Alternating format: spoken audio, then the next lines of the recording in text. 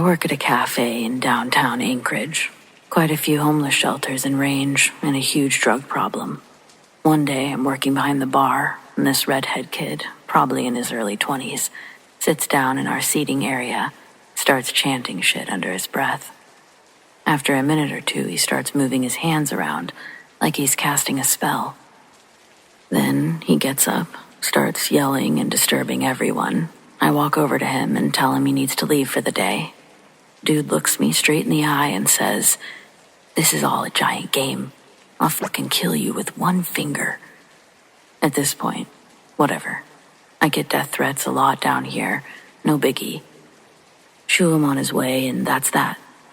Fast forward to when we're closing up, around 9 p.m., so not technically a night shift, but it still counts. I lock the doors, and I start heading to the parking garage where my car is. It's probably about 6 blocks away. Not a big deal. Winter up here is insanely dark, so it's already pretty creepy in downtown. About a block or two of walking, and I hear this hissing noise.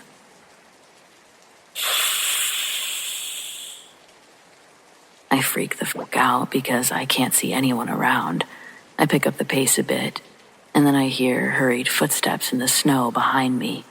Fuck that. I book it to the staircase for the garage because I wasn't going to wait for the elevator. I'm about a staircase up and I hear the door that I just went through slam shut. I finally make it to my car and I get in as fast as possible. I look around and lo and behold, there's the redhead from earlier. Only this time he's fucking furious. He sees me in my car and books it full speed, starts hitting my windows and screaming, "I'm gonna fucking kill you." I door checked him and drove the fuck away. I called the cops the next morning and they found the dude. Apparently he thinks he's in the Illuminati and completely corroborated my story to the police. Small jail time and 1 restraining order later. Never seen him again since. Shit like this happens a lot.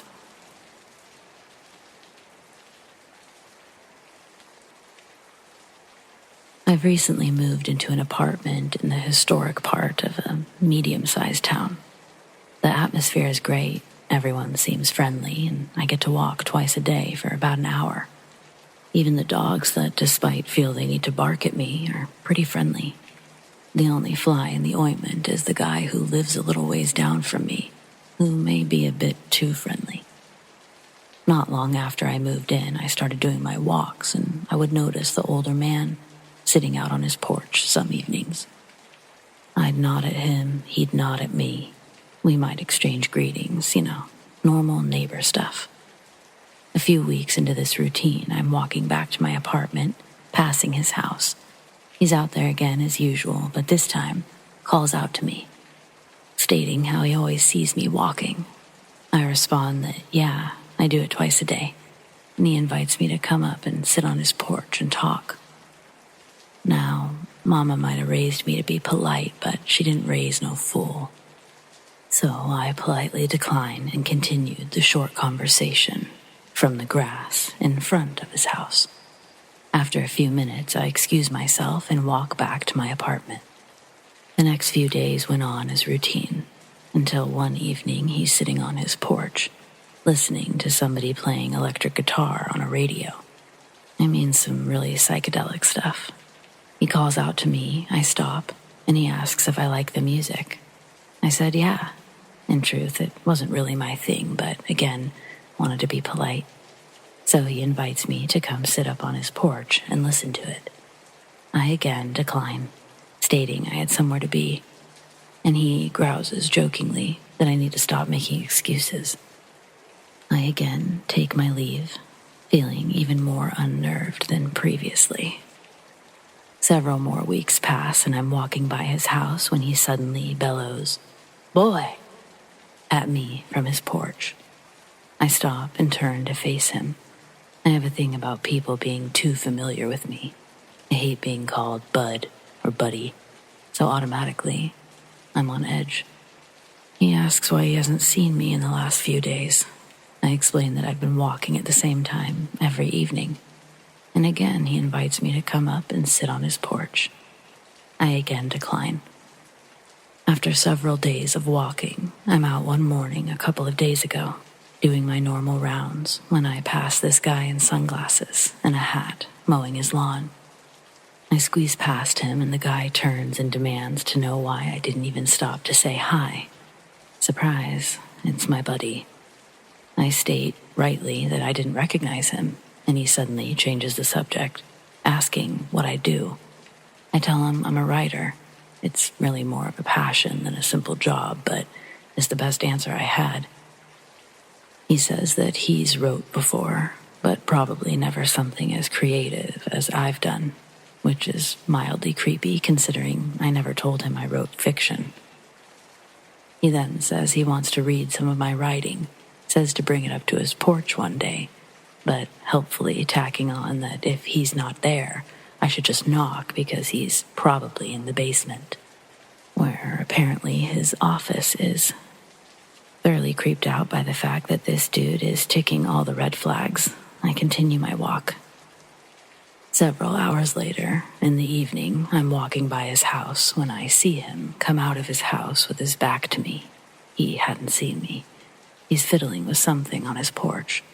I slow down because I'm curious, and because somewhere in my brain, I guess I decided it would be rude not to say hi.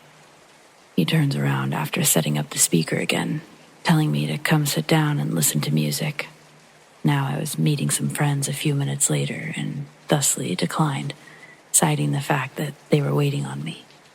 He immediately half-jokingly accused me of lying and says that I won't get anywhere in life by not telling the truth.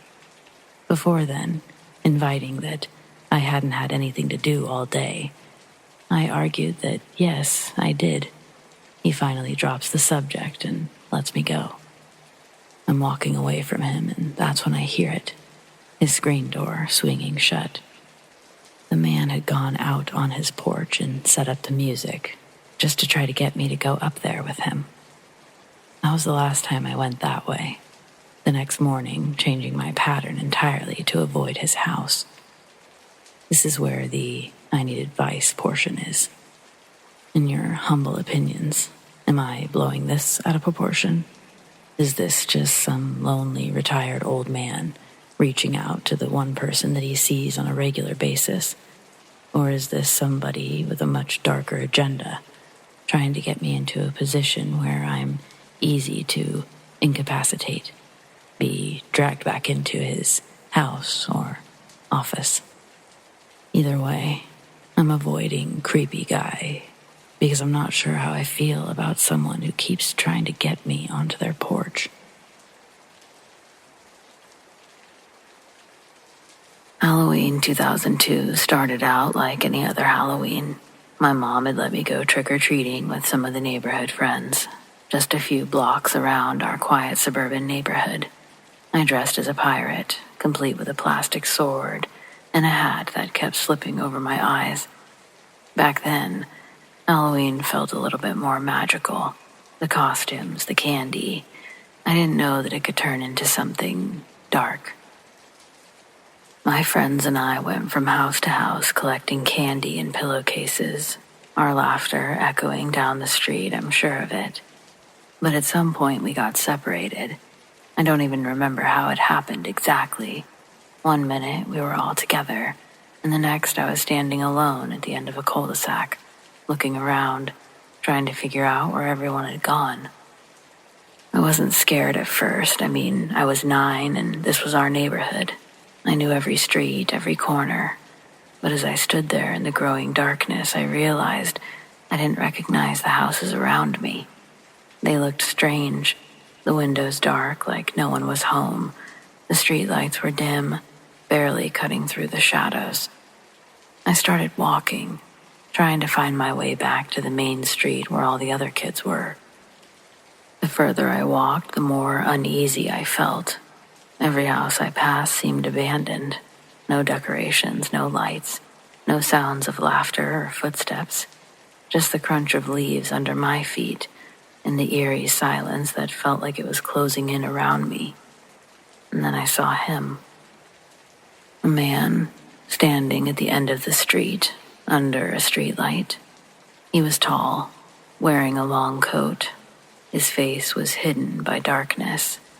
At first, I thought that he was just another parent, maybe waiting for his kid to finish trick-or-treating. But something about the way he was standing, so still and so quiet, it sent a chill through me. He wasn't moving. He wasn't doing anything. Just staring at me. I told myself not to be scared. It was Halloween after all. There were people everywhere just a second ago. But as I got closer, I realized the man wasn't just staring at me. He was staring through me. I couldn't see his eyes, but I felt him. I turned down another street instead of passing him, trying to shake the feeling that he was still watching me. I wanted to run, but I didn't want to look scared. I kept telling myself it was fine. I'd find my friends or someone soon enough.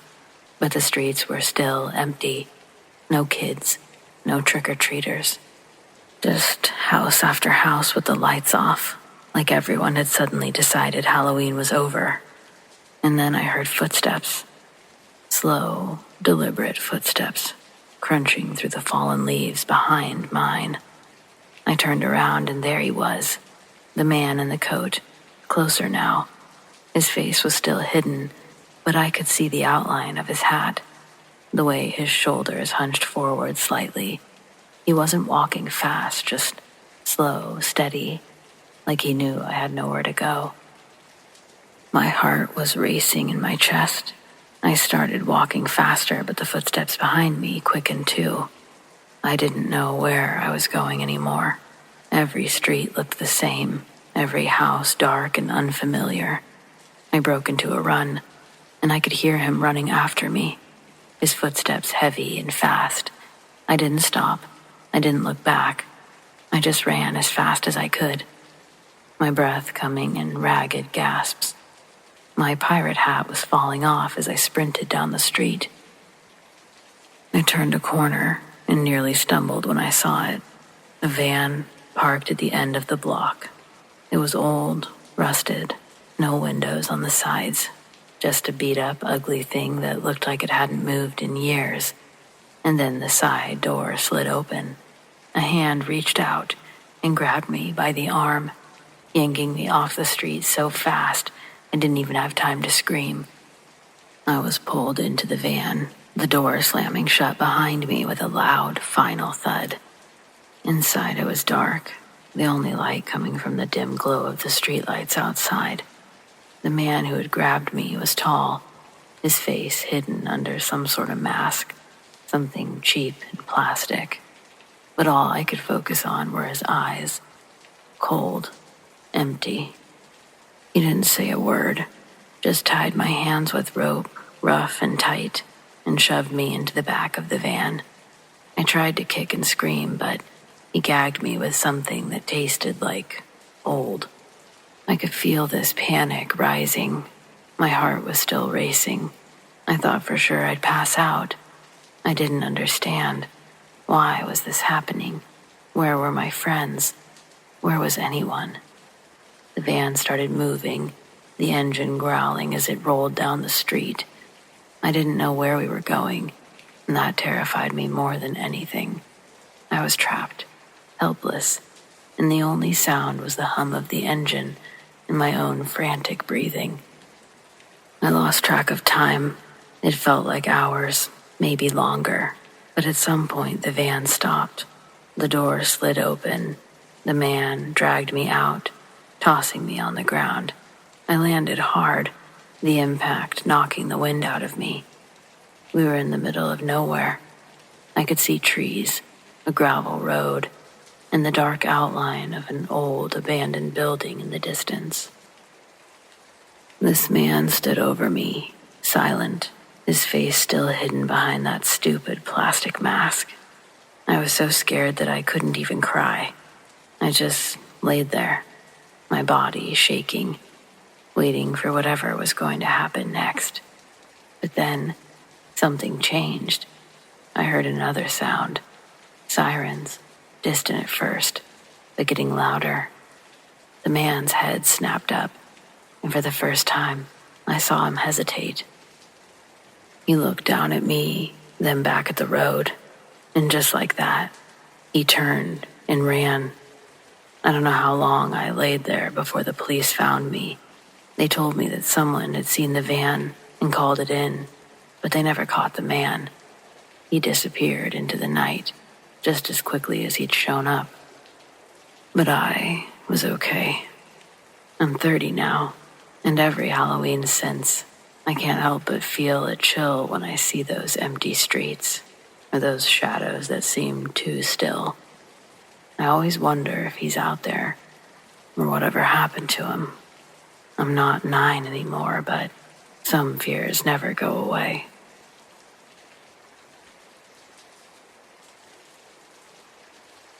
I was asleep one night after taking some cold medicine, right next to my husband. We were young and newly married, 18 years old. We had rented a tiny one-bedroom house. It was great. It was across the street from the bank I worked at. So anyway, I groggily wake up around 2 or 3 a.m., thinking my husband was touching and messing with me. I sit up, and I see through the light of the street light through the window a man at the foot of the bed. He was kneeling with his hand on the foot of the bed and was intently looking at me. I remember his face and smell like it was yesterday. Once it registered in my brain, I screamed. My husband jumped up. As he was jumping up to face me on his left, the man ran behind him and out of the bedroom door, straight through our small living room and out the front door. My husband thought that I'd had a bad dream and was trying to calm me down. I was hysterical, walked past him and into the living room. The front door was open, and the screen door propped open with a brick. My purse was strewn all across the floor, and the light was on. Our puppy was missing. We didn't have a home phone, as we were rushing to get dressed so we could go use a payphone to call the police. I heard a car door shut. I freaked out more, screaming, "He's stealing our car." As we run towards the front door, a female officer was walking up. I immediately started blubbering, trying to explain. She had caught the guy running across the street in a hurry. Suspicious that time of night, small town, back in 1998. She starts to take him in for being intoxicated. As she did, she spots him putting something in his pocket. It's my change purse. She runs a social off my card. I know, I don't carry it with me anymore. And up pops my address. Since it's a street over, she decides to stop by and check it out. Bless her. Turns out that the guy lived in a motorhome across the street. I worked the drive-thru at a small bank right next to it. I walked to work. He'd also been in my home previously, because small items missing from my home were found in his RV. He left almost $500 in my purse. He took my change purse with maybe $40, my social security card, and a photo. He also took a butter knife, a dish towel, and, if I remember correctly, a small flashlight we had. He'd stolen a carton of cigarettes that my husband had just bought. Those were in his RV. He had gloves, tape, and rope on his person. He was there for more than earthly possessions. This was back in '98. He took a plea and was put away for 15 years. Included in his list of charges was another sexual offense. His rap sheet was lengthy with sexual offenses. He was in his 50s. I was 18. I found out about 5 years later that there was way more to the story than I could have imagined. There was a string of break-ins, assaults, and rapes around a local university back in '97, '98. The assailant would break in as the girls were sleeping, and when he was able to, he taped their eyes closed and did terrible things. One of the girls caught a glimpse of a tattoo on his arm.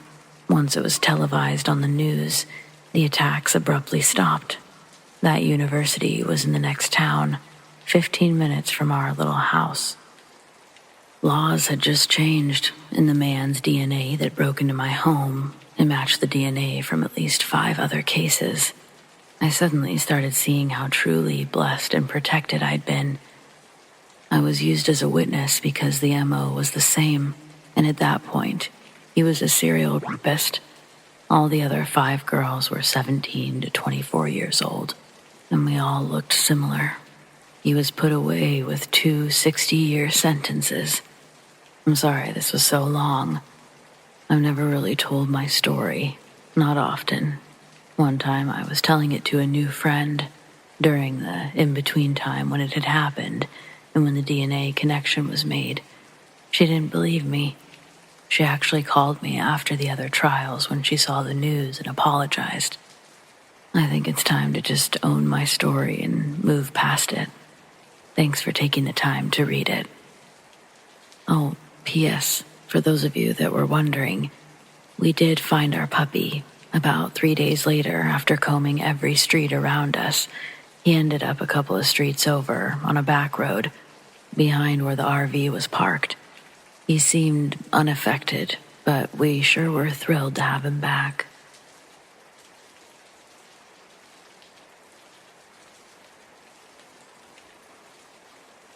I met a guy through Tinder back in Chicago. He's the reason that I stopped using Tinder and never plan on using it again in the near future. He was incredibly handsome, with a shining, beautiful smile. We met and spent the afternoon walking by Lake Michigan, talking, having a good time.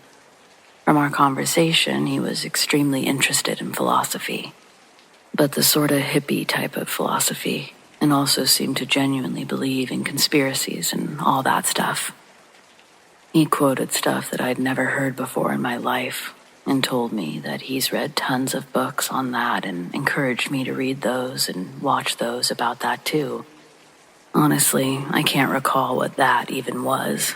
It happened a long time ago and it was not mainstream and sort of gothic. Also, I got to learn that he was unemployed because he left school. His family is apparently very wealthy. His dad, a lawyer, and he was talking about him, how he really wanted him to go back to school and get a decent job, but he refused. Eventually, he took me home, and when we got home, he kissed me, and it was one of the most mesmerizing kisses ever, just as the light outside started to fade away. The next day, that kiss stayed with me, and I wanted to meet him again. I waited 2 days with no messages when I decided to message him myself, and this is how it went. Hey, how are you? What are you up to? After a while. I'm busy. I'm not in a good mood. Oh, I'm sorry. Is everything okay? No, nothing's okay. I can't tell you, though. You'll think I'm weird. I hope it'll get better. No, I won't think you're weird. Just tell me.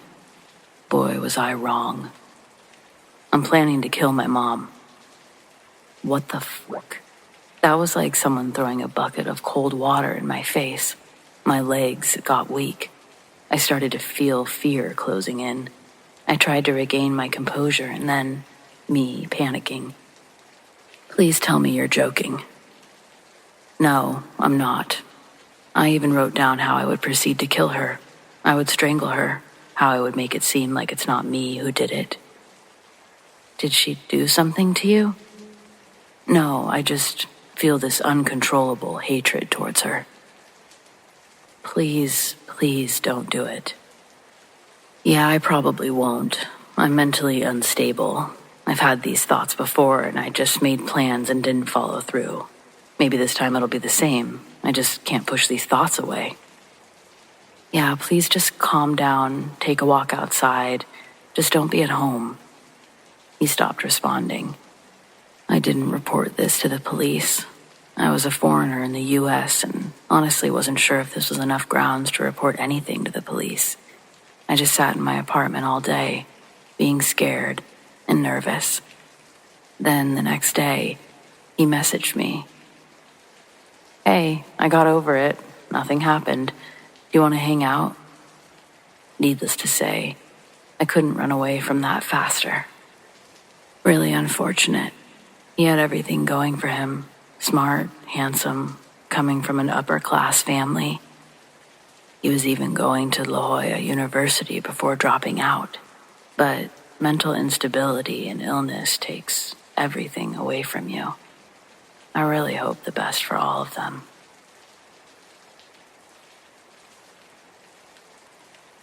I grew up in the 90s, and my dad was a single parent who worked on an oil rig. Whenever he was gone on a hitch, I would be left with my Aunt Phyllis, who was the manager of our local mall. Her office had a small TV and VCR, which I sat in front of for 40 hours a week. When I got a little older, most of my time was spent in the game room. It was always like a second home, a safe place. I was happy there. As a teenager, my friends and I would leave our bags in my aunt's office while we saw a movie next door. One day, we returned right as Phyllis was leaving, and I had to use the bathroom. She was in a hurry and told us to lock the doors when we left. My friend Kaylee joked that we should stay hidden in her office until closing and spend the night in the mall. Our other friend, Lexi, thought it was a great idea, and I was never great with peer pressure. You know that movie, Home is Where the Heart Is, the one where Natalie Portman gets knocked up and lives in a Walmart? Yeah, that's why they wanted to stay there. Anywho, we called our parents and said that we were staying with someone else, locked up, and stayed quiet. The security guard rattled the door as he walked by, but that was it. We waited an hour after closing just to be sure everyone was gone. The stores were all locked up, but we had the run of everything else, including the giant jungle playhouse that was usually overrun with kids. We were climbing to the top of the slide when Kaylee screamed and pulled Lexi and I below the side rails. "Someone's still in here," she whispered. By then, we had been in there for over a half an hour, and we were being pretty loud, and it wasn't that big of a mall. If someone was still inside, they knew we were there. I stood up to speak with whoever she saw, but no one was there.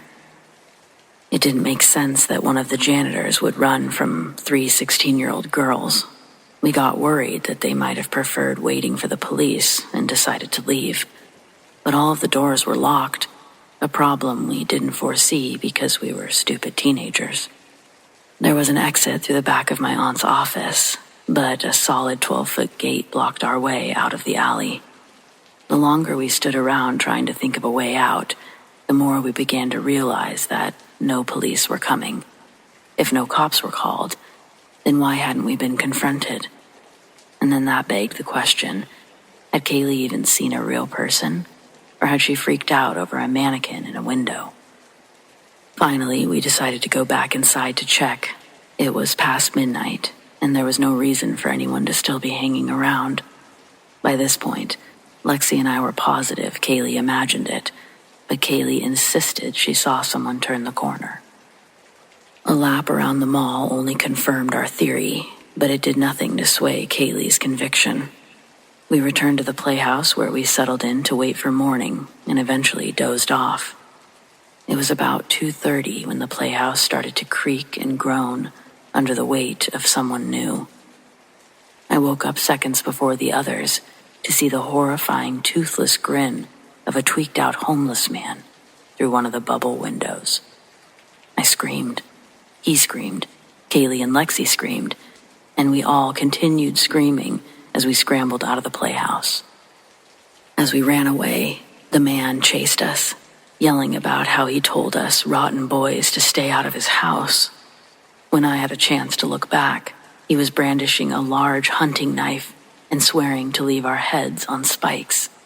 Though, in his next breath, he vowed to leave our hanging bodies on display. Either way, we weren't going to stop to see his preference. We wanted to barricade ourselves into my aunt's office, but the only way to get a barrier between us and the crazy man was to hide in the restrooms.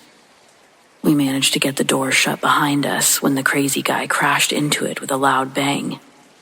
The force pushed all 3 of us back, but we managed to hold it against his assault.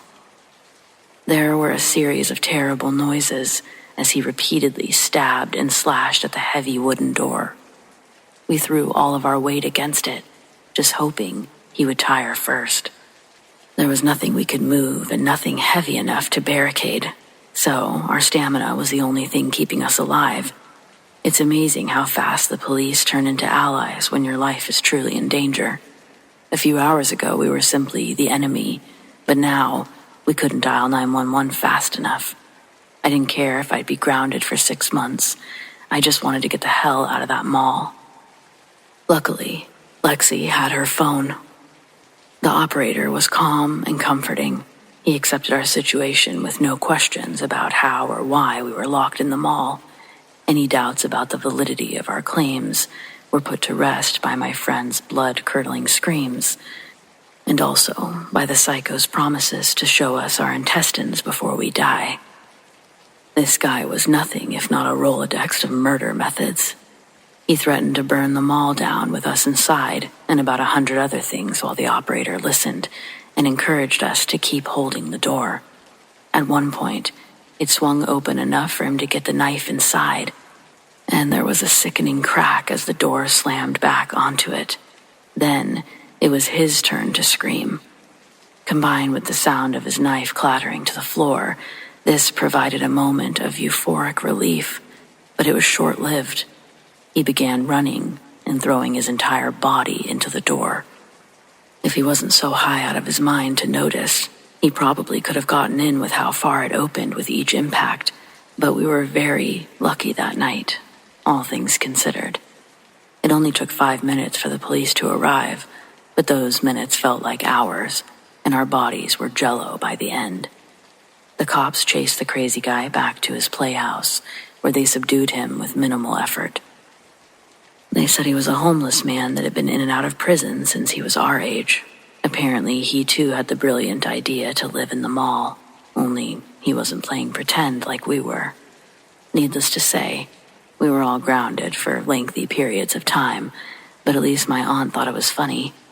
I was worried she would be upset with me, but she believed almost getting murdered was punishment enough, and she was positive I would never pull that stunt again. And she was absolutely right.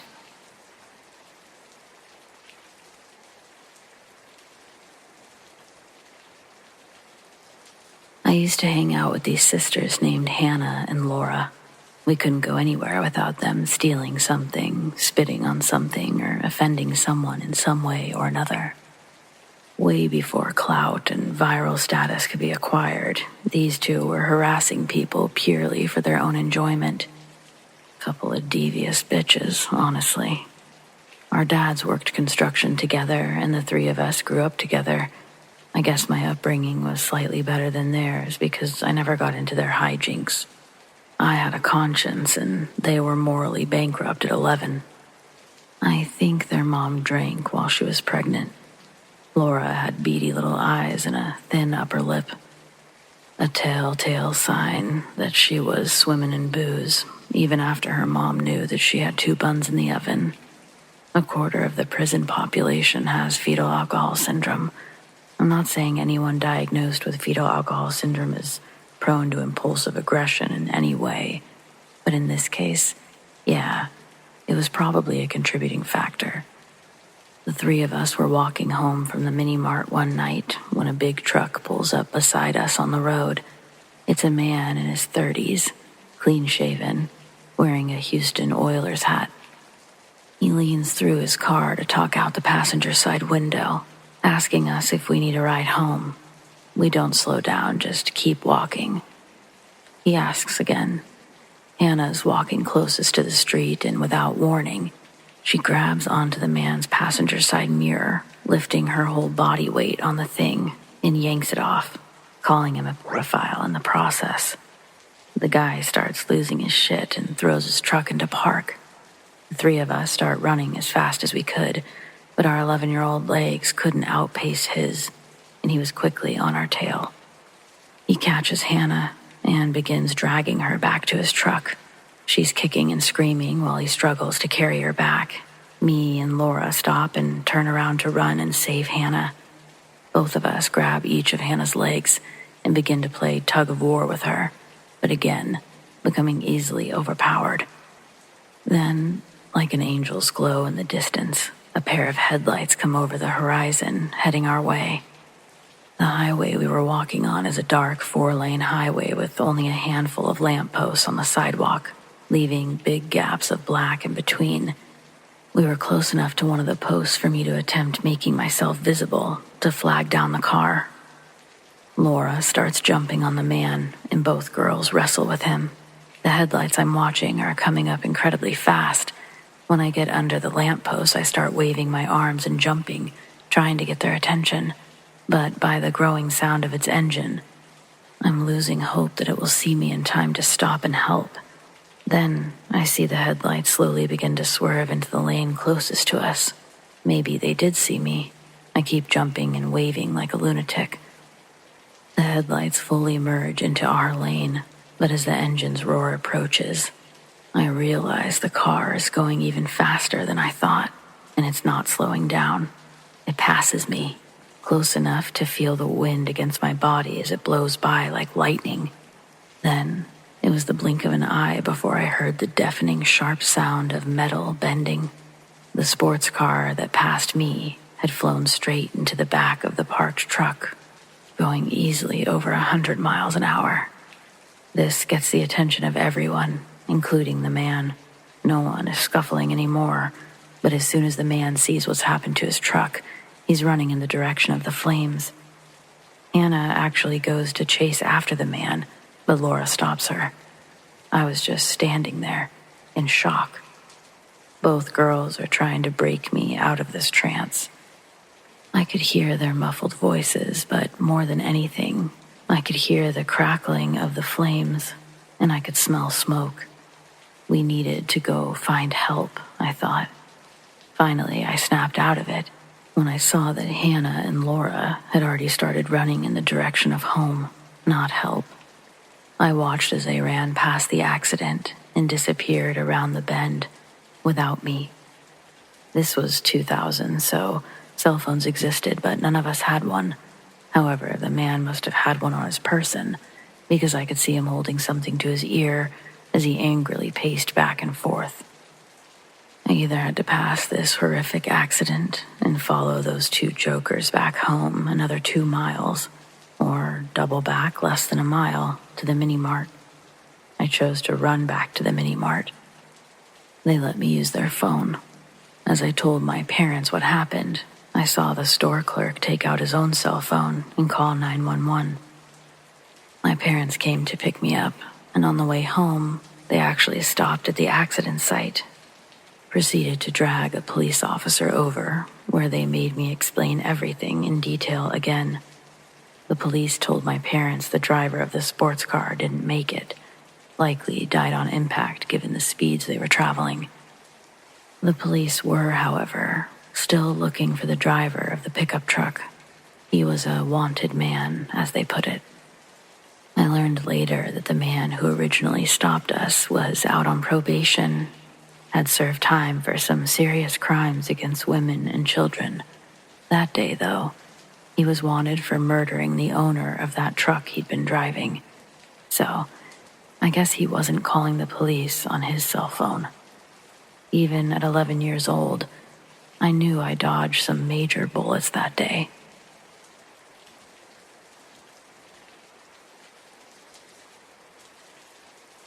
I'm sure plenty of people go their whole lives without having a gun pointed at them.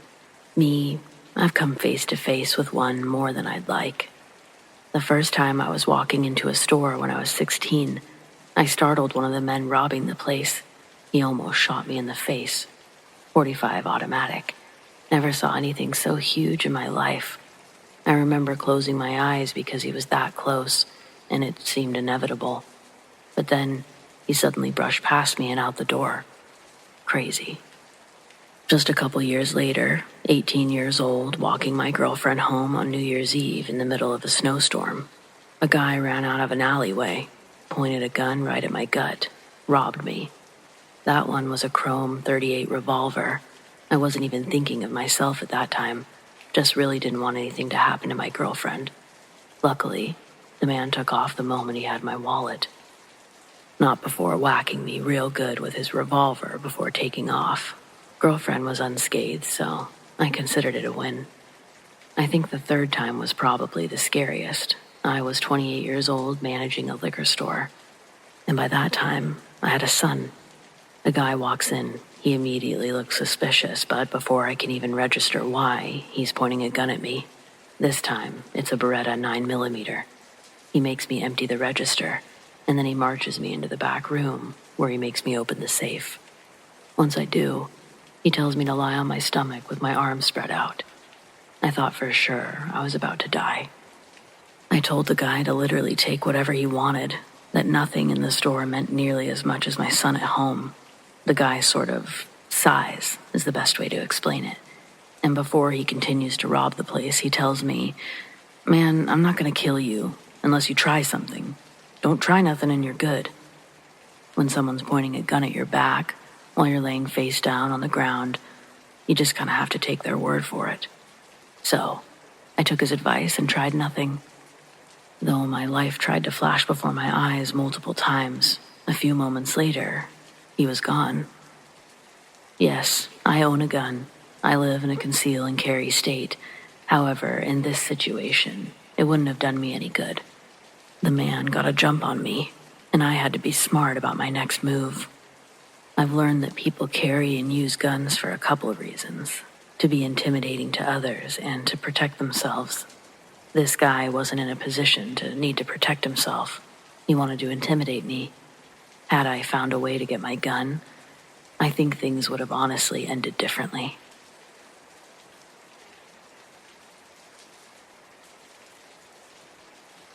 Greetings from Ohio.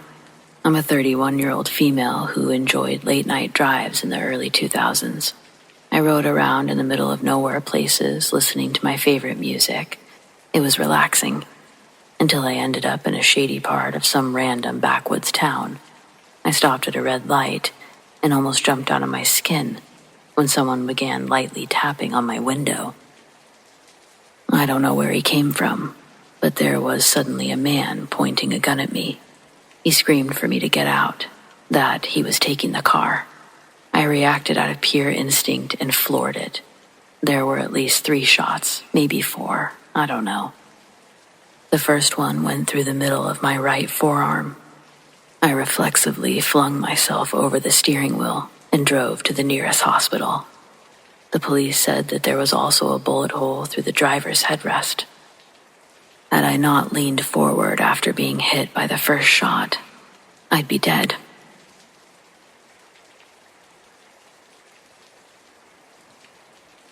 Just 1 year ago, I was on the computer at 11 p.m. while sitting at a desk beside a window.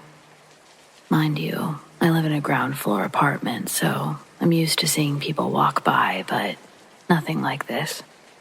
I had my headphones in, listening to music, when I hear some sort of unrecognizable background noise. I take off one headphone, then the other. The noise is then clearly coming from the window, almost a scratching noise. I was scared shitless at this point. The noise began growing louder. I finally grew the balls to get up and walk over to the window. I had to move the slat in order to see what was making the noise. I moved the slat ever so slowly, and I see a man face to face in the window. I was horrified. A burglar, serial killer, stalker. To make it worse, he looked so angry that I had noticed him. Oh, hell fucking no. Fuck. I think I said this out loud. I quickly flipped the blinds back, stand frozen in my room for 5 minutes. By this time, the noise came back. I quickly turned on the lights in my room, and I flipped the blinds over again to see the man running away. I then take the time to plan out what I'm going to do next, when all of a sudden I hear knocking on my neighbor's door, followed by a scream. Holy shit, I'm gonna die. I take a bag and a jacket, and I run into the hallway and out the side door, going to my friend's place for the night. When I get there, we call 911. They say they've already had a report for that address. I came back the next morning to find out that the man in the window had knocked on my neighbor's door, probably thinking it was mine. He punched my neighbor in the face, ran into his kitchen to grab a knife. Luckily, his friends were over at the time, and they tackled the man, holding him captive until the police could arrive. Had it been me, a teenage girl who was home alone, I don't think the story would have ended so happily. I don't think I'll ever forget how lucky I am.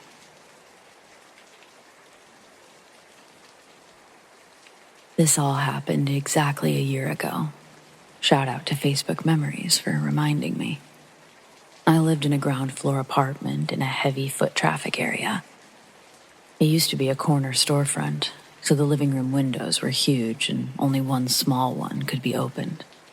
I had a very violent upstairs neighbor, and even angrier dealers living across the street. I've had to make multiple calls to the police and give statements. Aside from them, the neighborhood was pretty lovely, and I got along well with all of my sane neighbors. One of my cats even became a local celebrity, thanks to a haunted Halloween tour that would make a stop at my corner every night. They would tell stories, and the second he heard them, he'd sprint from wherever he was to jump up on the windowsill and listen while they all cooed at him. Anyway, because of the large windows, I didn't have any privacy in my living room. Usually I didn't mind this because I'm a people watcher, and my cats also loved the view. I had blinds and sheer curtains, but you could always see straight into my apartment. Thankfully, I had plenty of privacy in my bathroom and bedroom. One night, I was sitting at my computer desk in the living room, just watching YouTube and sipping on a beer.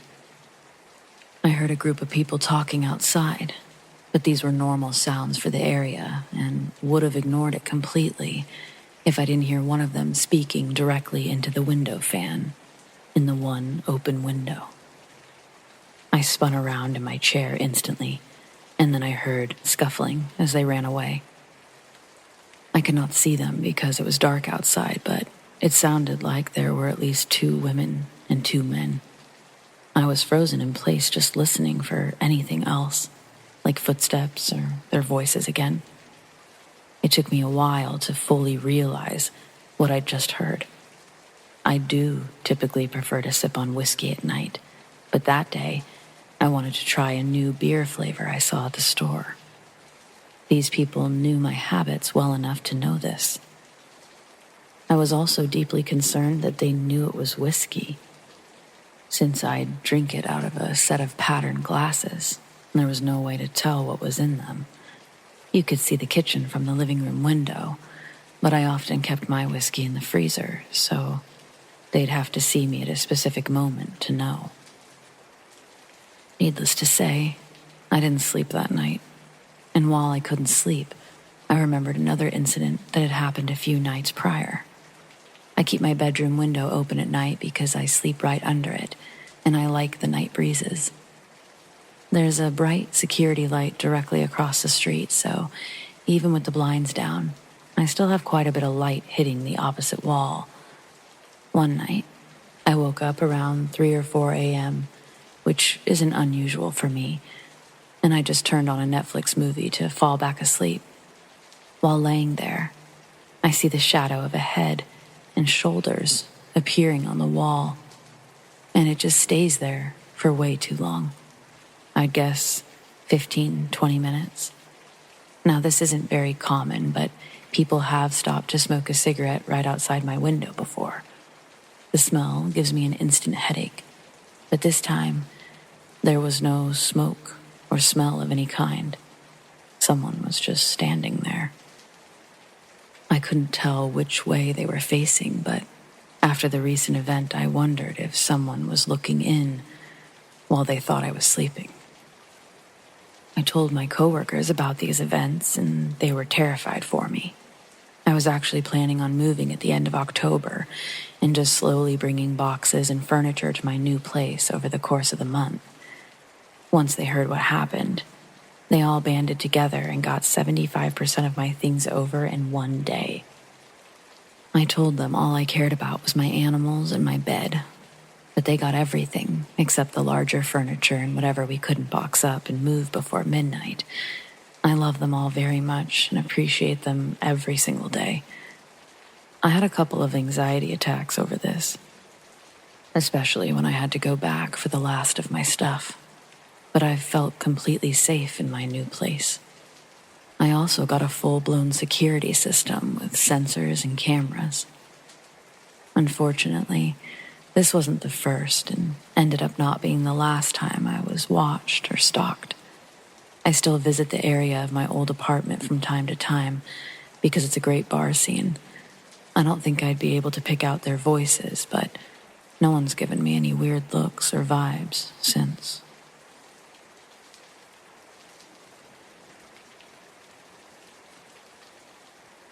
It was 1987, and I hadn't been back to my hometown in years.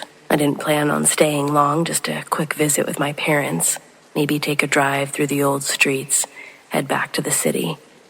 The place felt smaller than I remembered, like it had shrunk in my absence. That night, I decided to stop by the local bar. I don't even know why. Maybe I was chasing some old feeling, trying to reconnect with something I'd left behind or someone. The second I walked in, the smell hit me. Stale beer, cigarette smoke, and a tinge of mildew. Some things never change. I wasn't expecting to see anyone I knew, not really. But there she was, sitting at the bar. Heather. She looked almost the same, maybe a little more worn. Like the years hadn't been as kind to her as they'd been to me. "Melissa? Is that you?" she said, eyes wide as she looked over at me. I smiled, sliding onto the stool next to her. "In the flesh. How long's it been?" 7 years, she said, pulling me in for a quick hug. "God, it's so good to see you. What have you been up to?" We fell into easy conversation, reminiscing about high school, old friends, the usual small talk. It was almost comforting, like stepping back in time for a little while. But then her face changed. Her smile faltered. Her eyes took on this strange look, like she was about to tell me something I didn't want to hear. "Hey, you remember Kyle?" she asked, her voice careful, almost too careful. I felt something tighten in my chest at the name. Kyle. Of course I remembered him. He'd been my high school boyfriend for a few months. Quite a few months. Quiet, kind of awkward, but sweet. I hadn't thought about him in years. "Yeah," I said slowly. "I remember him. Why?" Heather leaned in, her voice dropping. "You didn't hear about him?" I shook my head. "No, what happened?" She glanced around like she didn't want anyone else to overhear. "Kyle, he's in prison, Melissa. He killed 3 women, strangled them, dumped their bodies in the woods outside of town. They caught him in '82. How did you not hear about this?" I felt the room tilt, my head spinning. Kyle? My Kyle? I hadn't stayed in touch with anyone after I left. How could I have known? I tried to swallow, but my throat had gone totally dry. What do you mean, killed? You're joking, right?" Heather shook her head, her eyes wide. It was all over the news. They said that the first girl that he killed was right after the 2 of you broke up, and the other 2, they looked like you. I felt like someone had just taken out my knees. My glass slipped from my hand, shattered on the floor, but I barely noticed. My mind was sort of spinning, flashing memories flooding in, late-night drives with Kyle, the way he'd sometimes stare at me a little too long, his grip just a little too tight. I'd write it off as teenagers being teenagers, but now it felt like something much darker. I stood up on shaky legs, the walls of the bar suddenly too close, too suffocating. I needed to get out. Heather's voice was distant, muffled. "Melissa, are you okay?" I barely heard her as I stumbled outside. The cool night air slapped me in the face.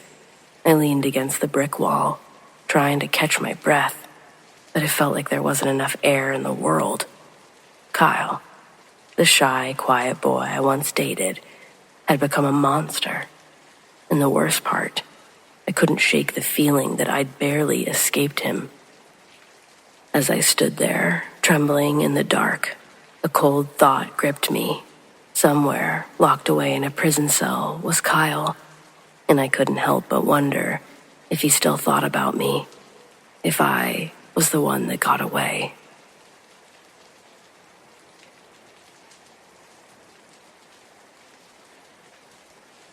When I was in 7th grade, so 12 or 13 years old, my best friend got sick with mono and had to stay home from school for several weeks. As an excuse to basically just talk to her through the window, I agreed to drop off her homework after school. I gave her mom the papers and she offered to drive me home like she always did, and I declined like I always did. The walk was short and I appreciated it. When I was a couple blocks from my house, I saw my 6-year-old brother and a neighbor that was about the same age starting to get into a stranger's car. Immediately, I screamed at him. I threw my backpack in the air and started running towards them. They hesitated on getting in, focusing their attention in my direction. And with that, the man in the car took off with the doors open.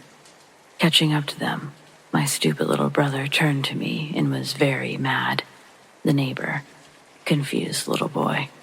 Apparently, and of course, the man had promised them candy if they got in the car. And because of me, he had no candy. He stomped off towards the front door while I collapsed in the dirt by the road near our house. I don't scare easily, but that time I was terrified. I remember telling my parents what happened and their reaction being that my brother wasn't allowed to travel outside without me present. Not much of a reward for saving his life, but I was sure to drill into him the importance of never stepping foot in a car with a stranger. I didn't go into every gruesome detail, but he knew about John Wayne Gacy when I was through with him. I didn't care if I scared him. That was the point. I'd like to think I saved his life multiple times, thanks to those lessons.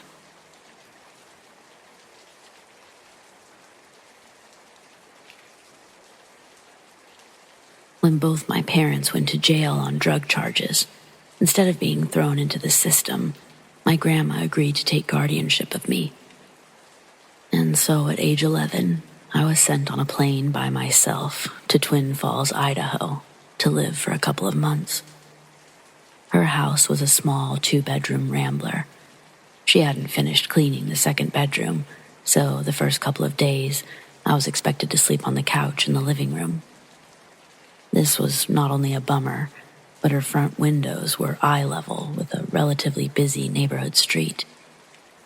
She had a small grass front yard with a short chain-link fence to separate her property from the sidewalk, and even with the shades closed, I'd be paranoid about people seeing in.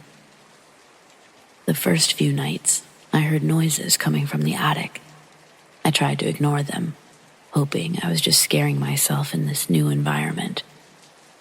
I hadn't yet become familiar with the creaks of this settling house, and every bump would make me pull the covers over my head and pray for sleep. One morning, I woke up to find my backpack of clothes had been dumped all over the floor. When my grandma woke up, I asked if she'd dumped out my bag. Walking over to look at the small pile of clothes on the ground, she jokingly suggested my Grandpa Franklin played a trick on me. But Grandpa Franklin had died near the end of last year. He was my grandma's brother. They were best of friends up until he passed. They'd purchased the house together when they retired. Grandma shakes her finger at the ceiling, saying, "You leave her alone, Frankie." Then walks into the kitchen to make breakfast. That morning, I flat out ask her if she thinks Grandpa Franklin is haunting the house, or if she was just pulling my leg. She tells me that she thinks he visits often. Sometimes he plays little tricks on her, letting her know that he's still with her. This weird solace made my grandmother feel comfort, but it made me feel even more uncomfortable. I told her about the noises in the attic. She said she hears them too. Grandpa Franklin had a little art studio up there.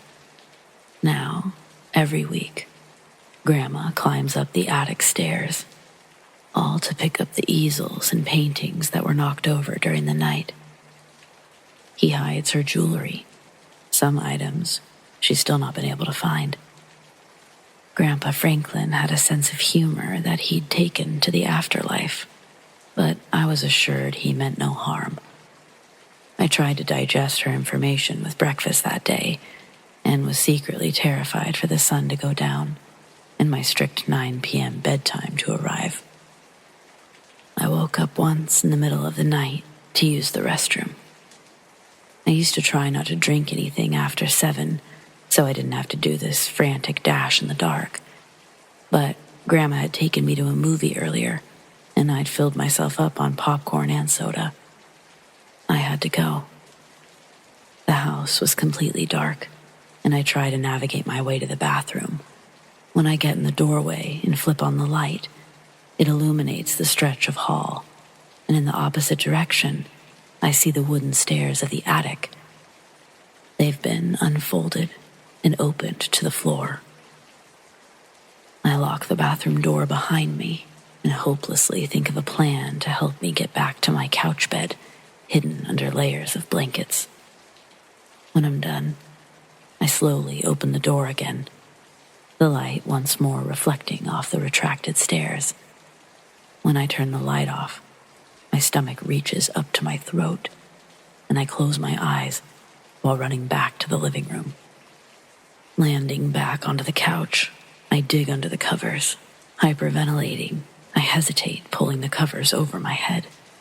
My eyes are readjusting to the dark after the bathroom, and in the corner of the living room, the shape of a person begins to define itself, along with the counter and entertainment center they're standing next to, completely still.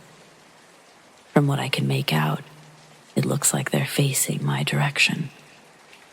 This makes me dart my head under the covers, fully enclosing myself in my safety shell for the remaining hours of that night.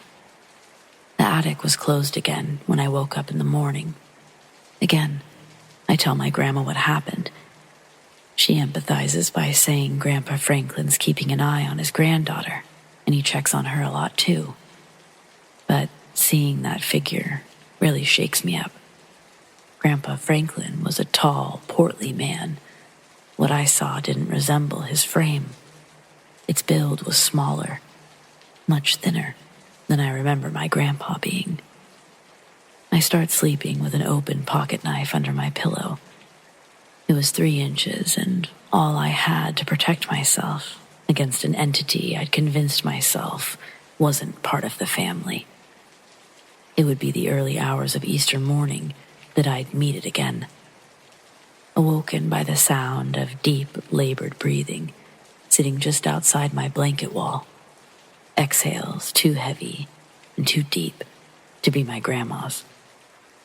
I slowly grab the pocket knife and prepared to swing. It sounds like they're directly above me. I count. 3, 2, 1. Then, while laying on my side, I pull the blanket down with one hand, and with the other, I quickly jab the pocket knife out into the dark. To my complete horror, I make contact with something solid. The impact makes a sickening thud, and I feel the blade forcefully pierce through a dense mass. Before I have a chance to scream, the figure lets out a loud holler, falling backwards through the coffee table near the couch. The crash alerts my grandma, and she's up in the living room with the lights on in a matter of seconds. In front of us, lying in the broken glass and wood of the table, is a man, writhing in agony. The pocket knife is embedded into his face, deep enough to stand on its own. The man had hit the back of his head on the corner of the entertainment center when he fell, and he began to convulse into seizures. My grandma calls the cops, and they show up with the paramedics within a few minutes, and they take the bleeding stranger out of my grandma's living room. So, We'd come to find out that a crackhead had actually broken into my grandma's house a few months ago, coming and going through the window in the attic.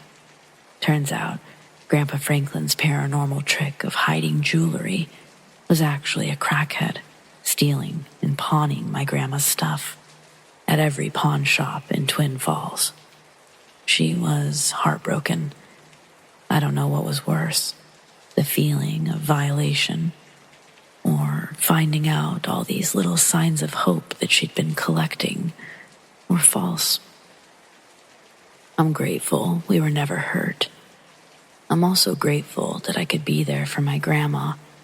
She was depressed and lonely without Grandpa Franklin.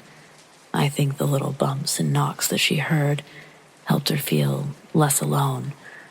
But I can't imagine what it would have been like for her to find that man on her own.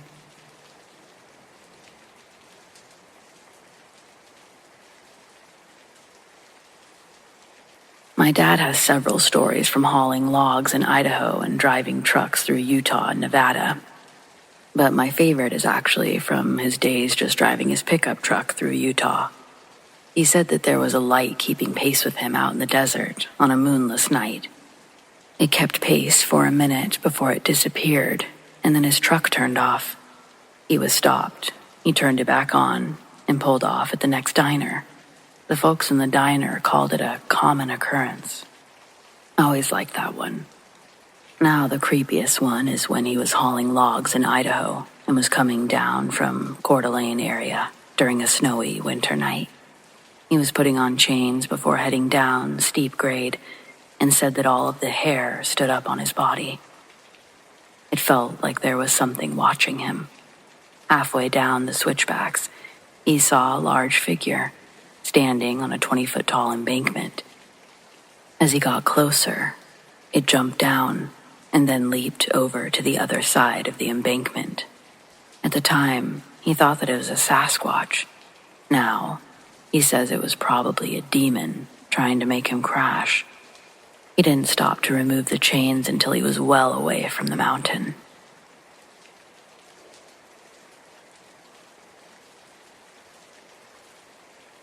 I service fire equipment, so I drive a box truck and cover parts of Pennsylvania, New York, Ohio, Maryland, West Virginia.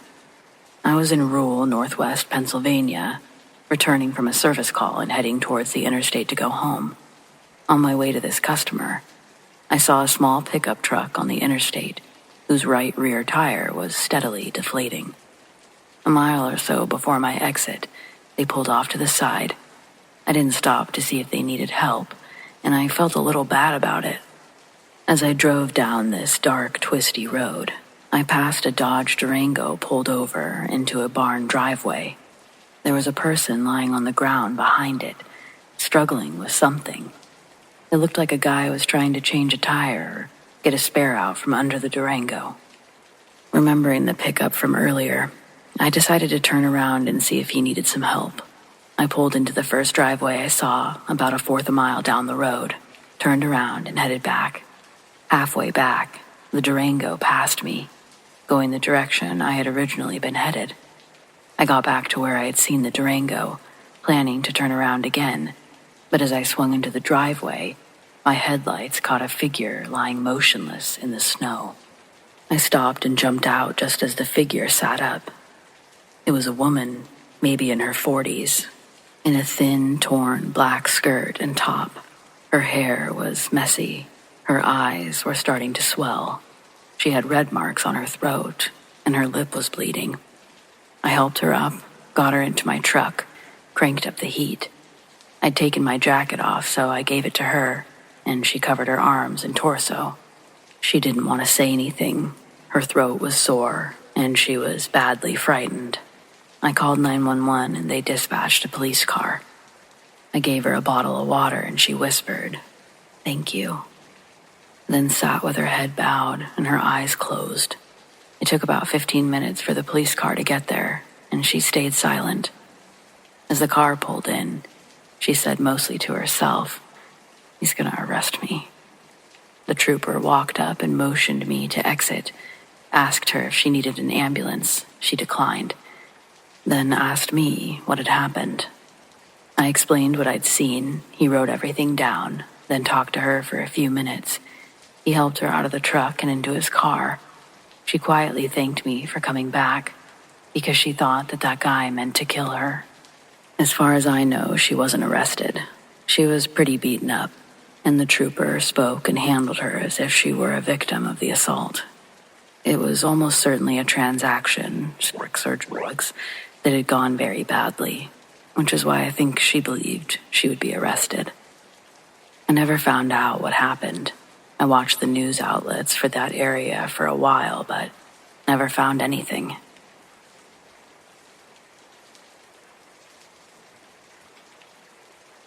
This is probably my spookiest story from the road. And to this day, I still have no idea what the fuck I saw. So I was in the Virginia, Maryland area. And I had a lot of work-related sites ranging from downtown Baltimore to Virginia Beach and all around. Friday wrapped up and I hit the road to some social arrangements that I'd made for the weekend. I spent the weekend with friends out in various parts of Virginia, got dragged off to other places even further out, the usual weekend fun times. It's late Sunday when I have to leave, or I'm not going to be able to get home in time to start my thankfully late afternoon Monday. I'm fully rested. I didn't do any drinking. I'm not into drugs. I'm on the highway at about 3 a.m. in the middle of bumfuck nowhere, between Roanoke and D.C. Absolutely nobody is around. I'm cruising along in the left lane simply because nobody else is around. No headlights for the past hour. No taillights either. No road lamps. It's dark. It's mildly damp. It's foggy. I have the music up. I'm feeling good. All is fine. And then I just happen to look to the left, and there's a fucking dog barking at me. A German Shepherd in a car passenger seat. Somewhat blue glow from the instruments inside the car, and it's got its face to the window, and it's barking its head off at me. I got a good hard look at it too, because at first my brain is not registering cop car dummy. I'm doing 90 in a 75.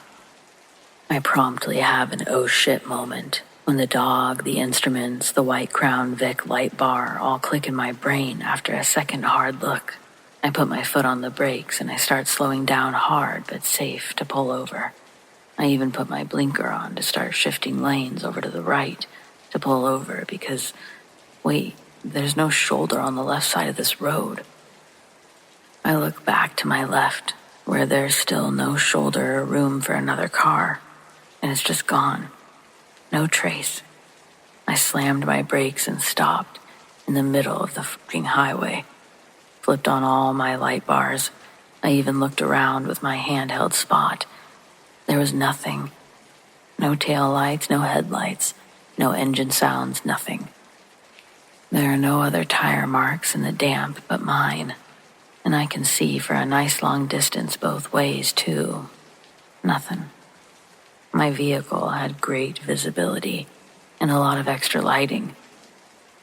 There's no possible way someone pulled a sneaky, let alone drove that fast on wet sloped grass and rocks on my left side.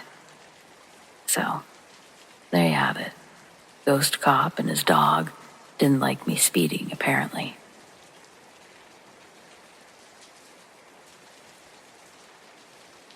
To start off, I'm not a superstitious person, or overly paranoid for that matter. I'm skeptical about ghosts and spirits and all that, but as I write this, regardless of what it was, I have chills. It was the fall of '98, and I'd been a truck driver for about 10 months. I was driving down a lonely stretch of 2-lane roads in central Louisiana.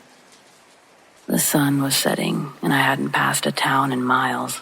The scenery was quiet, almost eerily so, with the trees casting long shadows across the road.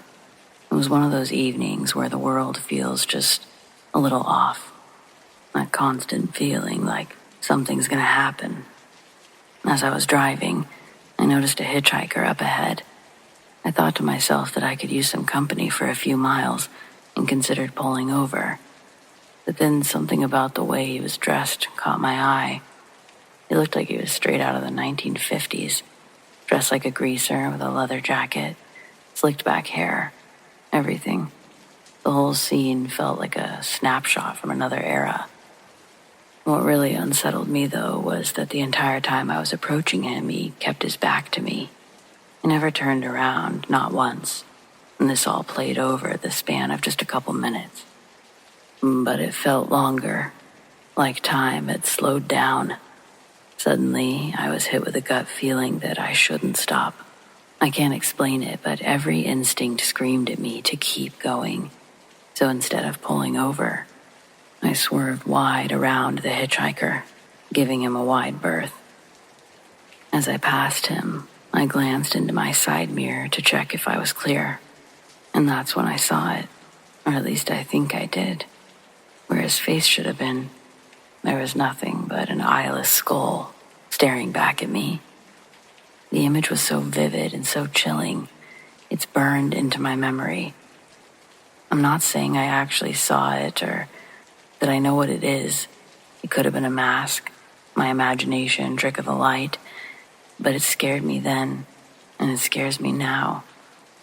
He had clearly been hitchhiking, so what was his intention if it was a mask? And if it wasn't a mask, what the hell was it?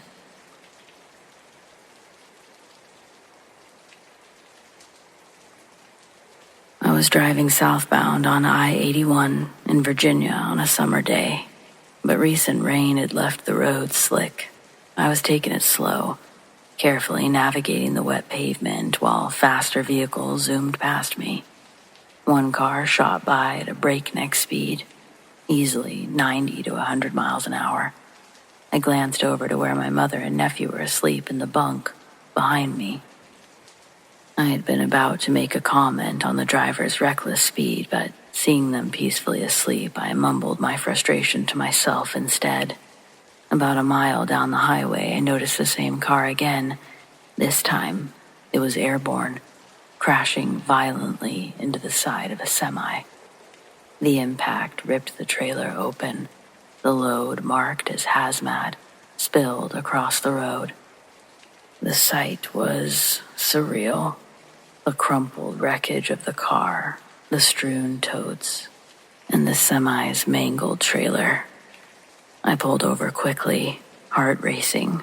The driver of the car was bleeding profusely, his injuries severe. My mother and I rushed to his aid, using towels to stem the flow of blood the best we could. Each moment felt like an eternity, our hands trembling as we tried to help. The sound of sirens grew closer, and soon the state police and paramedics arrived, taking over the scene with a grim efficiency. We continued our journey to my mother's house, arriving about 30 minutes later. The house was quiet, a stark contrast to the chaos we'd just left behind.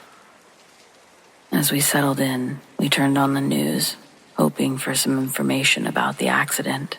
The headlines were stark and unforgiving. The driver had died. And then just one of those weird, unnecessary but chilling realizations struck me. My offhand comment to myself about the driver having a death wish had taken on horrific weight. I couldn't shake the eerie feeling that my words had somehow been a dark premonition. And that little coincidence just haunts me.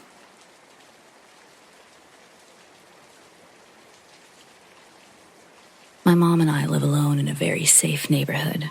There's only been 2 people who have died here and only 1 murder, which happened in 2009. This event happened in September 2022, and I was home alone. It was maybe 7 or 8 at night, so it was moderately dark, but still light enough to see without a flashlight. Keep in mind, I already had suspected that someone had been stalking us before this incident. I was doing my laundry, and our dryer is out in the shed. I just walked down the stairs to the back door when I felt someone or something was watching me, either from behind the chicken coop or in the crawl space. I tried to call my best friend, but she wouldn't answer, so I just told myself there wasn't anything to worry about. I put the clothes in the dryer, was almost halfway back to the house when I heard this evil laugh. Like a psychotic clown and a monkey mixed. I was frozen in fear and realized it was coming from behind my chicken coop. I ran inside on the verge of tears when I called my brother. He didn't pick up, so I called my mom. She told me to call the police, but I was scared if they didn't find anything, I'd get in trouble. I looked out the window. I saw my dog going in circles, and then he ran behind the chicken coop, exactly where I'd heard the noise. My brother got home a few minutes later. He could see the fear in my eyes. He grabbed his gun, searched the entire property in pitch dark.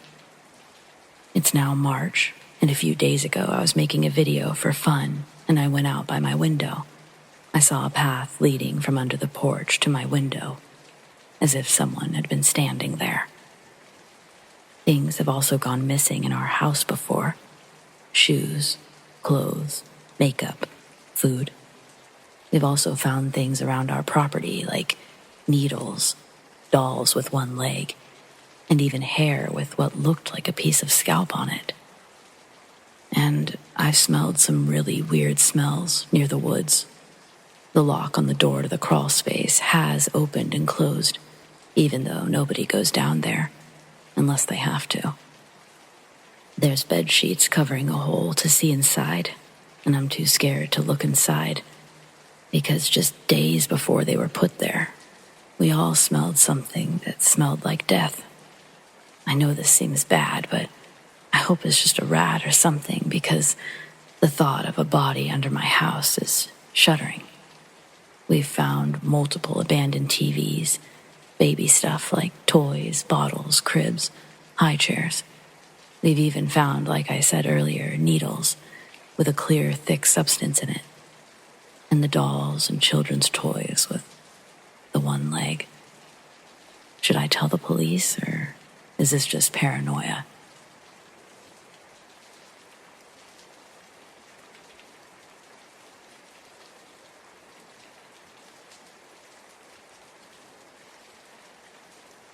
I'd just moved into my first college apartment after a miserable year in the dorms. It was within walking distance of campus, and it came with an air conditioner that refused to work. It wouldn't stop leaking, and the night I moved in, it didn't run at all, which was absolutely awful in mid-August.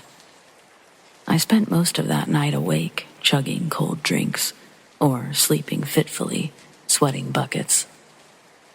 In the morning, I stood in a cold shower for 30 minutes before going out to learn my way around for the new semester.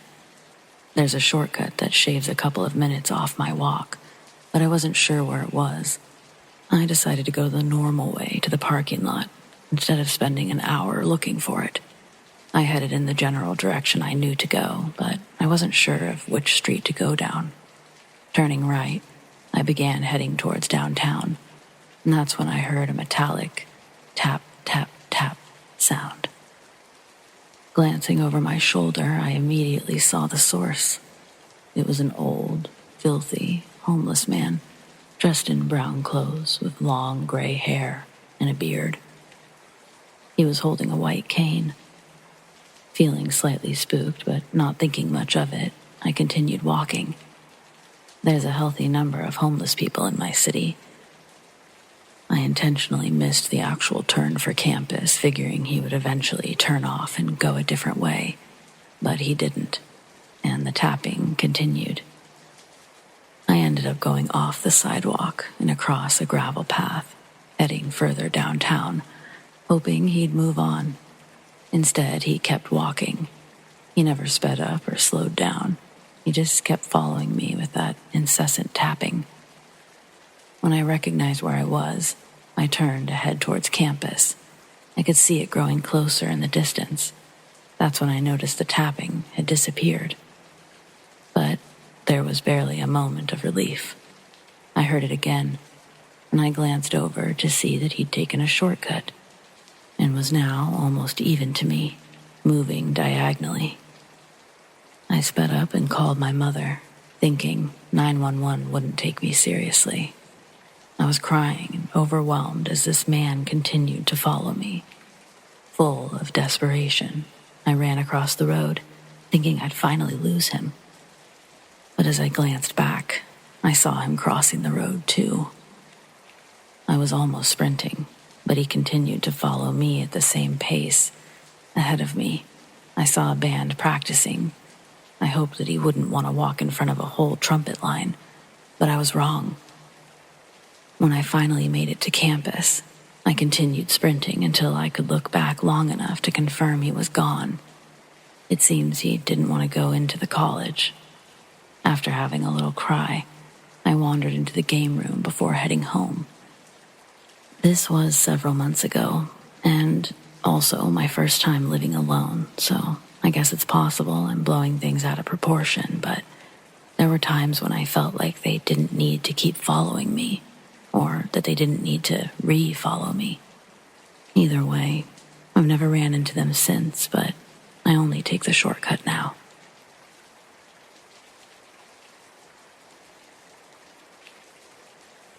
During a rough financial spot in our life together, my husband and I spent some time living in our '92 BMW.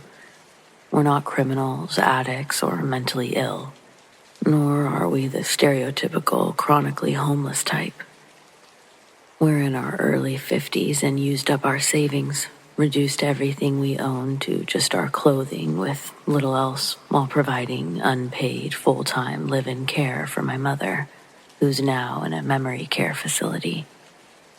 Homelessness was inevitable, after all that time believing that we would be reimbursed by her estate. And we left her home with literally the clothes on our backs, our car, and no money. To avoid the homeless crowd in town, we had chosen to spend nights at a location where we felt safe. We could blend in with like-minded people. We wouldn't appear to be homeless. Car camping or boondocking had always been a fun way that we'd traveled in the past.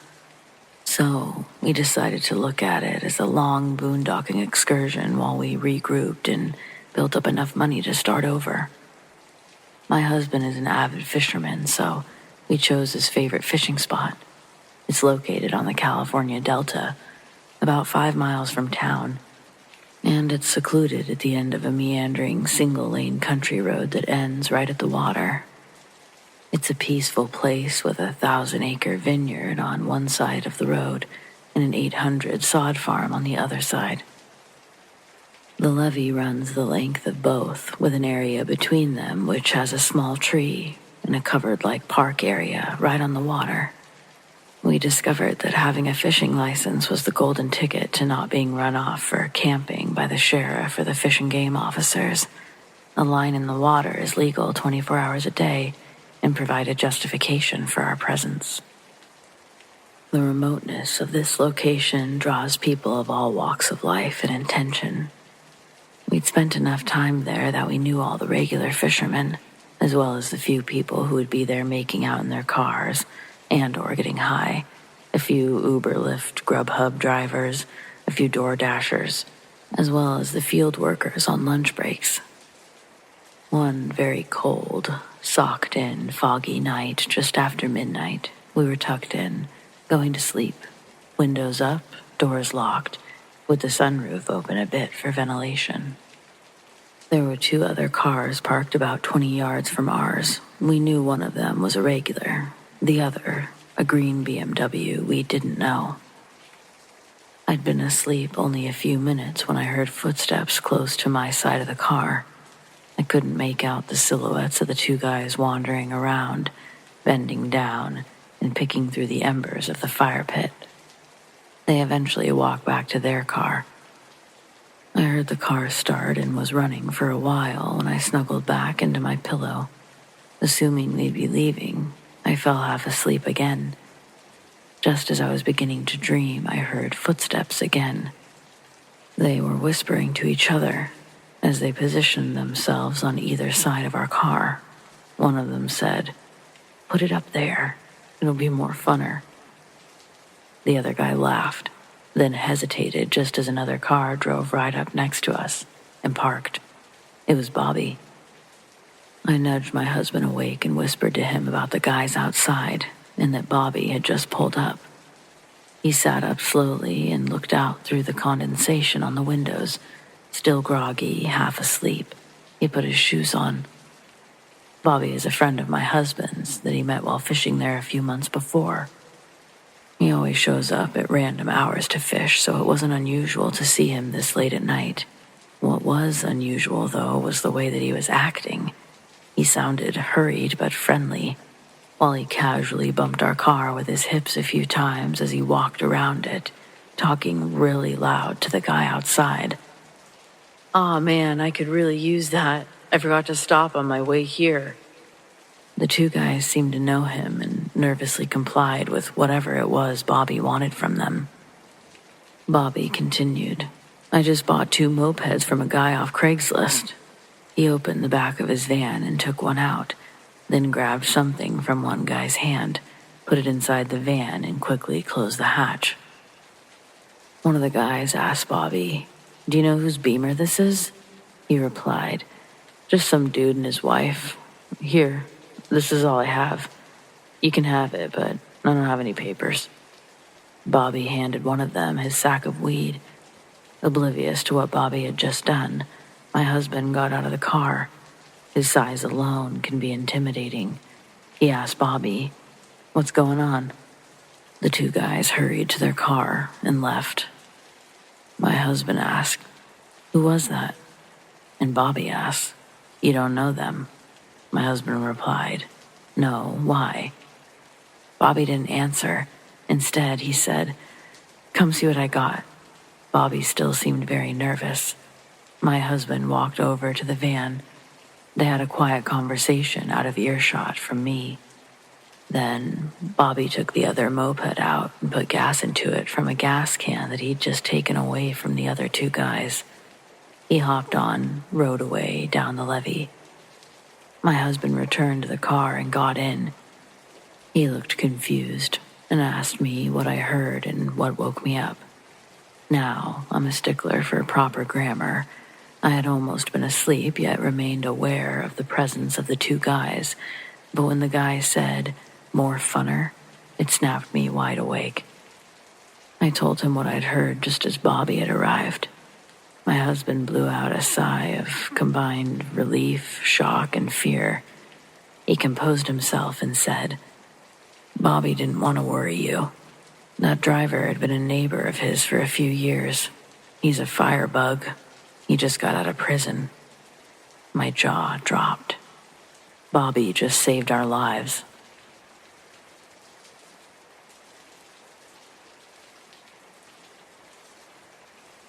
During my adolescence, at the age of 13, my parents decided to embark on a captivating trip to Mexico.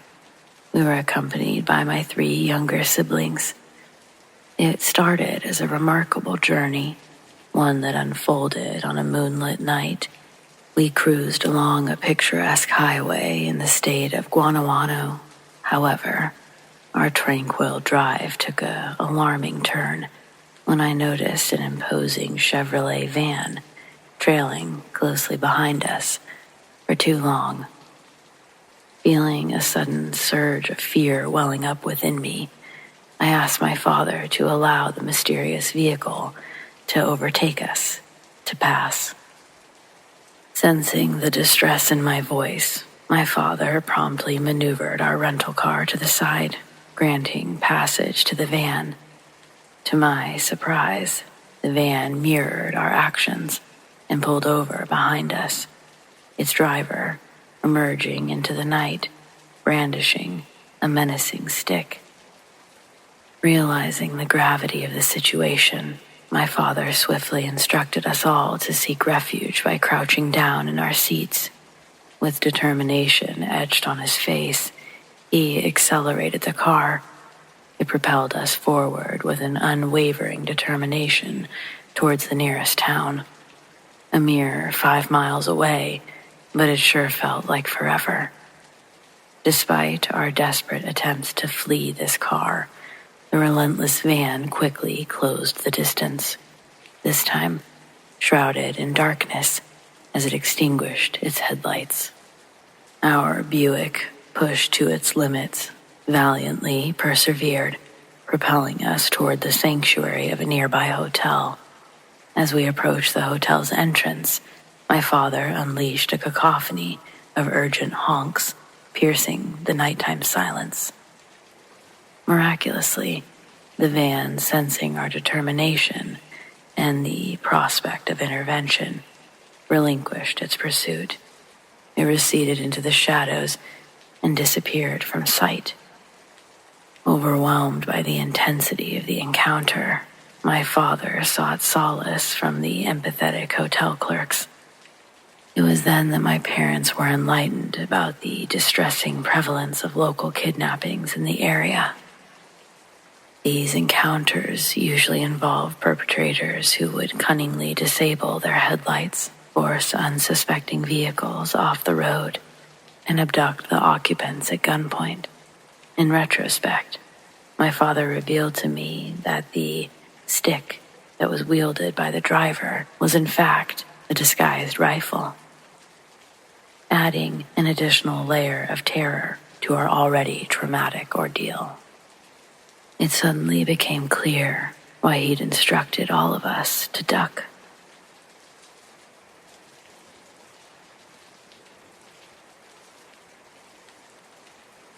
I know lots of people find love online, but I swore off dating apps 5 years ago when I met Amy. It started off fine. I talked to her and a few girls for a couple of weeks before asking her to meet in person. We had the most in common, and she was the one that I found myself wanting to get to know more. When we agreed to meet, the plan was for me to pick her up at her house, and then we would go out for dinner and a movie. A nice, simple, low-pressure first date. Or it should have been. I know what you're thinking, that I was led to an abandoned property in the middle of nowhere and was promptly relieved of my possessions. But that's not the case. In fact, her house was completely normal, and she looked exactly like her picture. Rare finds, I know. The red flags didn't start appearing until we were at the restaurant. When interacting with me, she was the sweetest girl you ever met. But when it came to interacting with the waiter, she was a completely different person. All the guy did was ask to take our drink order, and her entire demeanor changed. She had an angry scowl, and her voice dropped at least 2 octaves. I never would have recognized her as the same person I'd been talking to.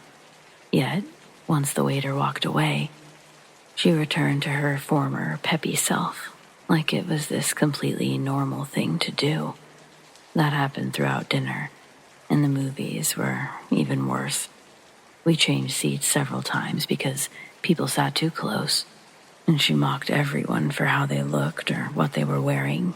Again, I know what you're thinking, raging narcissist, and yes, absolutely. I understood that before dinner was half finished, but not gonna lie, she kinda scared me. So I just wanted to get through with the date and then ghost her. After the movie, I took her home. She invited me in for coffee. Trying to politely decline, I said that I had to get up early, and she didn't want to hear it. She unbuckled my seatbelt and made me so uncomfortable that I pretended to agree. Then I turned to open my door, and I sent a quick call me text to my friend. Amy was closing her door, and I was just standing up when the phone rang. I answered and told her to give me a second so my roommate knew that I'd be late. She smirked and went inside, while I pretended everything was fine and told my friend not to expect me. He heard me call him my roommate, so he knew something was up. He played along, thinking that Amy could hear him. The second she went inside, I got back in the car and just ran for it. Not my proudest moment, but anyway, I was just turning off her street when the barrage of calls started. I blocked her, but she messaged me on Tinder instead. Since I was still trying to tell my friend what actually happened, I put my phone on sleep mode and let her text away. 30 minutes later, I was back home and ready to finish blocking Amy. In that amount of time, she not only found my Twitter, Discord, Reddit, and Instagram, she left over 200 messages in total. The majority of them were just random insults, but it was unsettling that she cared that much. In total, we'd known each other for less than 3 weeks and met once. I can't imagine that the date was that great for her. I didn't laugh at her cruelty or contribute to it. I barely spoke. This should be the end of the story. I sure thought it was. But my phone started blowing up again the next day. She made new accounts on everything, so I set all of mine to private. Then she started calling and texting from different numbers. I don't know if she was borrowing people's phones or spoofing her ID, but I was only dumb enough to answer one of her calls. She immediately began screaming, but I didn't wait to hear what she was saying before hanging up. I was just about ready to change my number when it finally stopped.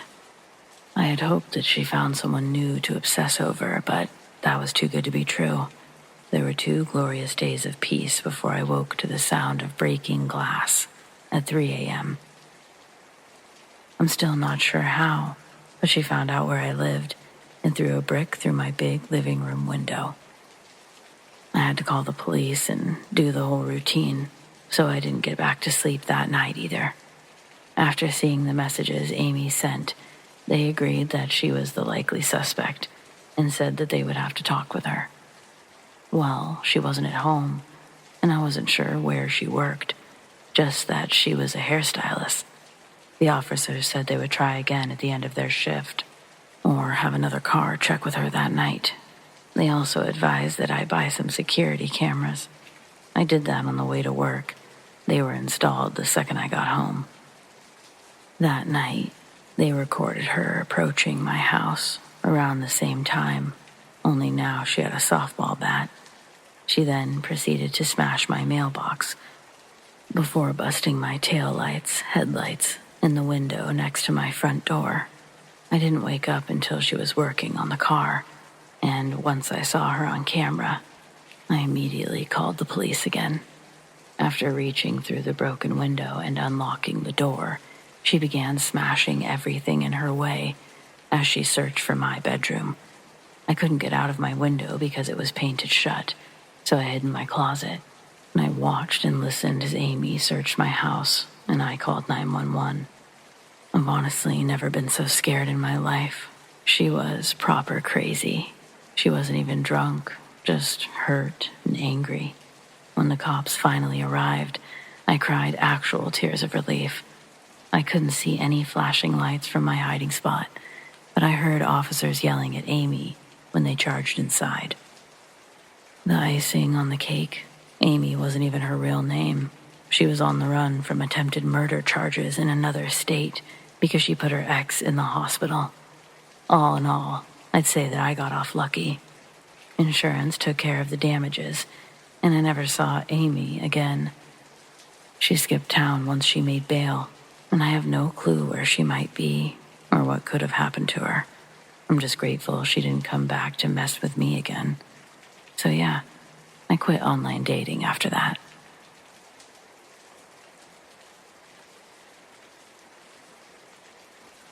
This past summer, I was a counselor at a day camp. Aside from being a counselor, I was also a bus monitor. My job was to sit in front of the bus next to the driver and help the kids on and off the bus. The first couple of days of camp, I really enjoyed being a bus monitor. I got a ride there and back from camp, plus I got extra pay. But then it started getting creepy. The bus driver seemed okay at first. He was this older guy with a little hint of an accent. He would ask me weird questions, which, admittedly, I answered, because I thought wherever he came from, it was probably okay to ask these questions, and I didn't want to make him feel bad. On the first day of camp, he asked for my number. I thought nothing of it and gave it to him, figured it was for work. He would probably just want to call in the mornings when he got to my house. I was dead wrong. On the second day of camp, we passed a Dunkin' Donuts on the way back. Me, being the idiot that I am, just said nonchalantly, "Oh, I love Dunkin'." After we dropped off all the kids, he proceeded to go the opposite direction of my house. I asked him where he was going, and he said back to Dunkin'. I freaked out. I told him no, that he should just take me home. He wouldn't. I started asking more urgently. He wouldn't. I was screaming and on the verge of tears. I was begging for him to just please turn back. He wouldn't. I've just watched many shows in my lifetime, and I know what happens when creepy old men drive you away from a location, when they have control of you in their car. We were coming to a rolling stop. I pulled the doors of the bus open and I jumped out. I ran or walked 2 miles home, 90-degree weather, but it was well worth it. The next day, and the day after, he would bring me coffee from Dunkin'. Aside from the fact that I wouldn't trust it from him, I'm lactose intolerant and I need almond milk. So I just got rid of it. Every day, he would act more and more creepy. The way that he would talk to me got worse. He'd make all these comments when I went to go help the kids off the bus about how sexy I am. Mind you, I was 14 at the time. That summer, my mental state was down the tubes. Every time I remembered I had to go back on the bus with him, I'd have a panic attack. I couldn't breathe. I never knew if he was going to do something to me. And you know the best part? No one believed me. I told my friends and the other counselors about the stuff that he did, and they thought it was totally normal. When he went upstate for the weekend and brought me back a pink watch, a pink flamingo keychain, and pink nail polish, do you know what they said? That's so cute. Hell no. It was downright creepy, and I don't know why they didn't think so. This is an actual conversation we had via text. Him. What are you doing? Are you alone? Me. I'm eating supper with my family. It was a lie. I just didn't want to talk to him. Him. Okay, call me later. Him. Are you awake? Him. Hello? Him. You should get WhatsApp. I use it to message the people I care about. I even showed these messages to people, and they still thought it was completely normal. I brought these messages to the director of the camp, and she still did nothing about it. I wasn't there the second half of the summer, but I heard that he still was. He should not be working anywhere near children, and I said as much. He should be in prison, behind bars. Even after the summer was over, he would still continue to call and text me. I was scared to block his number because he knew where I lived. Eventually, and luckily, after a few months of not answering, he stopped. Creepy bus driver whose name I won't mention. If you're reading this, fuck you.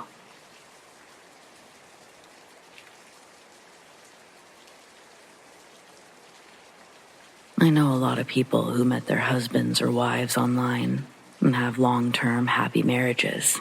So several years ago, I was willing to give it a try. I met a guy online with no profile picture, but he seemed nice, was saying all the right things. For the time, no profile picture wasn't that strange, and he listed himself as having a master's degree, being an engineer. We talked for several days before agreeing to meet at an art museum downtown after work. I'm careful, so I ran his phone number through a reverse search, but it came up as a prepaid phone. Okay, I guess. But I did find it odd. I decided to take the bus to avoid having to park, which is difficult downtown. When I met him, I could see why he had no photo. He was not what he described. I'm okay with average looking, no worries. But when you say you're over 6 foot tall, and you're more like 5'9" at best, that feels like deceit.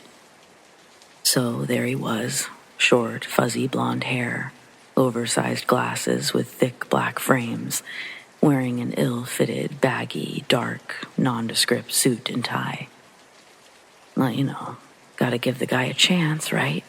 It might sound like I was being judgmental, but honestly, I was just cycling through traits in my head, comparing our conversations to our introduction. Speaking of introductions, he ducks his head when I introduce myself. Shall we sit in the coffee area? I ask. The coffee area is in the front of the gift shop, very public. No, he says quickly. Let's walk through the exhibits. Okay, I think, but say, don't you want to talk and get to know each other? We can do that while we walk, he replies. Well, it was odd. He keeps his head down and away from me at all times during the walk. I can't really get a look at him between that, the bushy hair, and the giant, dark-framed glasses. I ask him questions, but he's very evasive, and he doesn't ask me any questions in return. You said you're an engineer? Who do you work for? About an hour away, he replies, after a long hesitation. He also has a very weird smile, like a smirk. I think maybe he's nervous, but as we walk, it's clear that he's very self-possessed and confident. This is at odds with his shy demeanor, hiding his face. I notice that every time someone else gets close to us in the exhibits, and I'm talking even within 20 feet, he scurries away, turning his face, pretending to look at the next piece in the exhibit. His hands are always behind his back. But at one point, I think, oh my God, he's married. I reconsider the prepaid phone, not wanting to sit out where anyone else can see us, and not wanting to be seen together. It all suddenly makes sense. I decided to end the date. Let me walk you to your car, he says. I took the bus, I reply absently. Suddenly, I feel him getting very, oddly excited. The smile gets bigger. Let me drive you home, he says. Now, I'm not about to get in a car with a stranger, and any man has to know this and respect this. I know nothing about him, not even a last name, or even if his first name was real. I don't know the city or town he's from, his employer, anything. Not even a real phone number. Not even a good look at his face. No, I don't want to inconvenience you, I say. Thank you for coming out. And I head out the door. He follows, very closely. You don't have to walk me to the bus stop, I say. He keeps grinning and following. I insist on driving you, he says. No, I tell him. I'll take the bus. It's okay. Oh no, you came out here to meet me. I want to be polite. I'm starting to get really creeped out. He's wired. It's a weekday, not a busy time. Pitch black because of winter, and it was also cold. The streets were nearly deserted. He pursues me to the bus stop, insisting on driving me home over and over. Come on, it's cold. I can't let you stand out here waiting for the bus. Let me drive you home. He keeps repeating some variant of this, smirking, clasping his hands behind his back, keeping his face down for what seems like forever. I'm getting this voice in my head that's saying, don't show fear, don't show fear, don't show fear, which is getting harder and harder to do. After what feels like an eternity on the street, desperately looking for the bus, he points down an unlit, pitch-black alley that runs between the museum and the building next to it. Come on, he wheedles. It's freezing out. My car is parked right there in this alley. Let's sit in there and get warm while we wait for the bus. Come on. I said no. I told you to leave. Your car won't be any warmer than the street, if it's even parked there, which I doubt. But then I won't be able to see if the bus is coming, I point out. He smirks. He doesn't have an answer to that. He just keeps repeating and repeating. This is more talking than he did throughout the entire date. I said you don't have to wait with me, I say, trying to sound like I don't realize something is wrong. His I know something you don't know smile is getting weirder and weirder. He's getting more excited.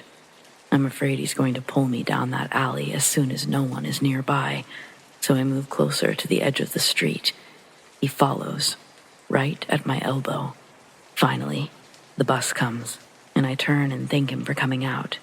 When I get on the bus, I start to shake. My legs feel like rubber. What had he been planning?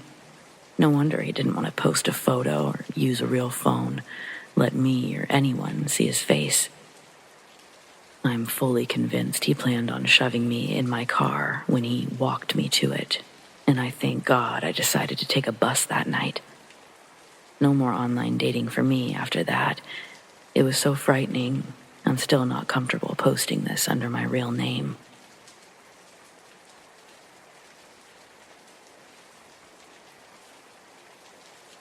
I'm a single dad who had to move into a new home after my wife passed away from delivery complications. I wanted to be close to family and to get out of the place where everything reminded me of Christy. Finding a new house was actually easier than I could have dreamed. The second place that I looked at was owned by a single mother with a 6-month-old who wanted to sell fast and move back to her hometown, which sounded super reasonable considering my own circumstances. We got along great.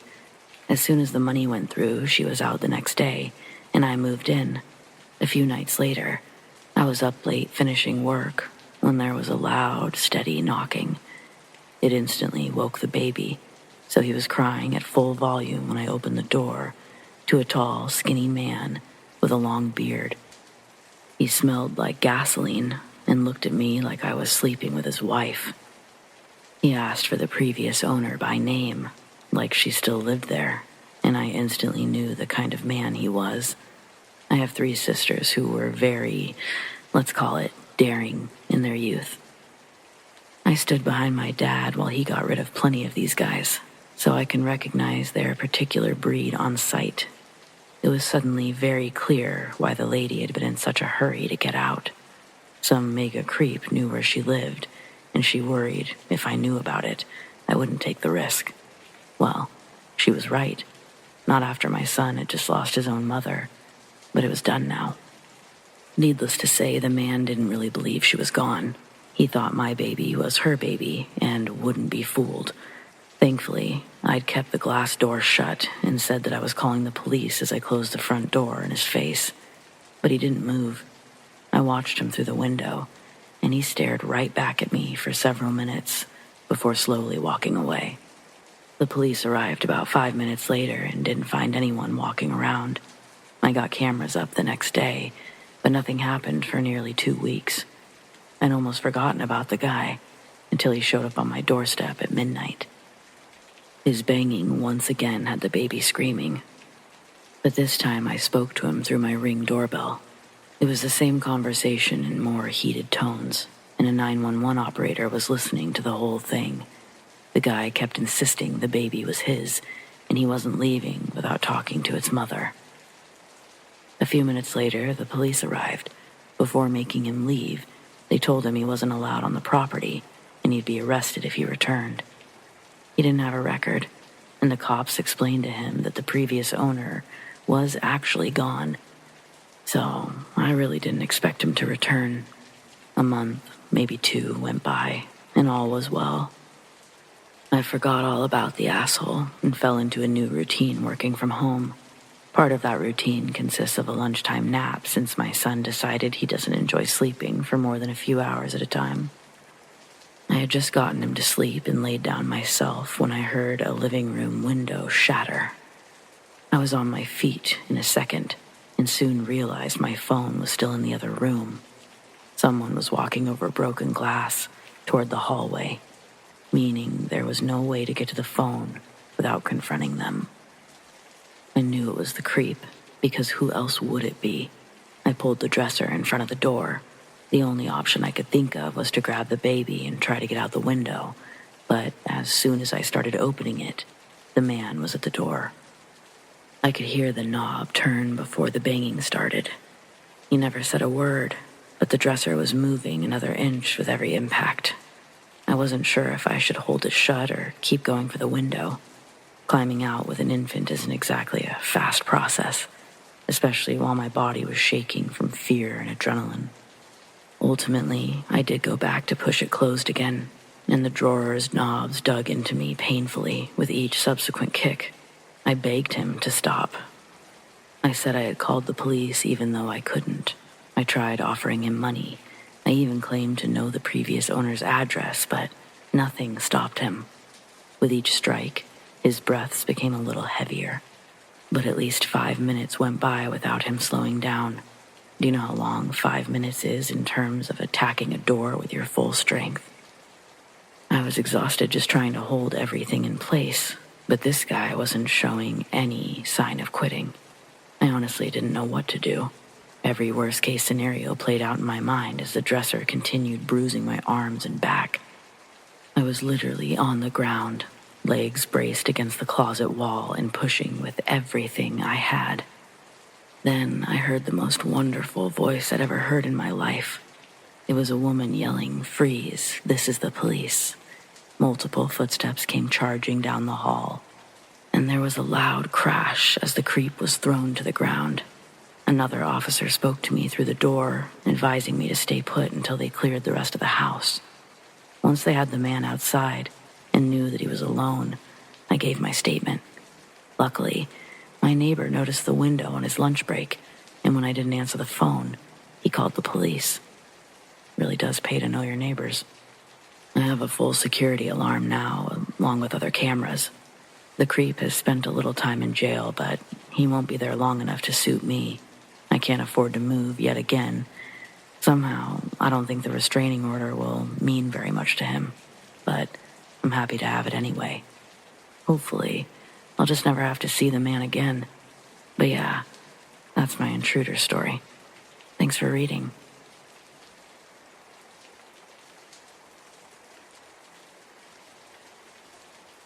When this happened, I was 21 years old. I lived in a larger, small city in the Midwest. At the time, I had no car, just a bike, and hardly enough money for public transportation. I worked at a retail battery, lighting, and repair store. I worked full-time, and I only lived over a mile from my job. Since I was a female in a male-dominated field, I was used to targeted abuse, often from men that thought they knew better. Many times, I stood my ground and flaunted my knowledge in subjects that these men couldn't grasp. Because of my willingness to learn and my close proximity to work, I often worked all sorts of hours, mostly by myself. This time, I wasn't the person closing, and I had a coworker, Joey, who came in for a part-time shift after we wrapped up classes at the local college. We had a close friendship, and we often stood up for each other and stood in when we were flustered or needed to go to the bathroom in the back. Joey received a phone call for a possible repair on a smartphone, possibly LG, low-tier phone though. He wasn't 100% sure if it was a phone that we could repair. He asked the young female caller to stop by for a consult. She had quickly agreed and said that she would stop by around 5:30 p.m. This was a night that I was supposed to get done at 6 p.m. and catch the bus at 6:12. It was a windy, drizzly, early fall night. I remember this because I had my bike with, and it became my anchor that night. A little before 6 p.m., this frantic, terrified, bawling, 20-something-year-old woman came into the tiny shop. I was at the counter, switching out aging price tags and general store maintenance. I looked up at her, confused and willing to help. She looked me deep in the eyes, asking if Joey was here. At the time, he was pooping in our tiny bathroom in the back, so I had to step in and help out any customers. I told her that he was currently busy and that I was willing to help her. She handed me her smashed, cheap phone, very timidly. My customer service skills couldn't prepare me for what she was going to say next. She quietly told me that her boyfriend, who was out in his red mini truck in the small front parking lot, had gotten angry and smashed her phone when she tried to call her sister that afternoon. I took the backing off of the phone, and I tried to research the model for any possible screen repairs. No results found. I tried to hand her back the destroyed phone, and she pushed it back into my hands with a pleading look. Then, the honking commenced. There was this light drizzle outside, so our front glass door was covered in beaded drops, and it was slightly fogged over. I couldn't see who was honking out there. I told her again that I couldn't help, and for her to try our cell phone repair competitor down the road. The tears really started to flow down her cheeks, and I was freaked out at this point. She kept throwing glances behind her, and the honking, it wouldn't stop. I shook with fear and rage at this point. I myself was in a domestic abuse situation at the time, and I knew what this girl was experiencing. I broke my locked stare at her, and I tried to look in our system for a second time for a replacement screen. Nothing again. I looked up from the computer, and I saw a shadowy figure of a young man pacing in front of the store. I was just happy that the honking had stopped, but I was increasingly shooken up. My whole body vibrated with fear, and I whispered across the counter, asking if she needed me to call 911. She slammed her hands down on the counter and said that I couldn't do that. She begged me not to. At this point, Joey came out from the back and asked what all the honking was from. We had a lot of elderly, farmers, lazy, and disabled customers that would honk their horns for us to pick up heavy battery cores from their car. He thought that it was one of those situations, but with the looks on our faces, he knew something horrifying was happening. The young guy stopped pacing outside, and he began banging on the front door. Joey took the girl's phone from my hands and said for me to go to the back and lock the back employee-only doors. I did what I was told, and I grabbed my bag, my bike, and my jacket. I looked at the clock in the back, and it read 6:14. I'd spent 15 minutes with this girl, both of us feeling like trapped animals. Joey did bodybuilding in his free time. He was a gentle, non-confrontational, short but stocky Asian guy. I was a short, obese, kind lady that would respond either one of two ways, like a doormat, or ready to stand my ground.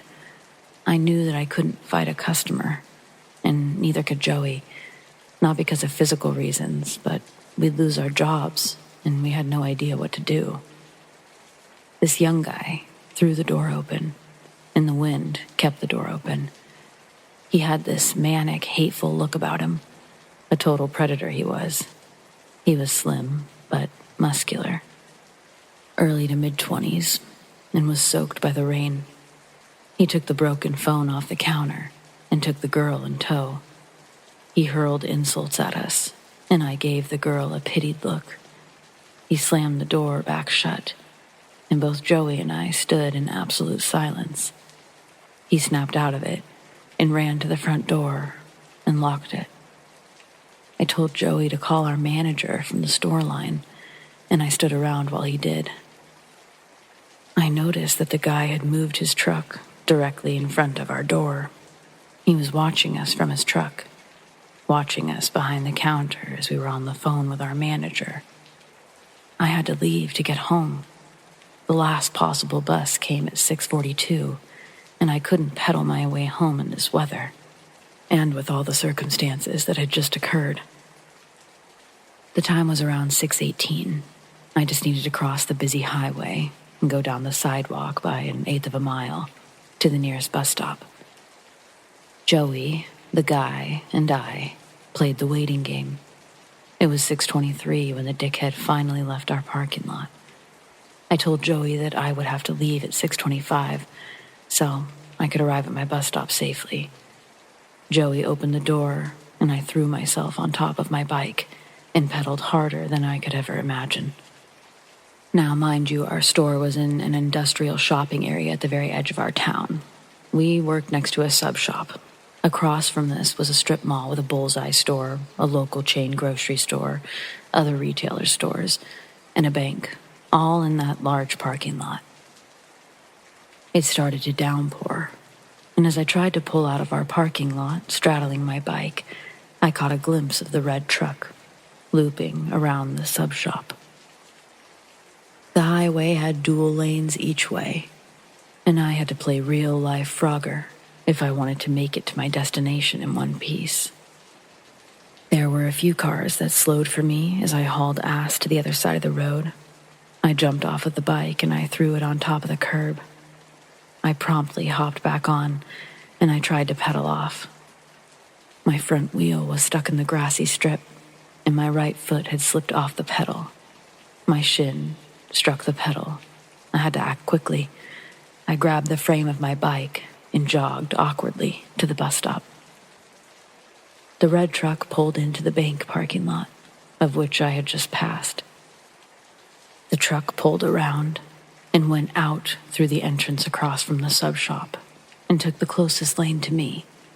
He went at a crawl and turned at the red light so that he could circle the main parking lot of the shopping center. There were 3 ways to get into that parking lot. One to the left, one in the center, slightly off to the right, across from the sub shop, and the other far to the right next to the grocery store. I stuck to the sidewalks since it felt safer and I was in front of people. The truck patrolled the parking lot, the hunter stalking its prey. I felt cold, sore, and cornered, just like an injured animal. There were a couple of cars that pulled into the left entrance of the parking lot, causing the truck to stop from re-entering the parking lot again. I almost collapsed in the shitty small bus stop. I felt my phone buzz. I saw that it read Joey, so I rested my bike on my person to answer the call. Joey told me that he was watching, and even though he had an elderly couple in the store that he was helping, that he wouldn't allow the guy to hurt me. I started to cry. All of this had just gotten to me. The red truck looped around once again and again. I saw the bus pull up at around 6:39, and I couldn't be happier. I knew the driver since I used the buses to get around town, errand shopping, to get to and from work. I had my stupid fucking bike to worry about. I hung up the phone with Joey, putting my phone in my jacket pocket and strapping down the bike on the rack that was in front of the bus. I struggled since I shook. My bike was slick from the rain. I got on the bus and turned to open the bus doors, and I saw that the truck had taken a left at the center entrance of the lot. I could finally let my guard down. I sat at the front of the bus. My hands shook trying to get the $1.25 out for the fare. The driver said that it was okay, that I could take my time with the change. I kept my backpack on and pulled my damp phone from my pocket. I dialed Joey's number, letting him know that I was fine. In under 15 minutes, I made it to my apartment, safe, but deeply disturbed. I took my bike in so it wouldn't draw any attention to where I lived.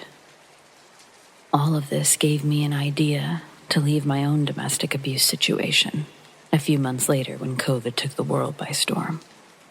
To this day, I wonder about that girl.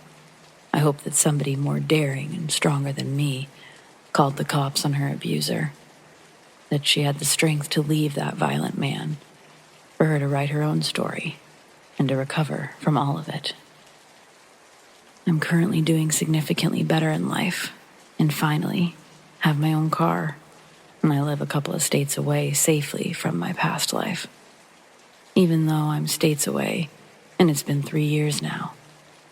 Guy in the red truck, let's not meet.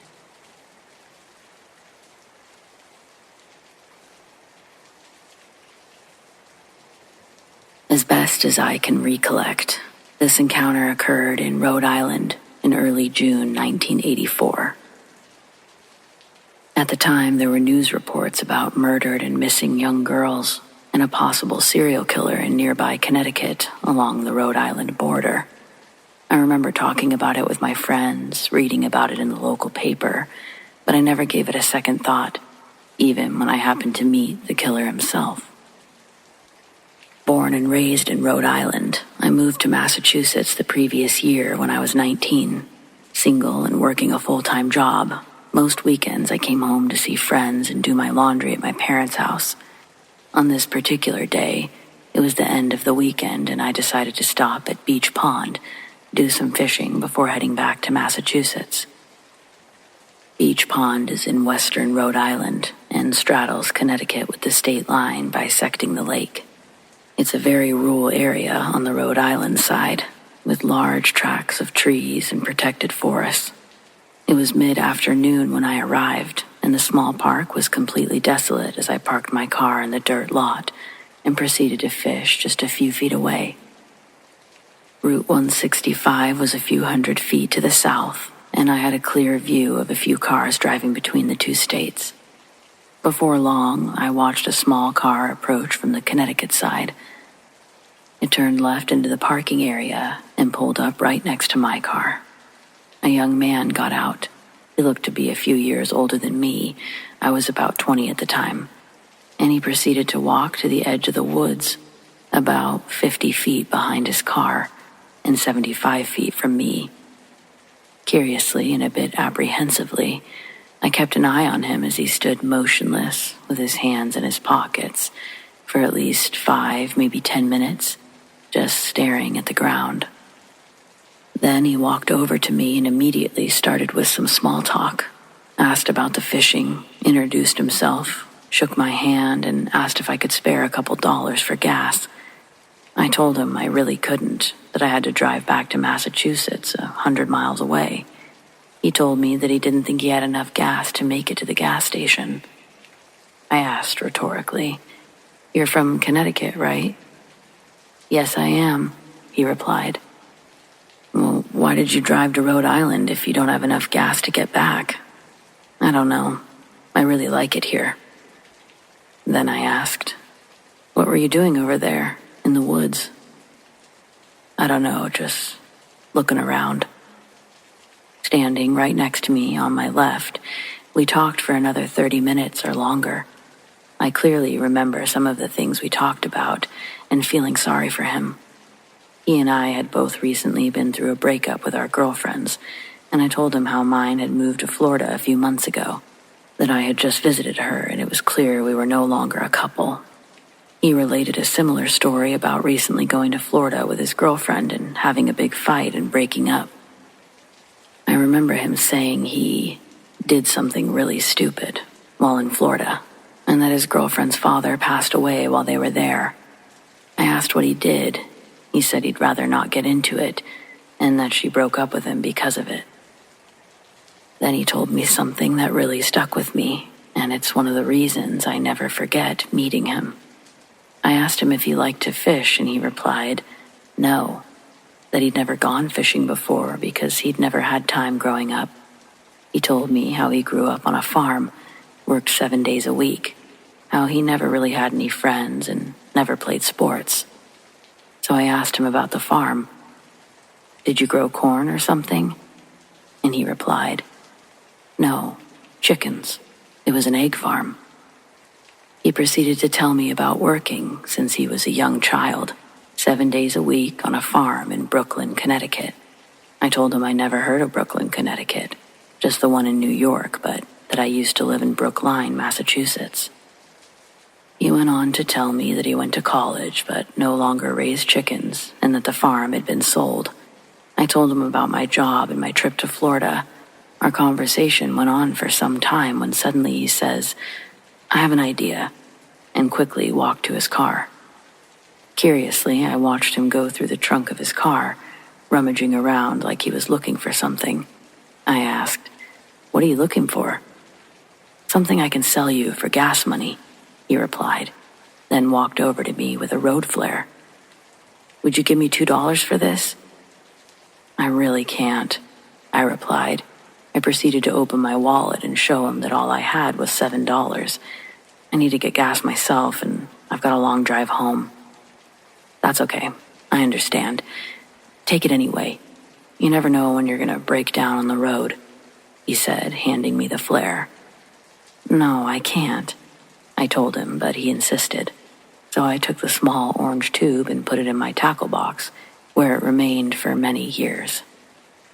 Soon I needed to leave, and my new friend walked me to my car. Packing up, I asked him, "What are you going to do?" "Oh, I'm not worried. Someone will come eventually," he replied. Pulling out of the dirt lot, I remember looking at him one more time. feeling sorry that I couldn't help him as we waved to one another. Over the ensuing years, I would periodically remember the strange chance encounter from time to time, probably due to the road flare that was perennially in my tackle box, but never thought much about it. Then one night, some 20 years later, I was watching a TV documentary about a serial killer on death row in Connecticut. The show included interviews with doctors and detectives, and the man himself as he described the killings. Nothing triggered my memory until a picture flashed on the screen showing the killer the day he was arrested, June 29th, 1984. Suddenly, a wave of recognition came over me, and the hair on my head stood on end. Then a picture of his car flashed on the screen, and my brain became flooded with memories from that day at Beach Pond 2 decades earlier. The Connecticut license plates, the large glasses he was wearing, watching him rummage through the trunk of his car. Stammering for words, I tried to tell my wife about how I met this guy many years earlier, but I'm not sure how coherent I sounded.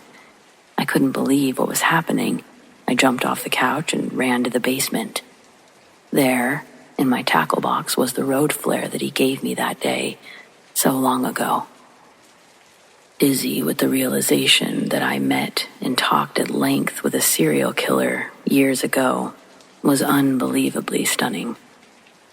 As it turns out, just 2 months earlier in April of 1984, Michael Ross raped and murdered 2 14-year-old girls right there in the dirt parking lot where I met him.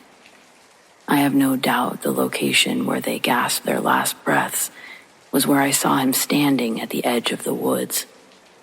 His final victim was murdered in Connecticut on June 13th, 1984.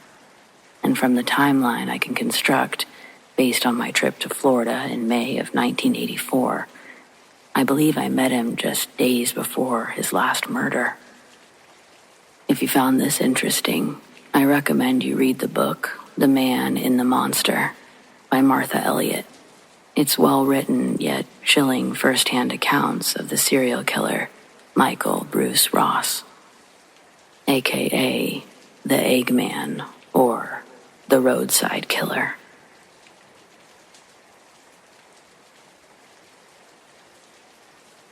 I met a serial killer back in 1981, but I didn't know who he was back then, obviously. One night I went to a neighborhood bar with my friends. I had never been to this bar before, and I haven't been there since. I met a guy that night named Joe.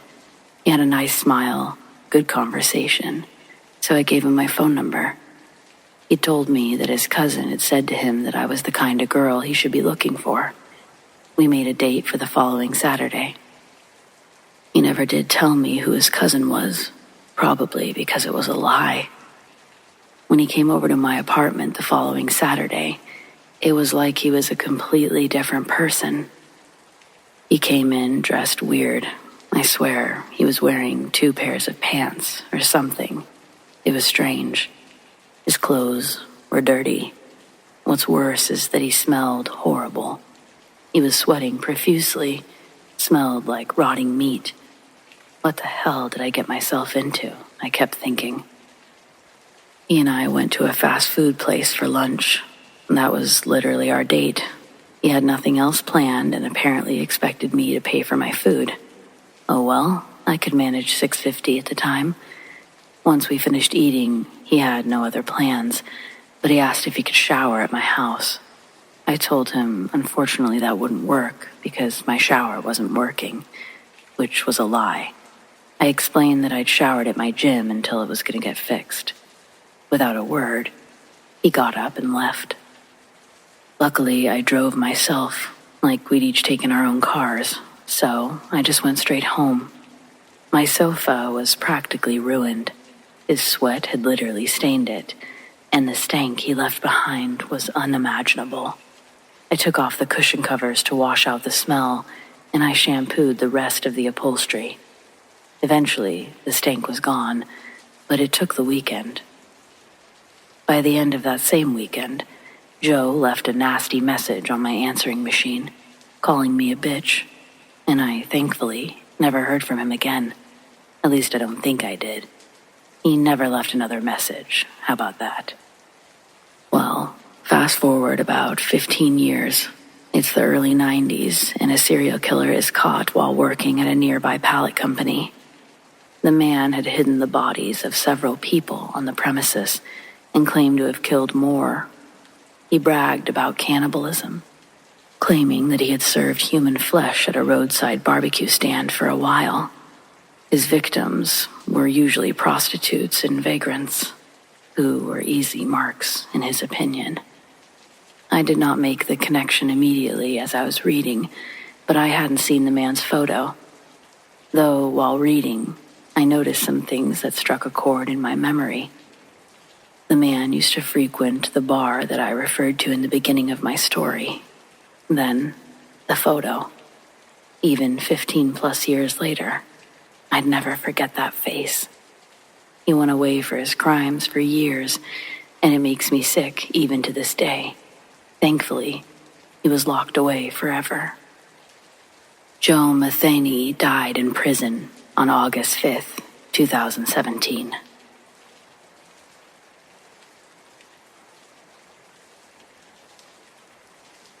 My mom and I were driving up the California coast from Los Angeles to Sacramento.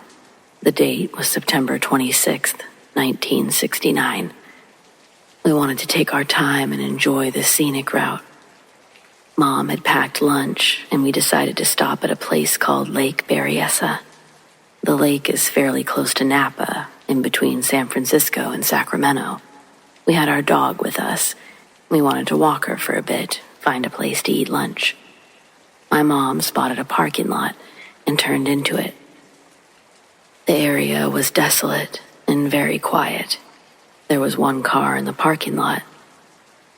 It was an old off-white sedan. My mother noticed that there were clothes on hangers hanging from the little hooks behind the windows in the backseat of the car. She commented that because of the clothing, it looked like someone was traveling. She didn't say anything more, but I sensed that she was a bit wary about being in such a lonely place and seeing one car in the parking lot, but not a soul around.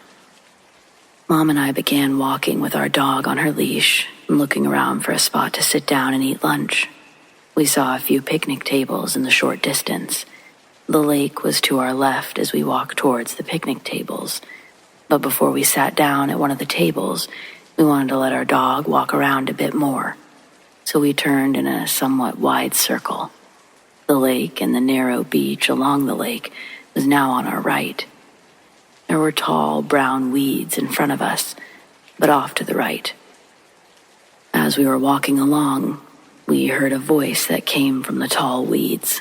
The voice, clearly a male voice and somewhat gruff, called, "Hey, psst, psst, hey you, come here." And he repeated again, "Psst, come here." As I'm writing this and remembering the freeze-frame fear of that moment, I have chills.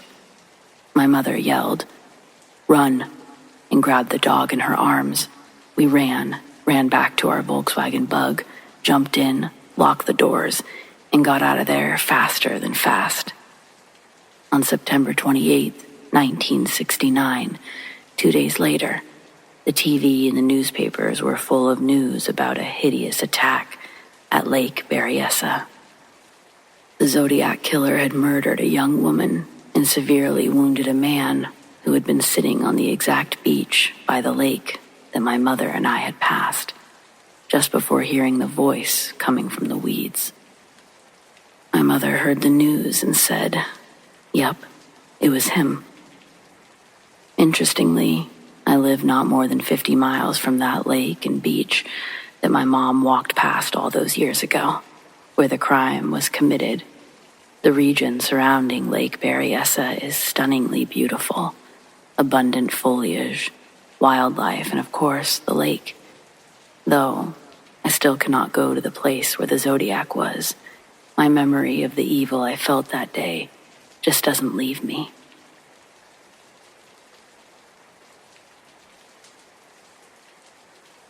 It's been about 6 months since I saw the apparition of a ghostly inmate. I built a reputation around this time as a solid officer, tough but very fair. I'd been assigned as area security. The area I was assigned as part of my job was to check fences and gates and act as an auxiliary officer in case our officers in the dorm needed to go smoke or something. It was about 2:30 a.m. Me and my partner, Skylar, were outside having a smoke. Now I'm an Army veteran with PTSD, and part of that is hyper-awareness.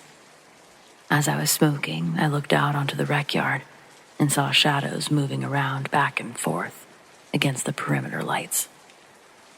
I motioned to Skylar to look, and he said, "Is someone on the yard?" "No, I don't think so." I went and grabbed the keys from the sergeant and grabbed my big mag light. We entered the yard, and it was eerie. I shined my light towards where I thought I saw the shadows. Nothing was there, but at the far edge of my light, I'd see movement. After playing cat and mouse for about 20 or 30 minutes, Skylar called down to Tower 2 to turn on the yard lights. After he did, we searched for another 30. No one was there. Now the ground of the yard was loose sand substance that they called ballast. They would have inmates level it every time they were on the yard. So if anyone was on the yard, we could see their footprints. The only prints were mine and Skylar's. We went back flabbergasted. How was that possible? Still, to this day, I can't figure out that phenomenon. Has anyone ever witnessed shadows at the edge of their light? What is that? Skylar and I had experienced something together before that, though. This was when we were still in training. Back in the day, the prison I worked at and the prison where we trained were once part of the same prison, the Rock of Rayford. Where the Corrections Academy trains is part of an old death row housing. Now, this place was creepy. Not like Ghost Adventures creepy, but like a feeling that you're being watched. Me and my buddy Skylar were in the same class. We would go over to the old death row housing to get out of the Florida rain and have a cigarette. This is an old star-shaped building, 5 wings each holding 10 cells with a gun gallery in the center for the officers to sit in. If you stand in the middle of the officer station, you can see down all 5 wings. This will be important later. So me, Skylar, and our friend Eric, who was also a classmate, went and had a smoke. As we left the building, the classic beautiful Florida weather struck. Rain, thunder, and the whole shebang. We laughed at the weather's insanity while running to the other building. As we entered, the building was silent. Like dead silent. All you could hear was the rain falling on the roof and outside. We approached the first gate, which is inside a ways. As we approached it, I kept having this weird feeling that we were being watched. We approached the old gun gallery, and Eric made a comment. "What is this place?" "Old death row housing and confinement," I told him. "Wow, this is so cool. Can I go in here?" As he approached the old gun gallery. "I don't think anyone cares anymore, man. This place has been closed since the 90s, Skylar said. Suddenly, we all heard a loud cough. Everyone became silent. "Jay, did you hear that?" Skylar asked. "Yeah, but it's probably just the rain." "Should we go check and make sure?" "I'm not going. Fuck that," Eric said. Finally, I said, "I'll go check it out. You two keep an eye out." I pulled out my pen light and walked down the north wing where I heard the cough. It was an old space with windows that were busted out and the old-style jail bars. Cots still overturned, missing the mattresses, of course, but with bits of trash scattered about. Some of it looked like it may have been from prior inmates. As I got deeper into the wing, the hair stood up on my arms. I got goosebumps. Then I heard a noise like whispering. I raised my light, thinking that an inmate was hiding in there. Nothing was there. Then I heard the sound of shuffling, and then running behind me. I took off and yelled, "Stop." I shined my light and nothing was there. I ran down the wing and yelled to Eric, asking if anyone had come down here. He was still standing in the gun gallery and shook his head. He yelled back, "No, just you. Why?" I told them both what had happened, and we elected to grab the instructor, and were verbally warned to stay out of that building, to never speak of this or any paranormal happenings ever again, not on the compound.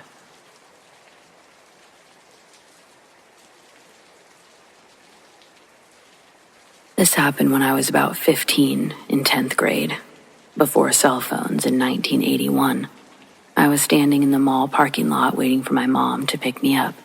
I'd gotten a ride to the mall from an upperclassman and had agreed to meet my mom in the parking lot at 5:20. It was in West Palm Beach, Florida. As I waited, a car pulled up next to me, and the driver started talking to me through the passenger window, which they'd rolled down. He told me that I should be a model, that he was a photographer, and he had a studio nearby. He said that we could go do some practice shots. I said I was expecting my mom any minute, and I couldn't leave or I'd get in big trouble if I wasn't there when she got there. He said that we'd be back in 10 minutes with pictures to show her. I said, "Here comes my mom now. You can ask her yourself."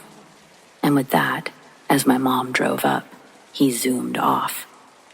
I don't remember being scared, but I may have been. But it's not like we reported him or anything. It wasn't until I was 49 in 2015 that I stumbled upon a picture of him online, reading a story about famous serial killers. Christopher Wilder, the beauty queen killer. He used a camera as a prop and the "you could be a model" line as his MO. I realized at that moment that I was a serial killer's fail. He targeted me as a victim, and I seriously lucked out. Still creeps me out to this day.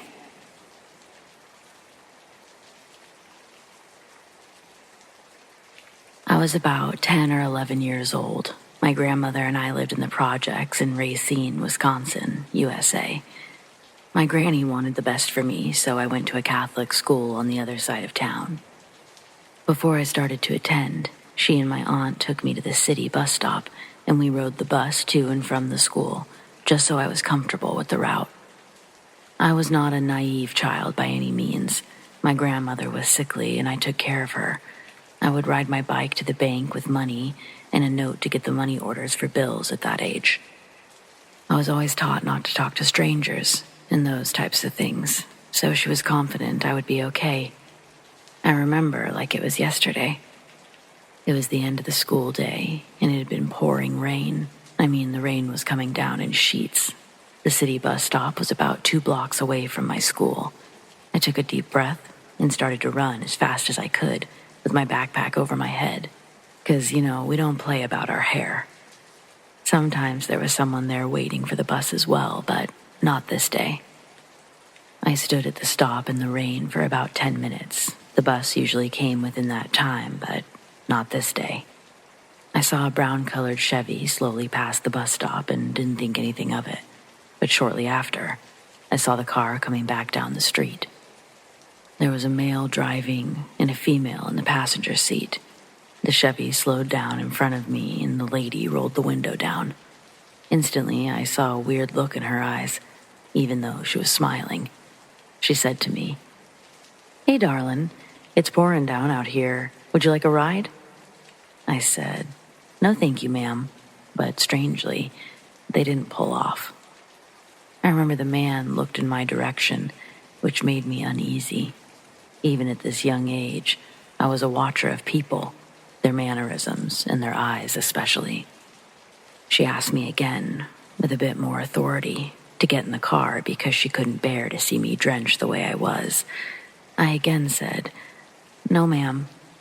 I began to get scared. I didn't know why. I was thinking to myself, why aren't they pulling off?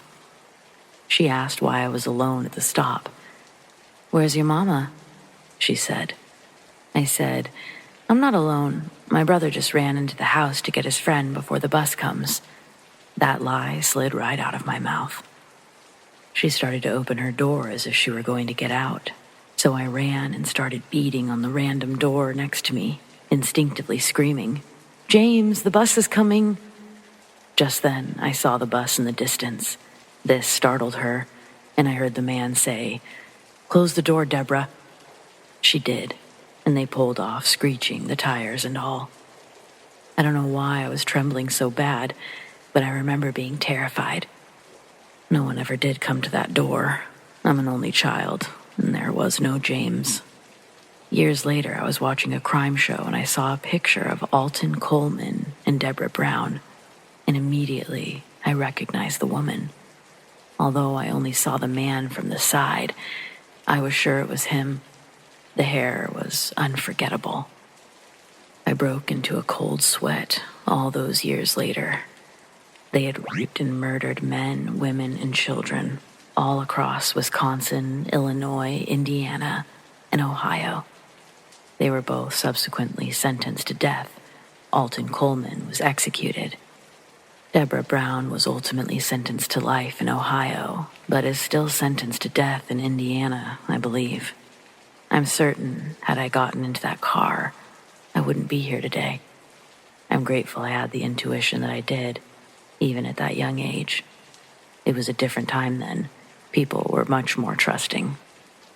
Between you and me, I was a split second from taking that ride, because it was the end of the school day and it was pouring.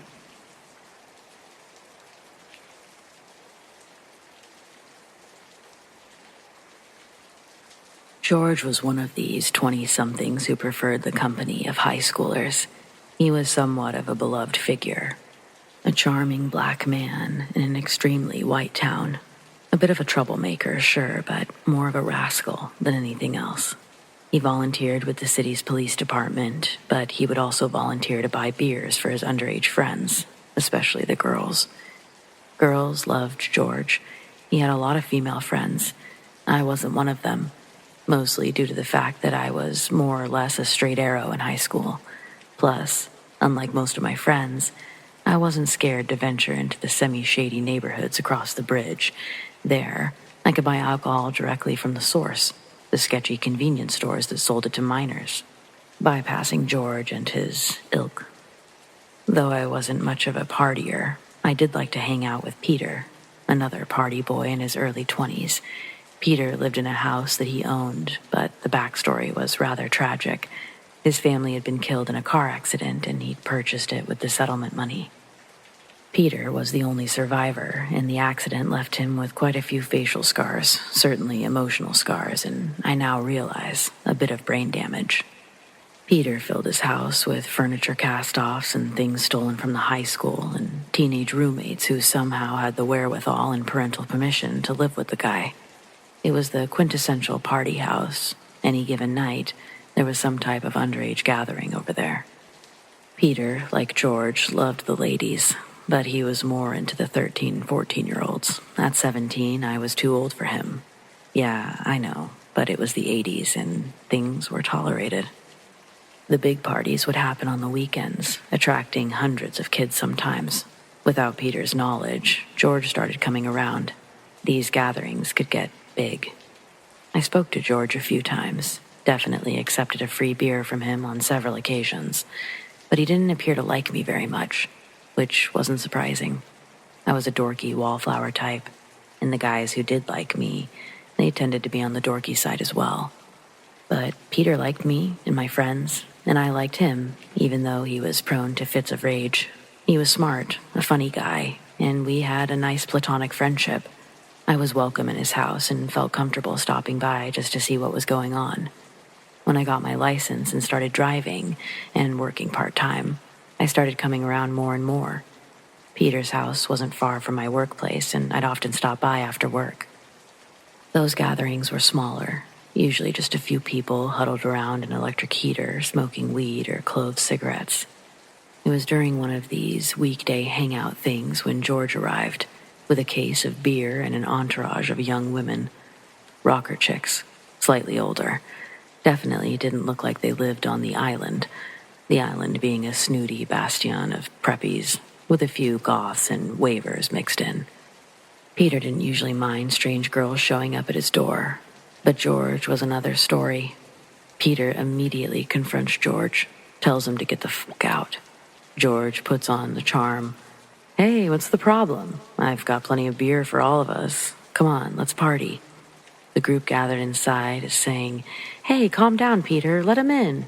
All the time, I thought that either Peter didn't want the competition for his attention, or he was just being racist.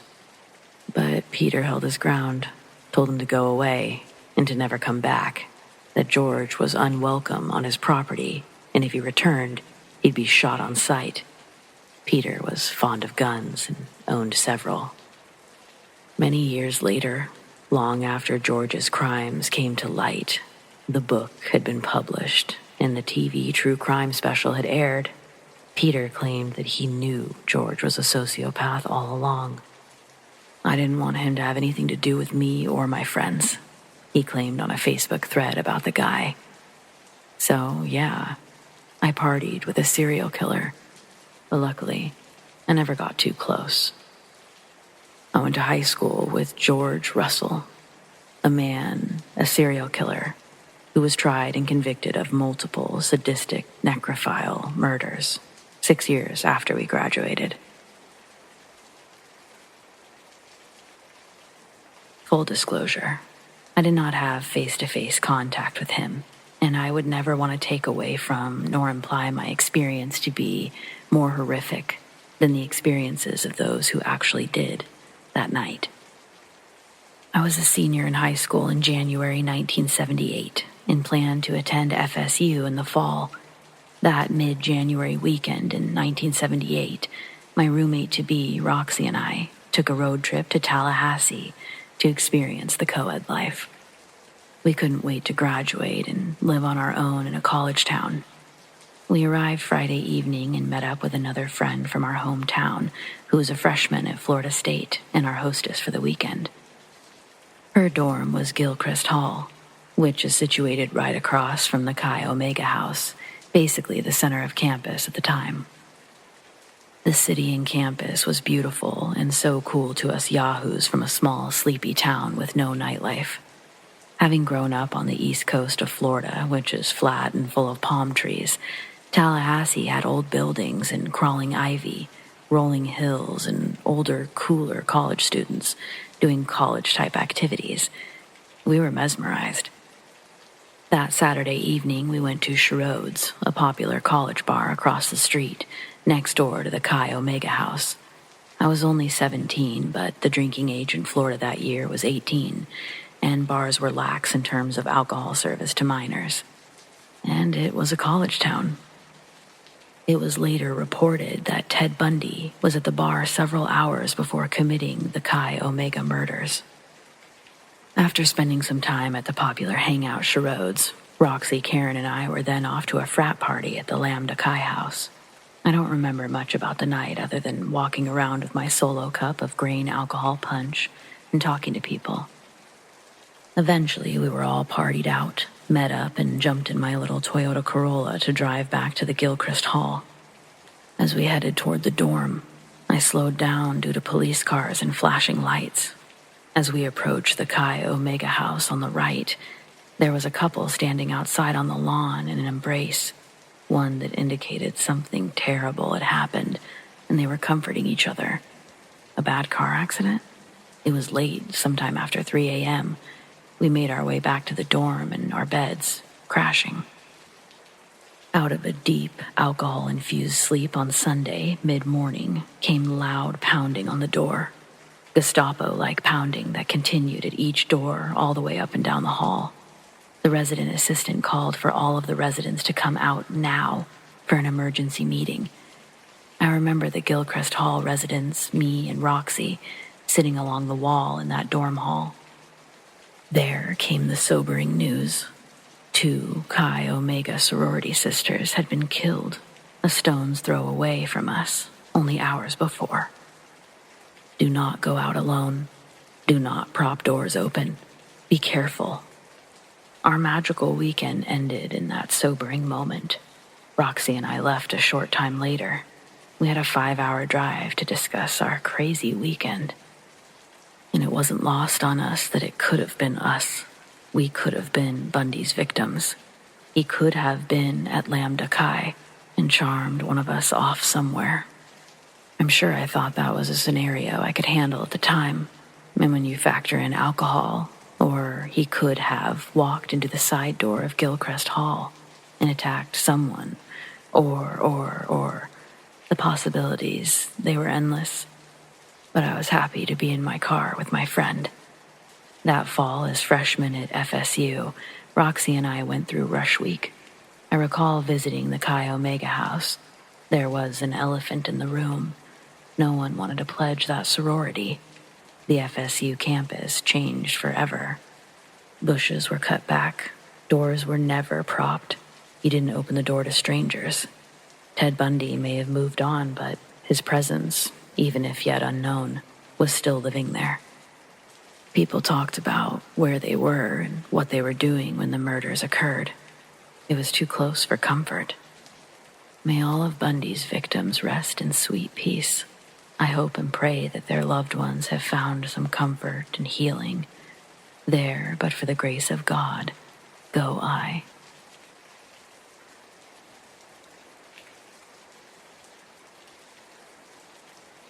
It was around 1977 or 78. I can't remember for sure, but I was a police explorer at the time. Florida was holding a statewide police explorer competition in Tallahassee, Florida. My group was attending this competition. There were about 10 of us, along with a couple of chaperones and police officers from our town. We were staying at a large chain hotel, along with hundreds of other groups from around Florida. I was in the room with 3 other girls. We were all sitting by the sliding glass door, as were most of the other teams around the courtyard surrounding the pool. All of a sudden, a man came out of nowhere. He was completely naked.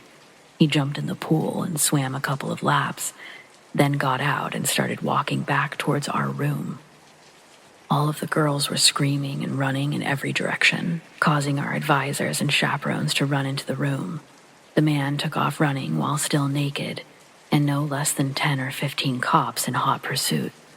They chased him across a busy highway, and unfortunately for him, he took a wrong turn and was apprehended in a handball court.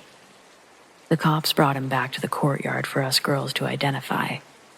The cops told us to look for his clothes, which we did, and we found a navy suit with nice leather shoes, neatly folded in some of the landscaping around the pool area, near our room. One of the local cops who was doing the arrest said that it was a shame this man did what he did, because he was apparently Irish, and so was the cop. The man's name, or the name he gave the cops, was Mundy. I remember standing very close to the man. He was tall, very handsome, wavy brown hair and piercing blue eyes. I just remember thinking how incredibly handsome this man was, and why would such a nice-looking man do something so bizarre?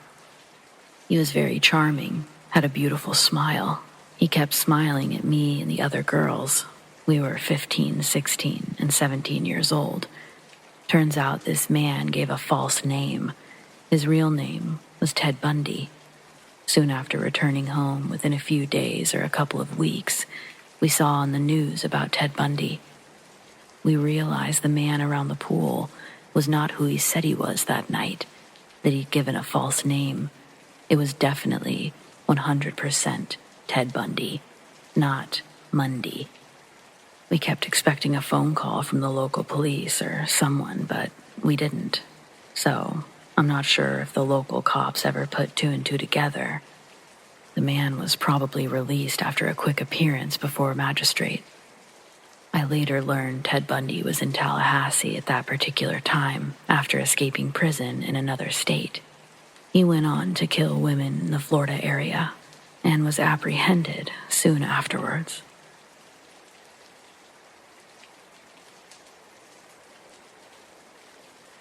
I've met both a serial killer and a couple serial rapists, along with a host of people who have done terrible things one time, such as dismemberment, strangulation, or other crimes. I used to do forensic work where I would meet with people who were either in prison already with psychiatric problems, usually protective custody where they were not to be with other inmates or about to go to court, requiring evaluation for a mental state at the time of the crime, or in long-term psychiatric care via the court. Some also had behavioral issues within the prison system. I guess what's daunting about criminals like these, serial ones or not, is you realize they're just people. They're not special, often not different in any way. You couldn't pick them out of a crowd. I think most of us like to think that we know who the terrible people are, or that we could spot them. Truth is, you usually can't. It's not because they are sophisticated or smart. It's just because they're average people who happen to do things that many people likely just think about. So they blend in. It's not intentional or deceptive blending, as people might think. Not most of the time. It's just because they're actually your average Joe 99% of the time, except for that 1% of the time when they're doing something awful. In my job, they like to try to shock you or relive their crimes, but I've heard enough that I just kind of look at them blankly and we continue along. I was often brought in because these guys, they were all men, liked to brag once it was all said and done, and they particularly liked bragging to a young woman. I was in my late 20s at the time, someone who they thought they could get a response from. It was a fatal flaw for most of them in being evaluated, and they'd tell me all sorts of things they likely shouldn't have. Sure, there are some who have real disorders, but the amount of that is often overhyped in the media. What's worse is that on any given day in the United States, there are estimated to be over 50 active serial killers operating undetected. Watch your back.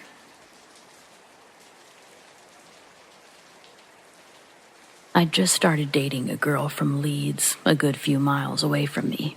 I was pretty engrossed with this girl. She was my first, so subsequently I missed the last bus home and had to walk. Her family were dead against me spending the night, so off I set. It was around 11 p.m., and I lived about 7 miles away, so I had at least an hour's walk home. I started thumbing a lift. There wasn't much traffic, but I lived in hope. I'd been walking for about 20 minutes when I heard a car in the distance behind me. I stuck out my thumb and prayed. The car stopped and the front passenger door popped open. I should explain I had fairly long black hair then. I wore it in a ponytail. So I climbed into the car and the driver just stares at me for a good 10 seconds. His first sentence was, "I thought you were a girl," which wasn't quite as weird as it sounds, but he did seem a little bit peeved that a spotty teenage lad had gotten into his car instead of a girl. He asked where I was off to, so I told him it was the next village. It was on his way, and it wasn't a problem. Quick 10-minute car journey. Anyway, he started chatting about mundane stuff, football mainly. Then he asked if I had a girlfriend, and if I fucked her tonight. With that, he tried to grab my hand, laughing and asking to sniff my fingers. I was really freaked out by this. I was quite a naive young lad back then. He then proceeded to tell me about his last girlfriend and how he'd raped her because she wouldn't give him sex. I tell you, all I wanted to do was get the fuck out of that car. My village was fast approaching, and at my road end, I asked him to stop and drop me off, which, thankfully, is what he did. As I got out, he said, "You're a lucky lad. There's a lot of nasty bastards out here who'd have robbed you and took you for a ride." I mumbled my thanks and legged it home like the devil was chasing me. I was so bloody scared. 3 weeks later, on the national news, I saw the bloke who gave me a lift. He was charged with the rape and murder of several young women around my area. His name was Peter Sutcliffe. He's still in prison, and he was the reason I stopped hitchhiking.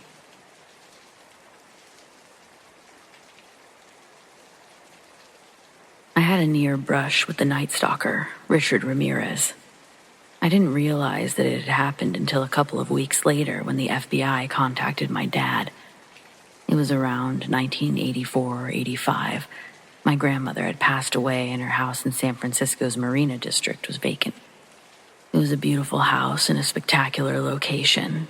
Cary Grant used to live there, and it had spectacular views of the Golden Gate Bridge, Alcatraz, and the bay. There was also a creepiness to the house. The address was 3666 Baker Street, so the 3 sixes may have been a coincidence, but I had some family who lived there, and they all died from untimely deaths. I had just graduated from high school in 1984, and my high school girlfriend had come back from college in the Midwest to visit me. She loved the views and food at my grandmother's house, and I told her that my grandmother had recently passed, so the food is not there, but let's go out and watch the sunset, as I had a key. It was the first time entering the house after my grandmother had passed. I didn't realize how quickly the vibrant feeling of a home could change. So there already was a creepy feeling going on as we entered. We went to the top floor and just started to enjoy the view, and then we heard a loud double bang thud sound. I told my girlfriend that there's a tree in the yard that has long branches, and when the wind blows hard on one of those branches, they occasionally bang on the side of the house. She was more observant than me and said that there isn't even a light breeze outside. I looked outside and realized she was right, and it felt like someone had just punched me in the gut, as I knew something was wrong. I wanted to be brave and solve where the sound came from, so I said, "Yeah, you're right. I'll go down and check the basement." As I was about to head down, she stopped me and said, "Do you mind if we just drive to the beach and watch the sunset? I've got a bad feeling about being here." I agreed, as I did have the same strange feeling about the house and the noise, too. As 18-year-olds, we walked out of the house and quickly put the incident behind us. A few weeks later, the FBI contacts my father, as he was the executor of the estate.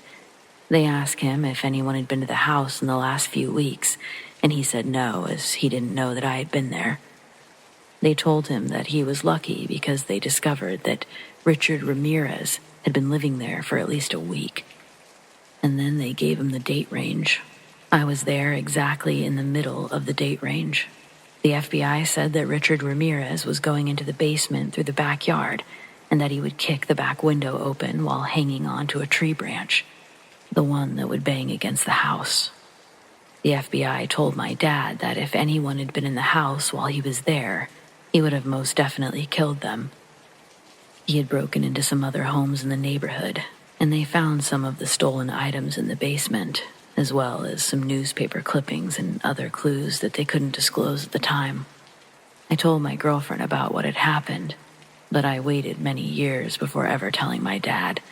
The Night Stalker was arrested shortly after. An angry mob in LA recognized him and chased him down. It's a great ending to a tragic story of serial killing. The house became ours after the estate was concluded, but was eventually sold as none of us wanted to live there.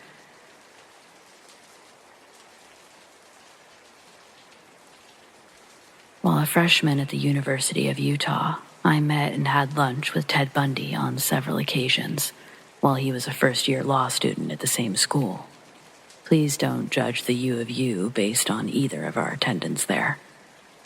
Now, my getting to know him was just for a few weeks prior to his becoming a suspect in murders of young women in Utah. My impression of him was that he was very interested in women, which would send up no flags. I mean, all of us at that time were obsessed with sex and the opposite sex. But that being said, there were certain things that he would do that bothered me, and in retrospect, they were small clues. He was a handsome law student, so young women were always talking to him. But if they had to leave, like go to class, he would grab them by the arm and hold them there. If one was to do that today, one would be kicked in the testicles by most women I know. He would stare at women in an intense, almost creepy way, but he would never tell anyone what he was thinking.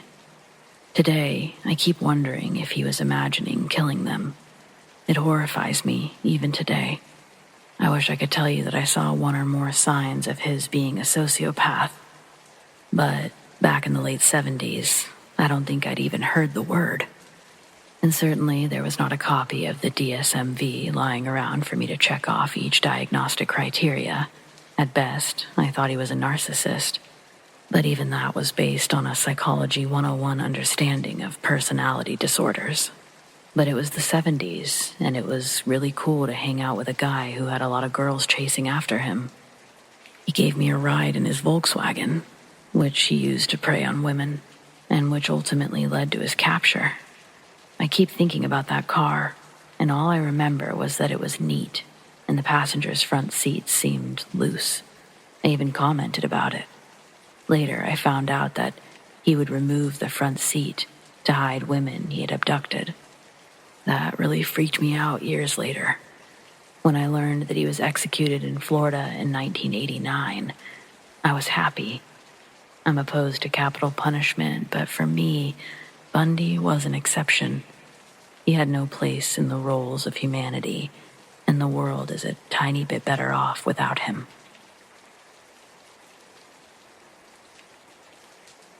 This isn't my story. It's my step-grandmother's. I sat watching the news with her when an old picture of a serial killer came on the screen. "Did you know I lived over the road from him?" she said to me. "No," I exclaimed, and she nodded and told me about it. He was very charismatic, charming, and lovely to all the kids on the street. He always offered us sweets and was happy to talk to us. His wife wasn't as fussed, but she still spoke to us on the rare occasion she came outside. We all played outside on the street, as was the norm back then, going up and down, playing hopscotch and the like. Everybody's parents left them to it and didn't know where we were half the time. The world felt safer. Then one day, my own grandmother told me that we couldn't play outside. She kept us indoors, away from the windows. The police were searching the neighbor's house. It wasn't until many months later we found out what had happened and how many children he and his girlfriend had killed. They took a girl from one of the local roads, I believe, though she was older. We weren't allowed out without somebody watching after that. I think it stuck in people's minds that Ian Brady and Myra Hindley, they could have done the same to any of their children too. When she finished her story, my blood ran cold, and I still get chills every time I tell it.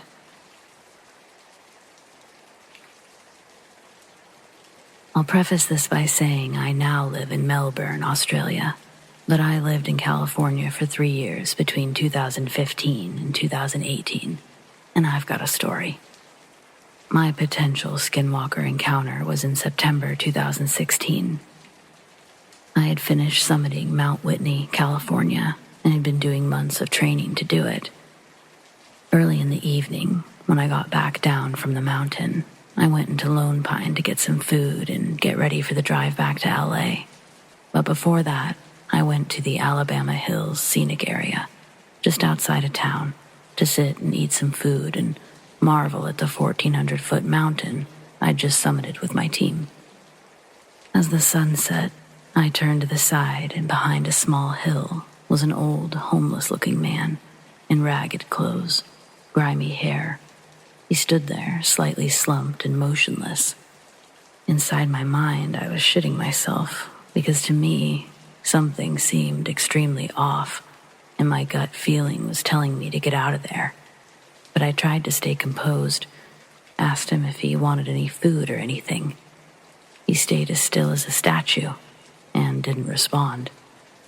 I gave him a few more opportunities to respond before telling him I'm not staying here any longer, and I started to move back to my car.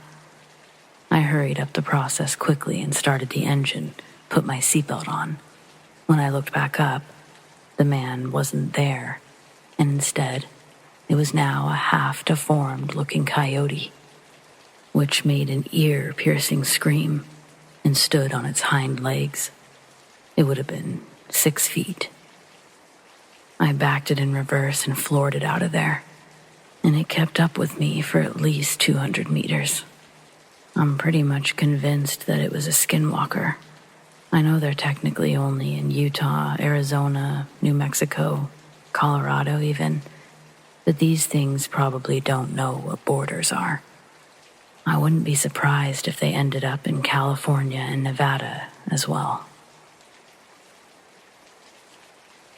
12 years ago, I was 9 and home alone with my 12-year-old brother. We were supposed to go to our aunt's house to have lunch and wait for my mother. We got up at 10:30, and we were both brushing our teeth when someone started knocking on the door. The only people that came to our door were salesmen or Jehovah's Witnesses, so we just waited for them to go away. I waited a few minutes before looking outside to see if they were still there, and I was relieved to see they weren't. When we resumed getting ready, we saw a shadow pass by the bathroom window. We waited to see if it was just a bird, but then a hand hit the glass. We got scared, didn't know what to do, so my brother called the police. While it was ringing, there were more loud bangs at the door. Someone was trying to force it open. I don't know if they were kicking it or ramming it, but it was one of the most frightening sounds I've ever heard. We locked ourselves in the bathroom, and the intruder got the door open on the 5th bang. The police finally answered. My brother whispered that someone was robbing our house. There was a pause as they asked for our address, and he gave it to them. After a final pause, he let them know that we were locked in a bathroom, and that was it. While we waited, I sat against the wall, hugging my knees. It was one of the most nerve-wracking experiences of my life. We could hear the man rummaging through our stuff and stomping around. He even broke a few cups and plates. Then I heard the sound of my cell phone turning off and remembered I'd left it on the kitchen table. It was only a couple of minutes later when he tried to open the bathroom door. My brother grabbed a big metal rod and started kicking at the door. The man yelled, but we said nothing. My brother just kept kicking the door. I was about to have an anxiety attack. My chest was aching, and I had chills, but I was also really hot. I tried to stay calm, but it was just too much. When he stopped, we heard the door opening, followed by silence. We waited for almost 10 minutes before leaving the bathroom. The living room was a total mess. Kitchen cabinets were open. Our mother's nightstand and closet were open, and everything inside had been ransacked. It was the same in our rooms. It took that man 5 minutes to go through everything we owned. My brother called my mom, and she sent us to our aunt's house. When we got there, I was able to relax a little. Mom had told her what happened, and she was waiting for us with ice cream. Mom told her boss that she had a family emergency, and she came home early to clean while we were still at our aunt's. She wanted us to feel a little more relaxed, so we could move on easier. The police arrived after she got home, which was 4 hours after the incident. She explained everything, but nothing could be done due to lack of evidence. The man was never caught, and I doubt they even looked for him. Luckily, no one was hurt, and he only took useless stuff, but at the time, I was terrified. To a 9-year-old, an experience like that can have serious repercussions. Also, as it relates to the 4-hour police response, my house was located on the far side of the city, but most importantly, the police in my country sucked. Plenty of people have called the police and had to wait for hours. Nowadays, they arrive in a reasonable amount of time, but back then, it was a common issue. In fact, it was one of the reasons for the 2019 Chilean protests. Fortunately, things are getting better. Trust for the police is still fragile, but it's improving.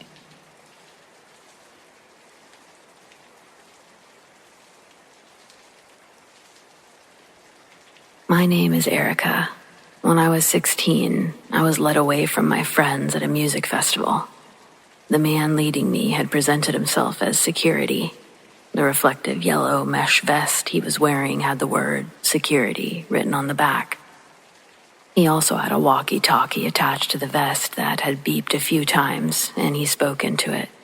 In retrospect, I don't believe that walkie-talkie was even transmitting a signal, because there was never anyone on the other end talking back. But hindsight's always 20/20. You have lots of time to think about things after they've already happened. Summer 2007, me and two of my friends got tickets to the Vans Warped Tour in Darien, New York. We got there just as the sun was coming up, but we still weren't even close to being at the front of the line. It was supposed to be an overcast day, but the sun managed to avoid all the clouds, making very little shade for anyone to seek cover in. We were sunburned by 10 and still had an hour to wait until the gates were open. Then, out of nowhere, I'm approached by a guy, mid-40s I'd say, balding with wispy hair at the top, no tattoos or piercings. He was a big, tall, beer belly guy. If he hadn't have been wearing the yellow mesh security vest that barely fit around his shoulders, he could have been easily mistaken for just a regular festival attendee. He was slowly walking down from the front of the line. My friend Jesse noticed him making his way closer to us and thought that he'd be checking our tickets. At least that's what it looked like he was doing when he'd occasionally stop and talk to a random group of people in line. That was another thing that I should have been a little more suspicious about. The man in the yellow vest wasn't stopping for everyone. Sure enough, though, as he walked by us, I made eye contact with him and he slowed to a stop. Then he spun around and said, "Tickets, please? Can I see your tickets?" This was all of our first times going to Warped Tour. We didn't know this wasn't part of the experience. After we presented them, he says, "Oh, hold on," then steps away a few feet and talks into his walkie-talkie. When he's done talking, he strolls back to us. What if he thought our tickets were fake? We didn't know why he'd approach us a second time until he pointed his finger out to me and said, "One of the guys in All Time Low wants me to bring you backstage." I was caught off guard, but instantly blinded by wanting to believe it was true. Blinded enough to walk away from my friends with an older man wearing a yellow vest. The first question I asked was, "Can my friends come with?" But the man said something like, "There'd be a million people backstage if everyone brought their group of friends along. I can only take you." Turning to both of them, they wholeheartedly encouraged me to go, both of them still hugging on to each other with shocked excitement for me. We made a plan to stay in touch via text and to meet back up later when they were inside the gates. I followed the yellow vest towards the entrance to Darien Lake Fields. As we got closer to the tall chain-link fences that separated out from in, we veered to the right and began walking the perimeter of the fence. Of course we wouldn't be going through the main gates by the Ferris wheel. I was probably being led to an entrance that was closed off to the public. From behind the tarp-covered fences, I can hear instruments ring out as distant sound checks take place, but it never grows louder. Turning around, I saw how far away we were by the top of the roller coaster, distant in the landscape behind me. We walked far enough from the fairgrounds that I decided to finally ask where we were going. Now, in a large, dusty parking lot, the man turns and says, "We're going to their tour bus. It's only a bit further." I take out my phone to text Jesse an update as to where I am and what I'm doing, but before I can slide my lock screen open, he grabs my phone from me and tells me cell phones aren't allowed while doing a meet and greet. Well, I'd never been to a meet and greet before. I guess he knew. I froze when he took my phone, but I didn't say anything. It wasn't that I trusted him. Something in my gut told me this was wrong, but I already had come so far, far from the crowd, from my friends, far from help, that I didn't know what to do. I was 16, naive, and completely unprepared for the kind of danger I was in. We kept walking, my heart pounding faster now. The sounds of the festival faded behind us until it was just the two of us, alone in this dusty parking lot. I glanced around, hoping to see someone, anyone, but the lot was nearly empty. Only one car was parked off to the side, a beaten-up sedan that looked abandoned. I felt a chill run down my spine. This wasn't right. There was no bus. I slowed my pace, trying to come up with an excuse to turn back, but he noticed immediately. "Come on, it's just up here," he said, pointing towards the far end of the lot, but I didn't move. I couldn't. Every instinct was screaming for me to get out of there. I think I should go back," I stammered, turning around, ready to bolt. Before I could even take a step, his hand clamped down on my arm, hard. "No, you're coming with me," he growled. And in an instant, he was pulling me off the path towards a dumpster at the edge of the lot. Panic was all that flooded my mind. I started kicking, thrashing, anything to get free. But he was strong, much stronger than me. My feet barely touched the ground as he dragged me, his grip like a vice on my arm. I screamed, loud and piercing, hoping someone, anyone, would hear me. But the festival was so far away, and the lot was too empty. He shoved me behind the dumpster, pressing me against the cold metal. I could feel my heart racing, blood pounding in my ears. I screamed again, but his hand moved to my throat, cutting off my air. My vision blurred, spots dancing in front of my eyes. I clawed at his arm, digging my nails into his skin, but he didn't even flinch. Just as the darkness started to close in, he loosened his grip for a moment, and I gasped, sucking in air. I managed one more scream before he slammed me against the dumpster, the back of my head cracking against the metal. Pain shot through my skull, and I felt something warm trickle down the back of my neck. I thought I might be bleeding. Then, out of nowhere, a loud crack echoed through the lot. The man's grip on me slackened, and he slumped to the ground. I blinked, trying to focus. Saw a group of guys standing there, one of them holding a skateboard like a weapon. He must have hit my attacker over the head. "Are you okay?" one of them asked, his voice urgent but kind. I could barely nod, still in shock and in pain. The man who had grabbed me was lying unconscious near the dumpster, his chest rising and falling in shallow breaths. I guess he was alive. One of the guys stayed with him, pulling out his phone to call the cops. The others gathered around me, guiding me away from the scene. "We saw what happened," one of them explained as we walked. "We were just hanging out, smoking a blunt in the car, and we noticed the security guy dragging you. At first we didn't know what to do, 'cause smoking pot, but we saw him choke you. We knew we had to do something." And thank God they did. They led me back towards the festival, towards safety. Their voices were a mix of concern and adrenaline, their immature nature only tempered by the reality of what had just happened. They were still kids, really, just like me, but they saved me. They might have just saved my life, I told them. By the time we reached the security and medical tent, I was shaking, tears streaming down my face.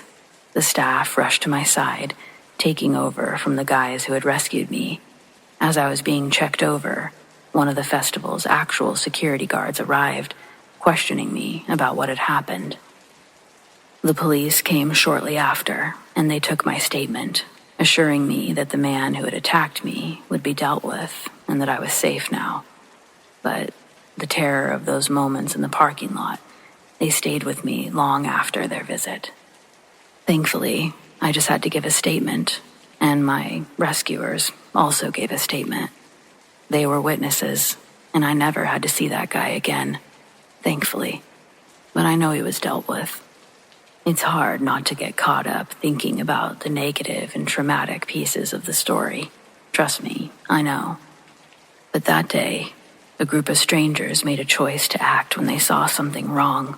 Their quick thinking and courage saved me from a situation that could have ended very differently. So I share this story as a bit of a warning, a reminder that in public places like concerts where you can feel safe, surrounded by people and music, it's important to stay aware of your surroundings. Trust your instincts. stick close to your friends and never let your guard down, no matter how innocent or spectacular the situation might seem.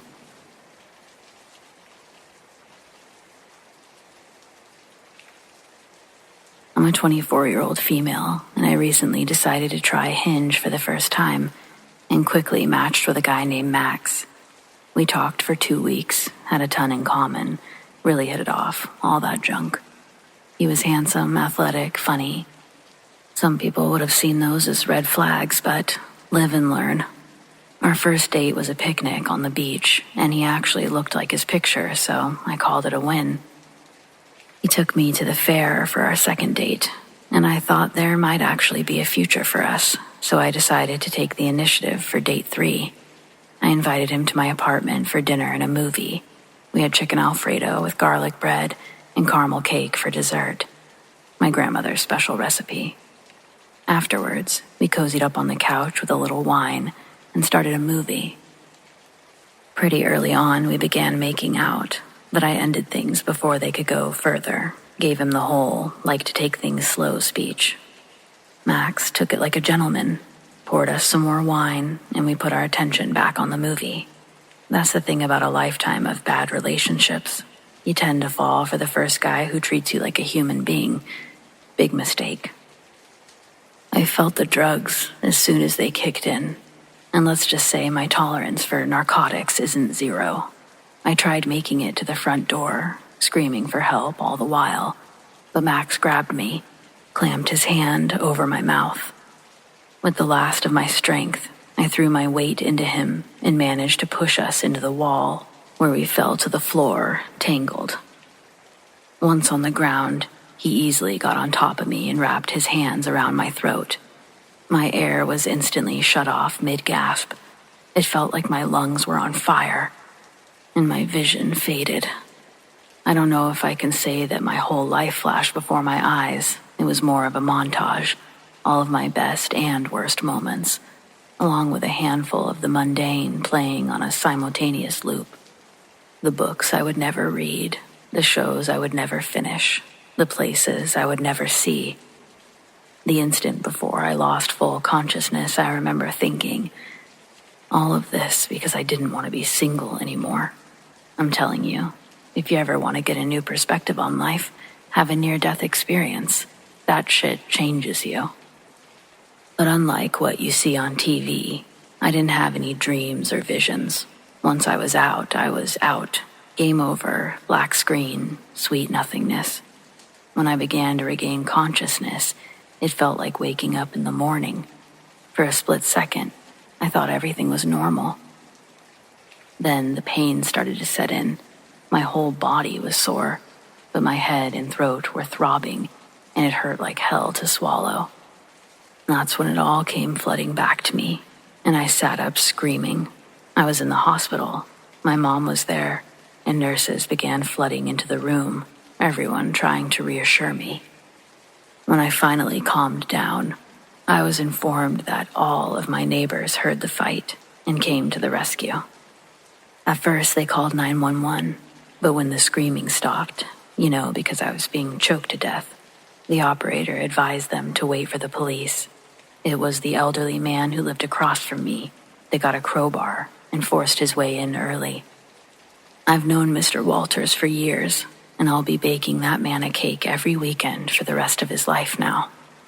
By then, half of the building was gathered and Max was subdued until he could be arrested. As it turns out, the lady who lives under me is a nurse, and she helped me the best she could until the ambulance arrived. A few days later, I learned a lot about Max, one being that Max wasn't his real name, but also that he was wanted in a neighboring state for an unsolved murder. It sounds like his trial is going to be a long one, but I'm determined to testify against him if at all possible, especially since at least one other victim can't.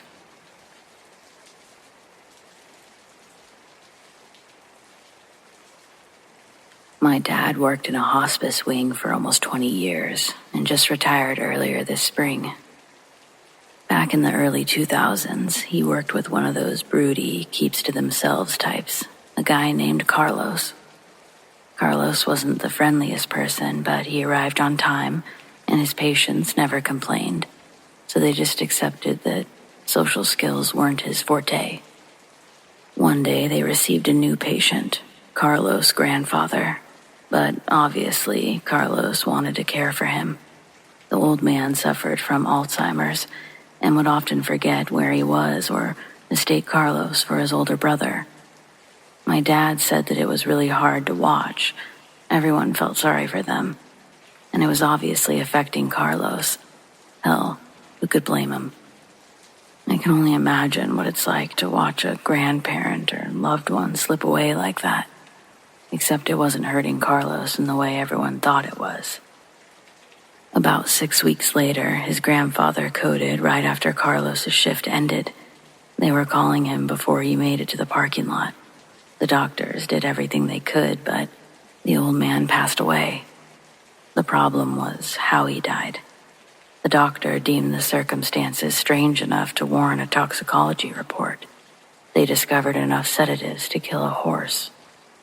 The security footage showed Carlos as the last one to enter his room, and when questioned by police, he confessed he'd been stockpiling medication for the entire 6 weeks, assuming no one would suspect foul play on the death of an Alzheimer's patient.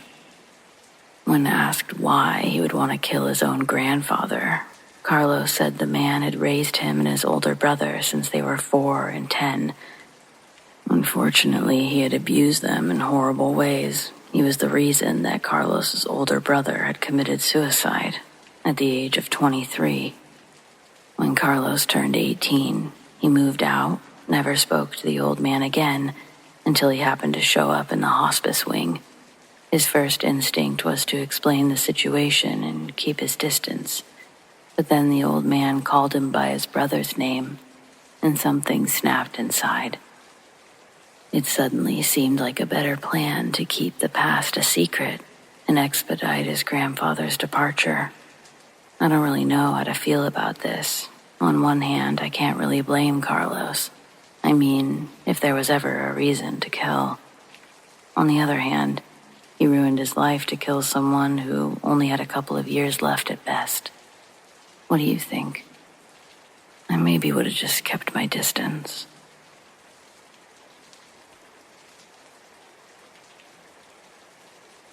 I've decided to share why I don't do dating apps. I tried Bumble last year because I like the sound of the girls having to text the guys first. I think a lot of us do. I eventually began talking to a guy named Zach, and by the 3rd week, he was the only one that I was talking to. We sent each other TikToks, watched the same movies at the same time, and had lots in common. But anytime I brought up FaceTiming, he had an excuse not to. If I was going to give online dating a try, I was going to do it right. I wanted proof that the person I was talking to actually existed. My friend once got to know a 25-year-old yoga instructor only to meet a 40-year-old tax assessor on the first date. I was determined not to share her fate, but mine turned out a bit worse. The more he pushed it off, the more suspicious I got. Finally, I threatened to block him if he didn't prove that he was who he said he was. I really expected him to either block me first or agree to FaceTime, but there was actually an unforeseen third option.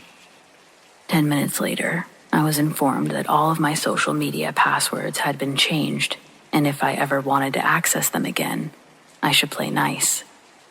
Obviously, I checked before responding.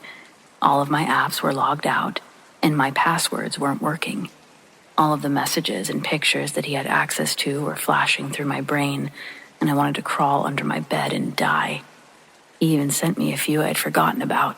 He called me a whore, a narcissist, pretty much every derogatory name in the book. He asked me questions like, do you pose like that for every guy or just the ones who buy you dinner first? If I didn't respond, he threatened to post the pictures. Up to this point, I thought he had only hacked my profiles and a couple of my apps, but it was so much worse than that. The whole time I was dealing with him, I was also texting my best friend, completely freaking out. I asked her to come over and Zach immediately messaged, I don't know why you're bothering with Ashley. She can't do shit.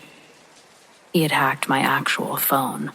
My first instinct was to turn it off, but then I realized that Zach also had my address, and that terrified me on a whole new level. I continued taking his abuse until Ashley arrived. I hadn't texted her again. I waited to tell her the newest revelation in person.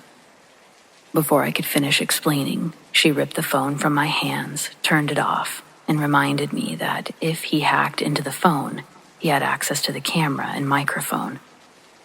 I would rather have all of my pictures posted than give that creeper another second's worth of footage. I tend to talk to myself about anything and everything, so he already had plenty.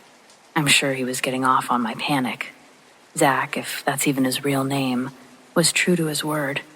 My socials were flooded with my private messages, and I died internally. But mostly, I was afraid. He still had my address. Ashley went with me to get a new phone. I had to get a new Apple ID and spend the rest of my day apologizing to my friends and family for the images they were subjected to. Most everyone was very supportive to my face, so that was something. The police were worthless. No surprise there around here. I couldn't stay in my apartment alone, so I packed a bag and stayed with Ashley for a few days. Thank goodness I didn't save my friends' addresses. When I finally was brave enough to return home, my neighbor came out to tell me that a man named Zach had been looking for me the night before. I packed new clothes and went straight back to Ashley's. When I left work a few days later, a blue Accord followed me for a full 45 minutes before finally going a different direction.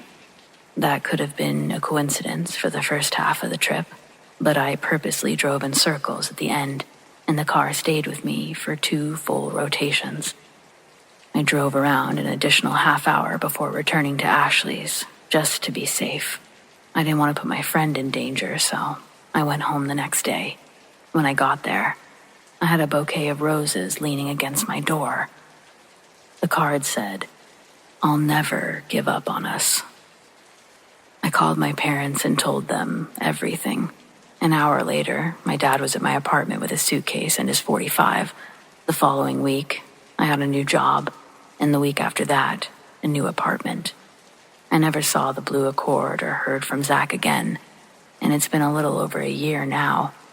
I definitely haven't tried online dating since, but if that's something you're going to do, please be careful what links you click.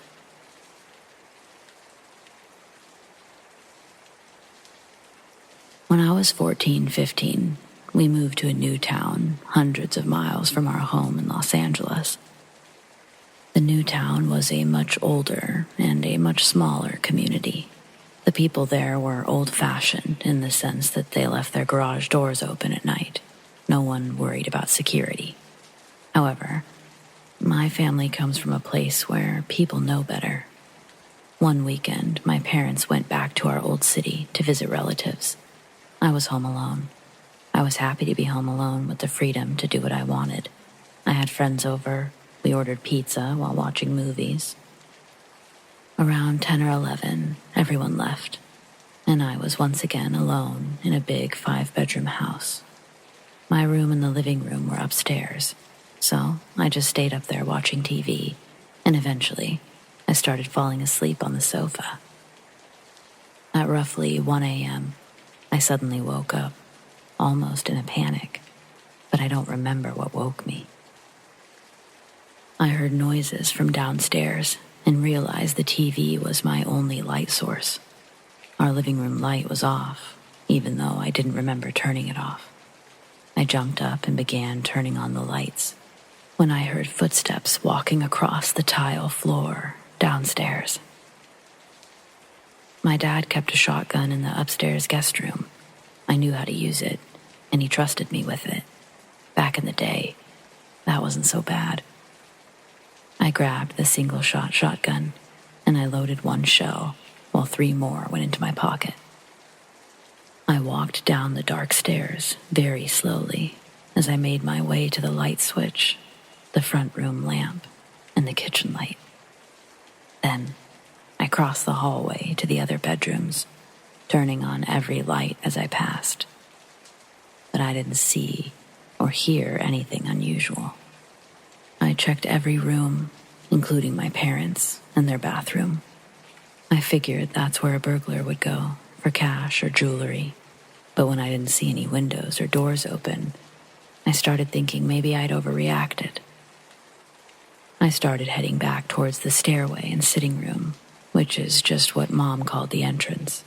It was off limits to us, but it's where guests would sit. Anyway, that room had the front door, the stairway, and the side door to the garage. When I checked, our front door was locked, but the door to the garage was unlocked. We didn't keep that one locked at all times, but something inside of me dreaded opening it. Still, it felt like I had no choice. Once opened, I nearly crapped my pants at the sight of a big garage door being open as well. It should have been impossible. I know for a fact my parents closed the door when they left. When I was cleaning my room, I took my dirty laundry to the garage. I would have noticed if it was open. Plus, when I said goodbye to my parents, I walked out with them. I would have definitely noticed the garage door being open at that point. Anyway, I turned on the garage lights and it was empty, so I hit the button to close the door. Then I locked the door from the garage to the house and returned upstairs where I spent the night awake with a loaded shotgun. The next day, I unloaded the shotgun and put it away before going outside to see if anyone could have forced the door open. There were no tool marks, but when looking through the garage, I noticed that someone had opened Dad's toolbox. I couldn't tell if anything was missing, but it seemed like someone rifled through its contents. I decided against telling my parents what happened, unless my dad noticed something missing from the garage, mostly because I didn't want him to blame me for leaving the door open when I clearly hadn't. I was also worried they wouldn't leave me home alone again. I wonder if the sound of the garage door opening is what shook me awake. Had I caught someone inside, I would have shot them. There's no question about it.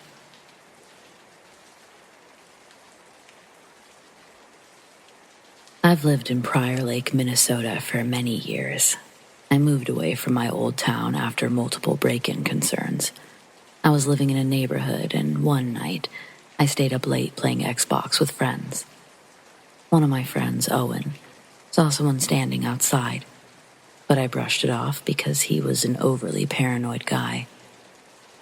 After a quick War Thunder battle, Owen pointed out the strange man again, and this time, I looked up to see someone with a wide smile, wearing a black hoodie and holding a knife. We panicked, shut off the Xbox, and ran to my room with the rest of our friends. What happened next made my heart sink into my stomach. We heard the front door open, and maniacal laughter echoed through the house. Xander was the brave one in our group.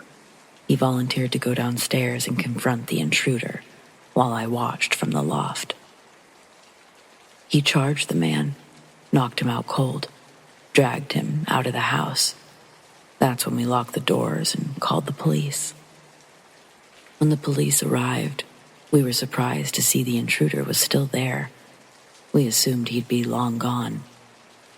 He was then arrested, placed in the back of a squad car. Overall, things could have been much worse. I'm very grateful to Xander and the police, but most of all, I just hope I never see the guy again.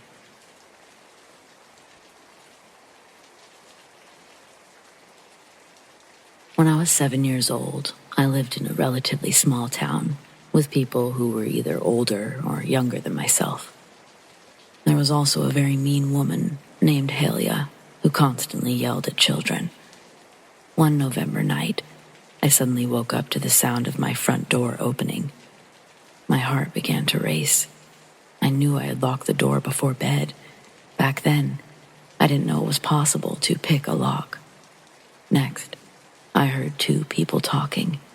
I couldn't tell what was being said, so I walked out of the bedroom and looked down the stairs. I could hear the conversation more clearly. They were saying things like how pathetic the town was, how stupid my family was for not hearing them break in. Then, in my 7-year-old stupidity, I gasped, and the intruders heard me. One of them looked up the stairwell and pointed his revolver at me. He asked what was wrong, if I was scared, and he laughed. I ran back to my room in a panic, and I locked the door. The men eventually fled, and thankfully, no one was harmed. When I awoke the next morning, the Sonic plushie I left on the couch was gone. To this day, that event still terrifies me, and if I hadn't hidden my room for the remainder of the night, my life would have probably been cut short. This was the only time I've ever experienced a break-in. Hopefully, it stays that way.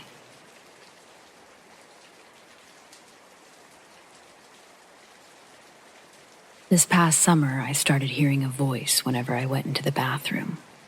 It seemed to be coming from the flat upstairs. At first, I thought it was just one of the owners of the place talking from his room, since the layout has the main bedroom next to the bathroom, and the walls are thin, so sound easily goes through. I thought nothing of it. Plus, the voice was accompanied by a new creaking sound, as if they were lying on an old bed, so perhaps he was bedridden, and that's why I heard him all the time. But one day, I started to worry. Getting out from the shower, I could swear a few of the words I managed to understand seemed directed to my body, but they were so few that I thought I was just being paranoid. See, I wasn't comfortable when I first moved into the house. The second I set foot in it, I worried about being spied on. No clue why. There was no reason to think so.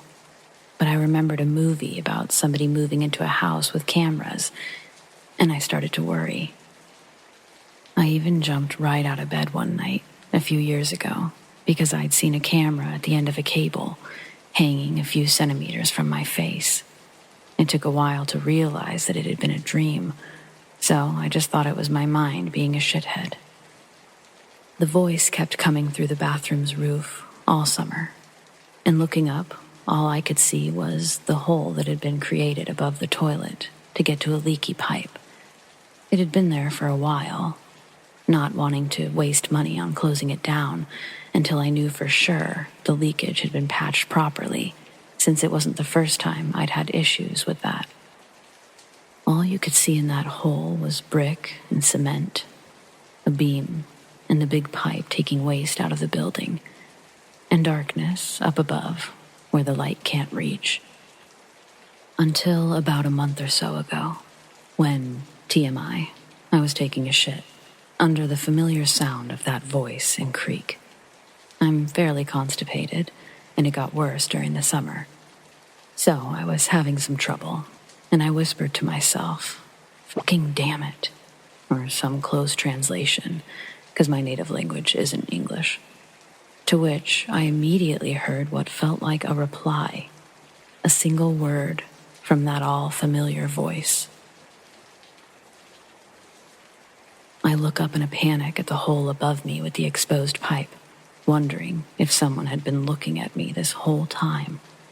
I didn't see anything, but the voice stopped. The creaking stopped. Everything was quiet. I went to investigate later, phone in hand, but there was nothing there. I used my phone camera to try to see if a lens gleamed back, but it was all the same as it had always been anytime I investigated to look for water. I started wondering if the hole was just big enough that someone could fit an endoscopic camera through it without arousing suspicion, something that could be slipped in and out. There hasn't been a voice or creaking noise since. It stopped in that instance, and I haven't heard it since, a month later. Sometimes I wonder if I didn't hallucinate the whole thing. I never had any in my life, but it was all so strange. My upstairs neighbors are a bunch of parasitic pieces of shit that have tortured me with constant water leaks. So, it wouldn't surprise me if they were also a bunch of creepy fucks.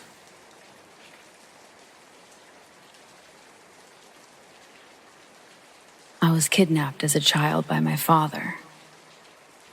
Today I write this as a 36-year-old man, so you'll have to bear with me as the details of this story are vague and a blur. But I'll share what I remember. In the summer of 1993, I was in first grade. My parents had been divorced for many years, with my mother having sole custody. As a child, I barely remembered my father, but he would make his brief appearances or send gifts on Christmas or my birthdays. Seeing my dad always made me happy, as I was far too young to comprehend the complexities of a battered relationship or marriage. After school one day, I was shocked to come outside and see my father waiting for me. My grandma usually picked me up from school, but never my father. He had a small black car, a beater. He always seemed to dress nice, suspenders and slacks, hair pulled back into a tight ponytail. I remember getting in his car and smelling what I now know as an adult to be a clove. I later gathered that he had a habit of rolling his own cigarettes and that he must have been in a clove phase. There's a gap in time, and now it's nighttime, and I'm watching the fluorescent lights from miscellaneous stores fly by my passenger seat window.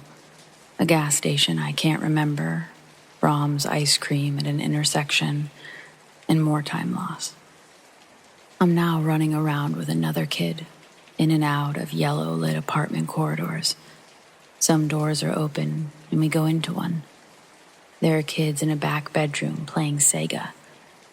I watch as Sonic zips through the rings, and I listen to the familiar music that momentarily makes me feel safe. I suddenly realize I'm very alone with complete strangers and find my way back outside. Another gap. My belly is full from bean burritos, and I'm looking down a very dark hallway in my father's apartment. I'm standing next to an aquarium, giving blue ambient light that sits on my face. I want to go home. Something doesn't feel right. In an attempt to comfort me, my father gives me a toy flashlight that projects the Batman symbol. I shine it down the black hallway. The cheap plastic of the switch fidgets and stubbornly slides, clicking on and off. My father is on the phone, and he's upset, voice raised. I apologize for not knowing what happened next, but I can confidently say that I was safely returned by my father. My mother had no idea where he lived, and would sometimes drive around at night in an effort to find the mentioned landmarks to trigger my memory. I haven't thought much about this until tonight, and it really made me feel wrong and uncomfortable. As you may have guessed, I don't have a relationship with him.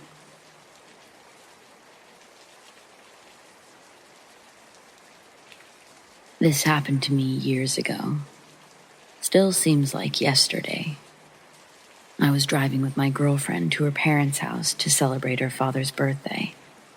Mind you, the trip from where I live to her parents, it's a 6-hour drive. We packed things up, gifts and some other small stuff, and were ready to go. The journey at the beginning was fine. Not much traffic, it was nice weather, considering it was the start of spring. Then out of nowhere, I get a flat tire. Not a problem. I'm a handy guy and I replaced it, but it took a while, and the evening was approaching. I was driving using Google Maps, since the road I was going on is new to me. My girlfriend started napping and said to wake her up when we got near, and I said okay. She'd been working long hours the day before. The Google Maps was showing the road through the woods. I had suspicion that maybe the map was not showing the right way, because from time to time, Google does that. Changes the direction out of nowhere, that kind of thing. When I reached the forest, I stumbled across a small parking lot.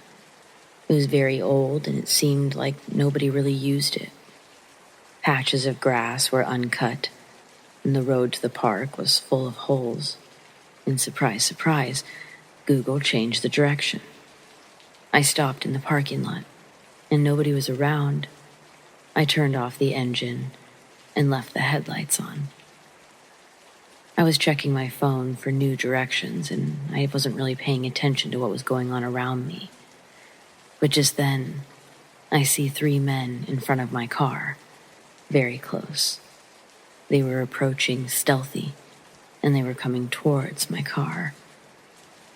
I turned on the engine, reversed the car, and was driving as fast as I could. As I was backing away, I saw a face of one of the men. It was creepy. No real emotion. No anger even. But his eyes said it all. He had evil intentions. My girlfriend woke up, and she started asking what I'm doing. I said to her, someone was chasing us. Apparently I screamed and was shaking while driving, so she knew I wasn't messing around. I didn't care where. I wanted to escape the forest ASAP. I was looking over at my mirror every 10 seconds. That was the creepiest thing that happened in my life, and I don't know who those men were.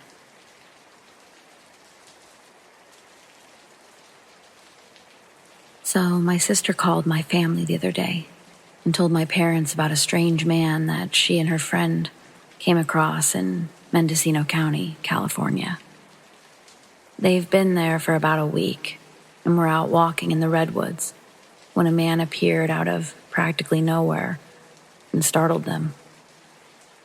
My sister claimed that he looked completely normal and was even kind of handsome, in her opinion, but he gave off a creepy vibe pretty quickly. He apparently began asking them weird questions like who they were and what they were doing out in his woods. After they explained that they were just out exploring, he quickly got annoyed and said that they were liars. My sister and her friend began to walk away quickly as they assumed he was probably on drugs, but he walked after them and said more weird stuff. She says that he even asked them to kiss each other because he knew they were lesbian lovers. They are not lesbians, by the way. My sister's friend apparently turned around and screamed at him to just leave them alone. My sister said that this is where he got scary as hell. She says that he gave my sister and her friend the most evil, hateful look that she's ever seen in her life. And he said this in response. "You two are such disrespectful bitches. I've killed a few of you over the last few years, and I'd love to add you both to my count." My sister and her friend didn't even hesitate and both booked it right after he said that. They heard him chasing after them and screaming at them. My sister says that she couldn't make out much of what he said, other than that he would chop them up and a few other threats. They both made it safely out of the woods, and they didn't see him anywhere. They got in their car and sped back to the town they were staying in.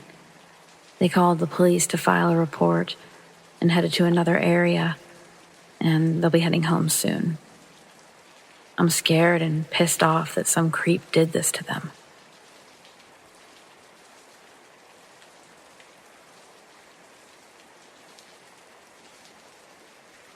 I worked in a pizza delivery place when I was young and wanted quick money. One afternoon, close to evening in the spring, just before 6 p.m., I was on the phone taking an order. A stocky man of medium build strode into the store and walked behind the counter. He took the phone out of my hand and slammed it.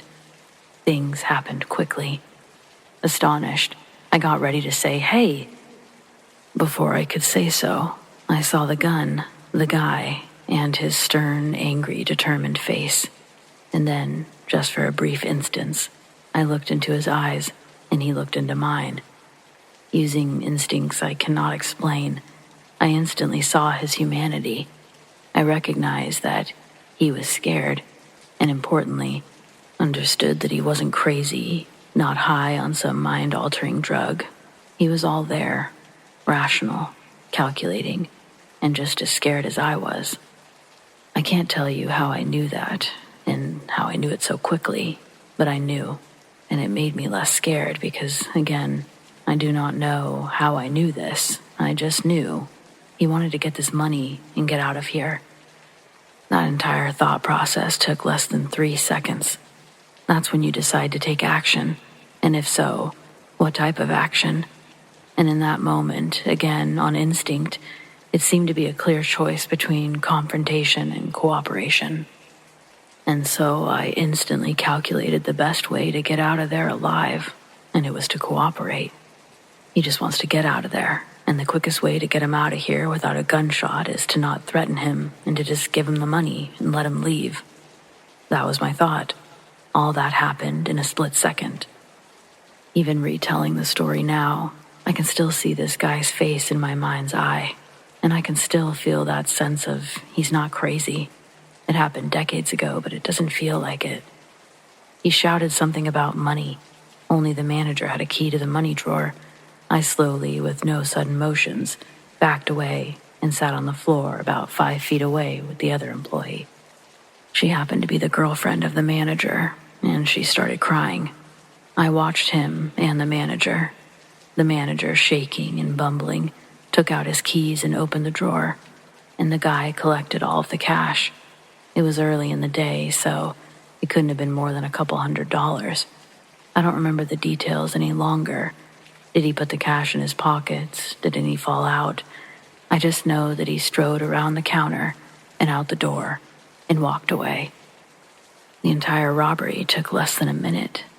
When we described him to the police, I drew a little picture. They reacted by speculating about who they thought it was. They seemed to know the guy. Thinking back on it, it wasn't a situation that made sense to confront him, so I probably wouldn't change my behavior. No idea if the same tactics would work today, but I'm just glad they did then.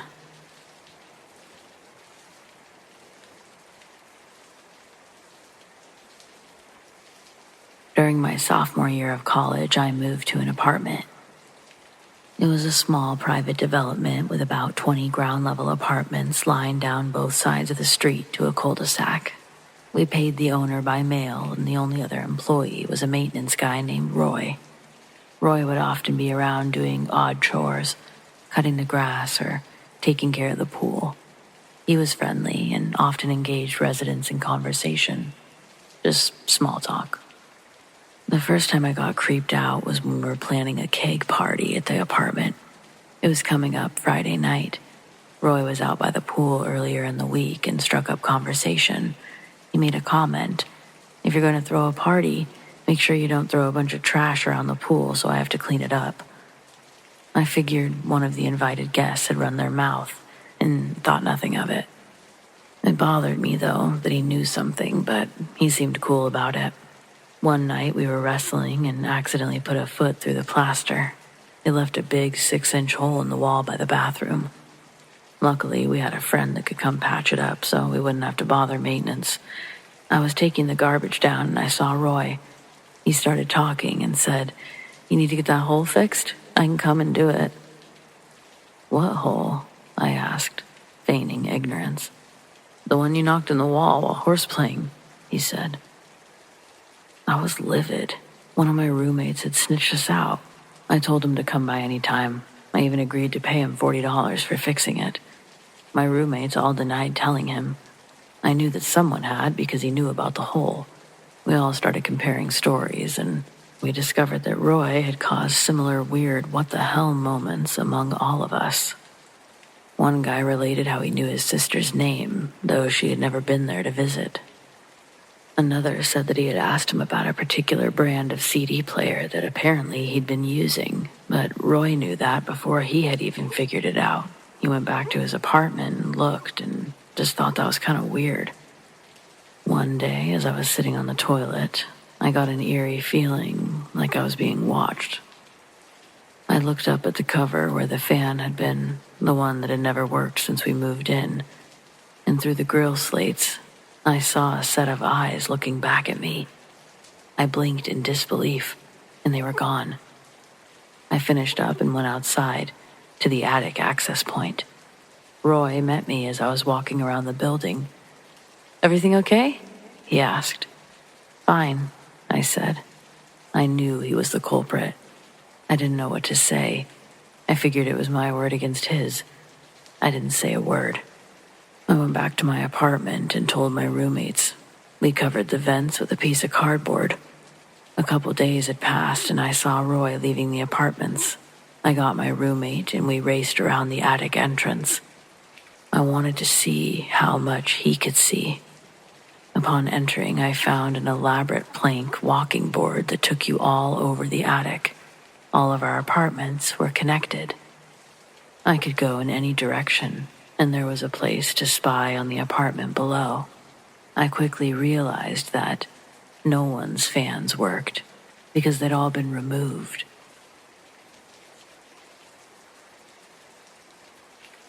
Okay, this isn't anything too crazy, but to this day, I still have no proper explanation for this incident. And I'd love to see if anyone on here has any answers.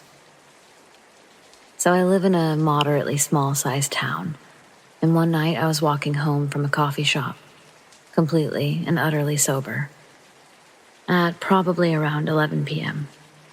And on my way, right before I was about to walk onto this bridge, I peer to the left of me where there's this little side road thing, and I see a moderately sized group of people, all dressed in robes. They were all looking inward towards each other, all with their hoods up, so I saw no faces or skin or anything. Another odd detail is that the actual width of the group filled the entire space of the road, if that makes sense. A car wouldn't be able to get through. The space was filled completely. When I walked past, no one moved a single muscle, and I looked at the group for a total of about 4 seconds. Naturally, I was creeped the fuck out, and I literally ran across the bridge on my way home, looking back every 2 seconds, as I'm a very paranoid person.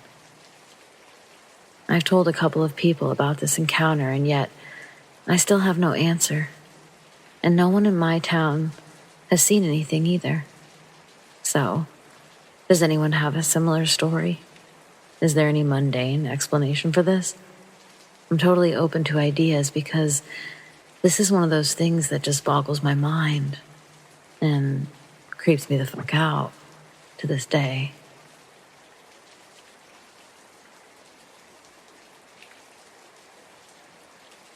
Kind of a scary thing going on.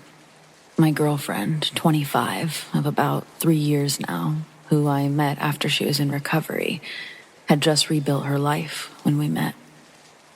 We've had plenty of ups and downs, but we love each other. Anyway, when she was living with me, on 2 or 3 occasions, she had mentioned about a year or more ago that she was being followed by black SUVs. They were black GNC vans with tints. Fast forward to this morning, the same van was driving towards her, on her way to the train, and the driver rolled down the passenger window and says, "I'm so happy we finally found you, Miss," and then her last name. She kept walking and crossed the street where the van wouldn't be able to get next to her. She called me and was in tears after she ran to the train station once she was out of sight of the van. We're not sure what's going on here.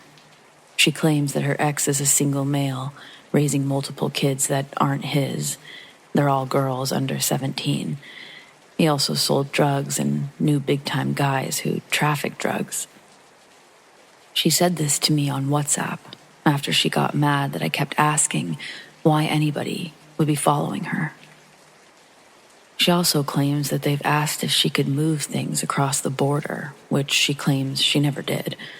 She also snuck in the fact that the drugs sold by either her ex or his friends have killed people in the past. But that was 4 or 5 years ago. The only other thing that I could think of is she claims she was abducted by aliens as a kid, but That's kind of crazy to me, and I've always dismissed it in my head as bad dreams that she had as a child. But they wouldn't come back in an SUV if they wanted to talk to her. She's always very level-headed and honest about everything, and there's no reason she would make any of this up or lie to me. And she was in tears on the phone. She's leaving work at a weird time today to pick me up when my shift is over, which she would never do unless she felt unsafe, like she does now. My theory, she moved into a new apartment and her address was changed on the registry within the last 3 or so months. It's a very upscale place as her job pays her very well and she holds a supervisor position. She also financed a nice car about a year ago. I think that maybe she dropped off the map and appeared at an expensive residence with a nice car, and now they're asking questions. I'm not sure what I would rather it be at this point. Nobody's going to pop out of a black-tinted van with good news. It's not like they're following her because she has an unclaimed lottery ticket or something. Any advice is appreciated, as this is kind of freaking me out, and I'm really trying to stay cool about the situation.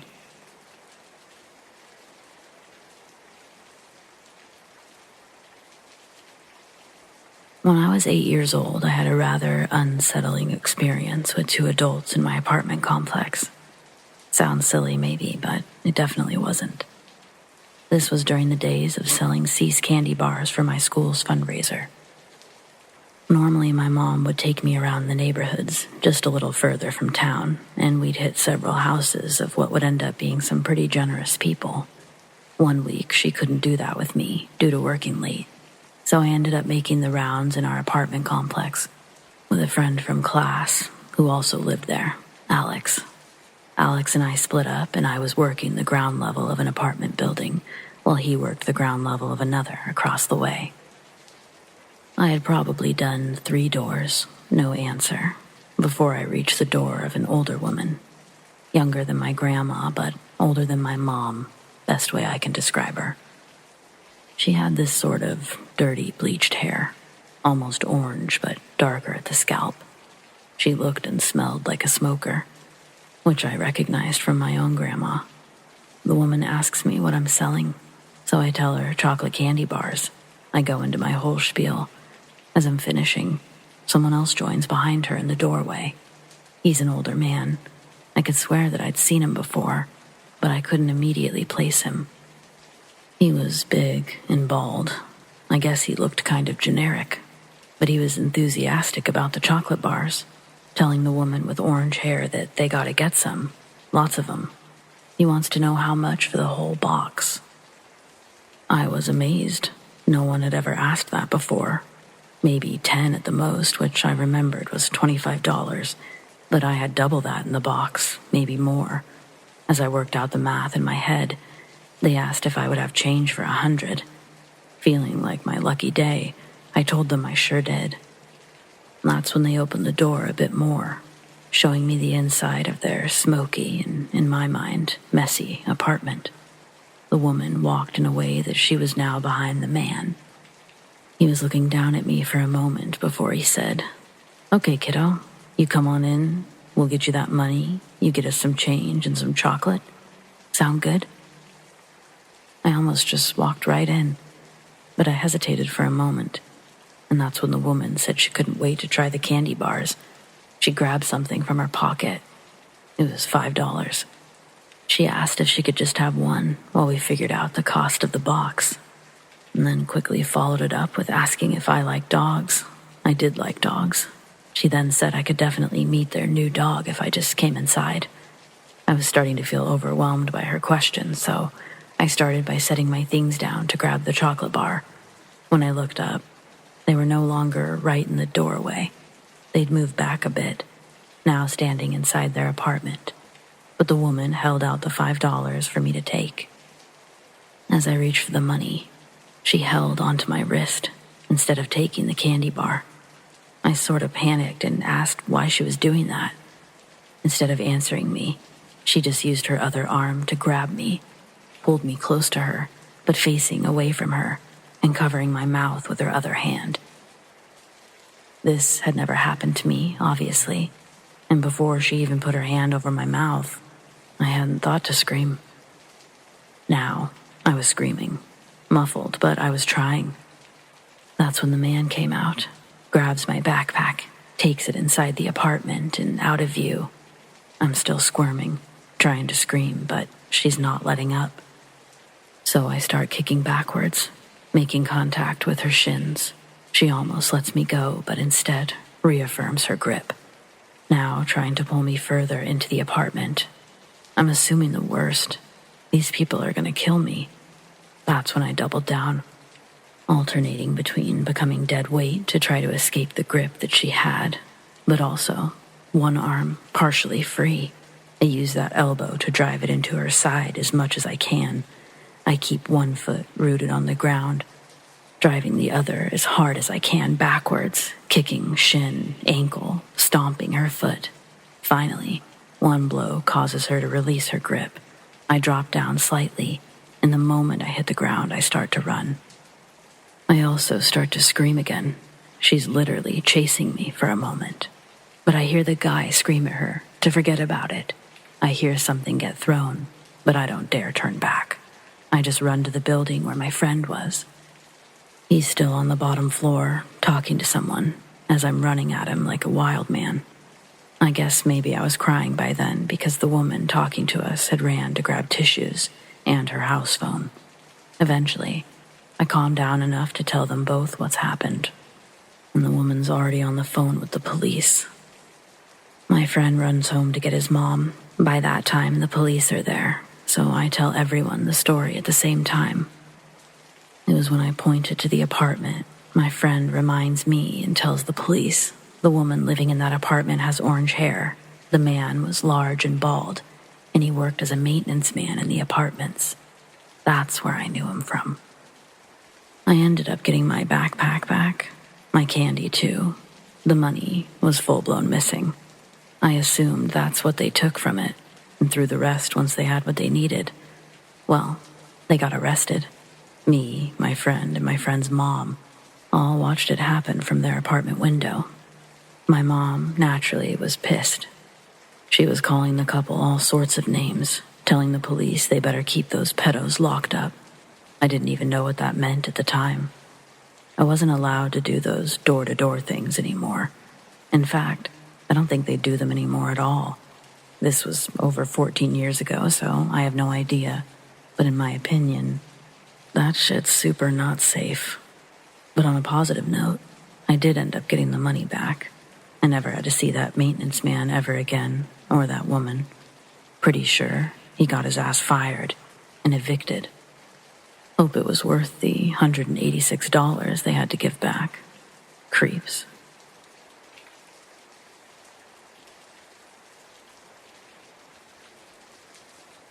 Back in the 80s, I did janitorial work for several businesses in my area.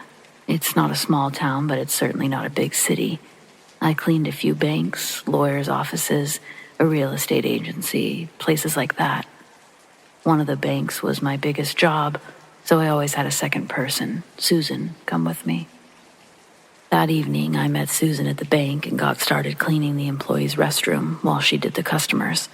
Next was the break room. I was sweeping while she wiped the counters, and then there was a bunch of screaming in the lobby. Men were also yelling, but we couldn't make out what anyone was actually saying. Our first thought was a medical emergency. Susan's mother was a midwife, and she'd been helping deliver babies since she was 16. It wouldn't have been the first time that she had to help a pregnant lady while she was on the job. But that's not why the people were screaming.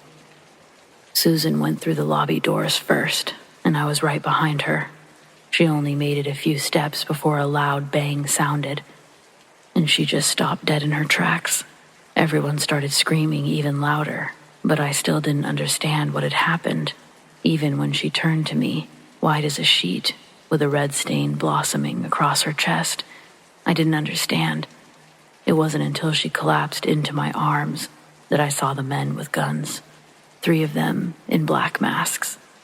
2 were fighting while the third came to pull me away from Susan.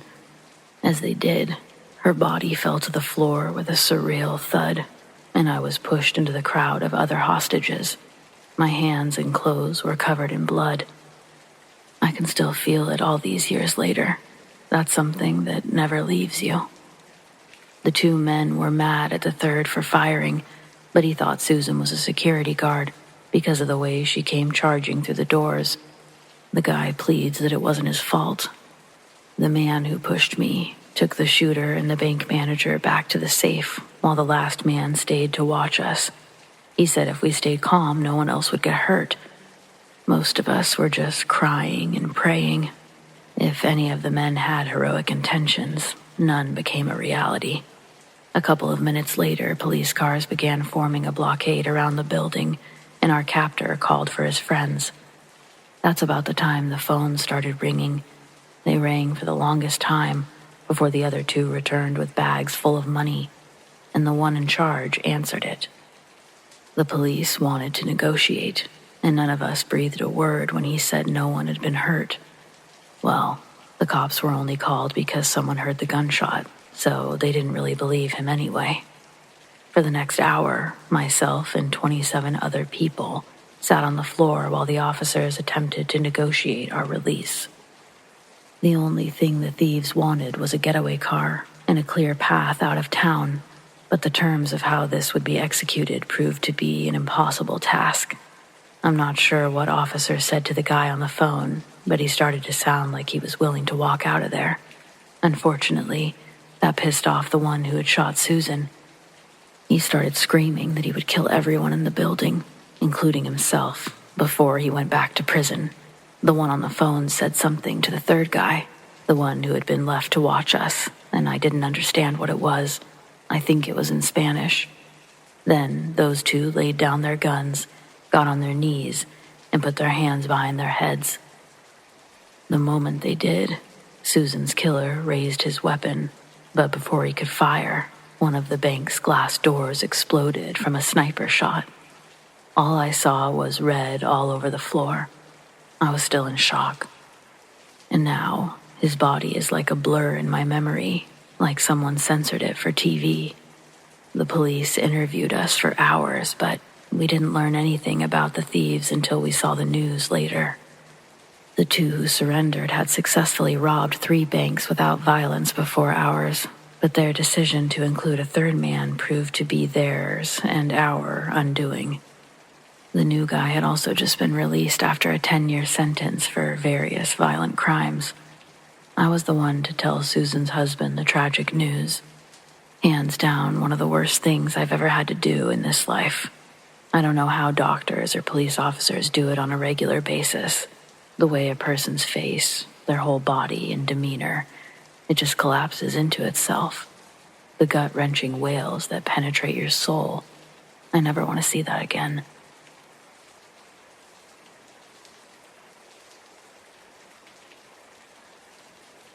I got stabbed 3 times in my ribs on my left side, and one nasty stab, 1 millimeter, from my heart, which punctured my lung.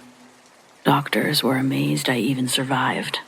I'm going to try to go into as much detail as possible about the experience itself. If you're fighting, like I was, you don't feel the knife going in due to all the adrenaline. This guy's already tried to jack me before.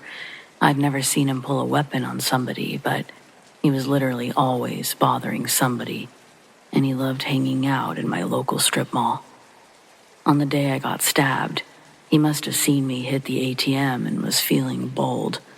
He ran up on me the moment I turned the corner to get to my car. Luckily, I caught a glimpse of him just as it was happening, and I managed to hit him in the face as he tried to hit me in mine. Then, while practically embracing each other and punching each other, I realized something hurts. Then the guy started running, and I seemed to calm down, but I started to feel this warm liquid just running down my chest. Each time I breathed, more liquid would shoot out. The sensation is that of a warm water bottle being poured down your chest. Mind you, blood is thicker than water, so just picture water being a bit heavy and very slimy. Then, the pain started to kinda kick in. With the pain, came the realization that I was seeing and feeling blood ooze from my body. About that time, I started getting this feeling like being poked 1,000 times with needles all over my legs. I started losing a ton of breath, and breathing became a chore. Each breath, it just got shorter and shorter, and you can't do anything about it. You can't even take a full breath. When you try, your body just doesn't let it in, and you just get a really heavy pain with each inhale. Worst of all, you're not taking in any of that air. After that, you lose your energy, and your legs, they give up completely. They become straight up noodles, and you fall down fast. At that point, you'll barely be able to get up because your legs literally cannot stand. I was bleeding out for 14 minutes on the street. Next thing I noticed is my hearing, it started to fade. It's like when you go underwater, but the hearing effect is a bit less heavy. As time went on, the underwater hearing effect started to become stronger, and I could barely hear the people or sounds around me. They were completely disorienting. I swear you'll think I'm making this up, but when someone talks, you get this echo effect with their voice, like yelling into a canyon, how you can still hear your voice echo a few more times. When the officer was eventually talking to me, I literally could hear the cop say one sentence, and then I'd hear just the echo effect. It would sound like he said it 3 or 4 times. Each time, his voice fading further away. Next, my vision started getting black. My eyes were open, but my vision started getting really dark. It was like a black circle just closing in, and I could just see this small pin drop of light in the middle. The rest became blurry. That's probably what people mean when they say the light at the end of the tunnel, because that's literally what it looked like. At that point, it was 18, 19 minutes into my stabbing, and I had just started hearing a ringing noise in my ears. And then I swear to God, literally all my pain just went away. It was this weird, peaceful, like quietness, and it just makes you want to close your eyes and go to sleep. At that point, I didn't even fear dying. It was so surreal and peaceful. No pain. It was such a weird experience, and I swear I'm not crazy or a religious person. It was very tempting to just close my eyes and let go. But literally, I was thinking of my mom and the pain my family would go through for years. I fought so hard to stay awake. I believe that while in that state, if I would have closed my eyes, that would have been the end of my life. I had some random, really nice people come to me. One of them with braids wouldn't let me close my eyes. They would do a light slap on my face. He placed my head on his lap and would stop me multiple times from closing my eyes. His other friends were putting pressure on my wound. They didn't even care that they were getting my blood on their clothes or hands. I never got to see those people again, so if for some reason you're reading this, thanks. You literally helped me stay alive, and I thank you for being by my side. Humans sometimes need other humans, you know? I appreciate it.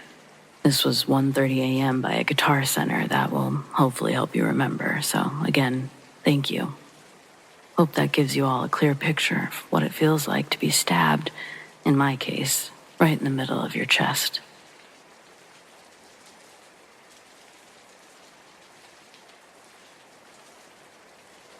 I'm a 28-year-old female who lives alone in a usually very normal, very boring neighborhood. Every weekday, I leave at 7 and return at 4. Last Friday, I opened my office and did my usual routine until it was time to catch up on paperwork. I reached up to pull down my reading glasses, but they weren't on my head, or my desk, or in my purse. They were nowhere. Worried I left them at home, I pulled up my camera footage to watch myself leave the house. Sure enough, I wasn't wearing them. Just as I was about to close the video, I saw 3 men walking along the sidewalk, and I watched them out of curiosity. I assumed they were heading to the bus stop, but then they turned towards my house. Keep in mind, these are cheap cameras. There's no motion detection. We don't have much crime in my area, so if I don't have a reason to check the recordings, I never see them. Anyway, the men walked across my lawn, went into the backyard, and crawled through my kitchen window. Horrified, I began skipping through the footage, waiting to see them exit. But there was no further movement. They were still inside, in real time. My office is one street over from the police station, so a unit arrived there first. As soon as I showed them the video, they sent extra cars to my house. The 3 men had robbed the convenience store behind my street, and their getaway car abandoned them. The police had been searching for them all morning. I watched live footage of several officers entering my house. They could be heard yelling, telling the men inside to freeze and drop their weapons. Then, there was the horrifying sound of several gunshots and screams of pain. I've never actually heard someone yell like that. The officers who had stayed with me left immediately, but the fight was over before they arrived. I watched as one suspect was brought out in handcuffs. There was no sign of the other 2. A few minutes later, an ambulance arrived to take away a wounded policeman. I later learned that he was shot in the abdomen, but thankfully, he's expected to make a full recovery. The other 2 suspects were dead, and it was several hours before I was allowed back into my own house. The surviving intruder said they happened to see me leaving this morning and decided to hide in my house for the sake of convenience. They saw I didn't have a ring cam, but didn't look too hard for other cameras until they got inside. Of course, I've since upgraded my security. Now, everything is covered except for my bathrooms. What freaks me out the most is that my glasses were in the bottom of my purse the whole time. If I hadn't overlooked them on my first search, I would have never checked the cameras. I go months at a time without even opening the app. Had I gone home while those men were inside, there probably wouldn't have been time to call for help. I really don't like thinking about that too much. Oh, and one other neat little fact. The horrifying mess that was created in my home, I had to clean up most of it myself. Otherwise, I would have had to live with it until a cleaning crew could come out on Monday. I'm still waiting on a contractor to fix the bullet holes in my walls. So, yeah, I just really encourage everyone to take their security seriously, regardless of where you live.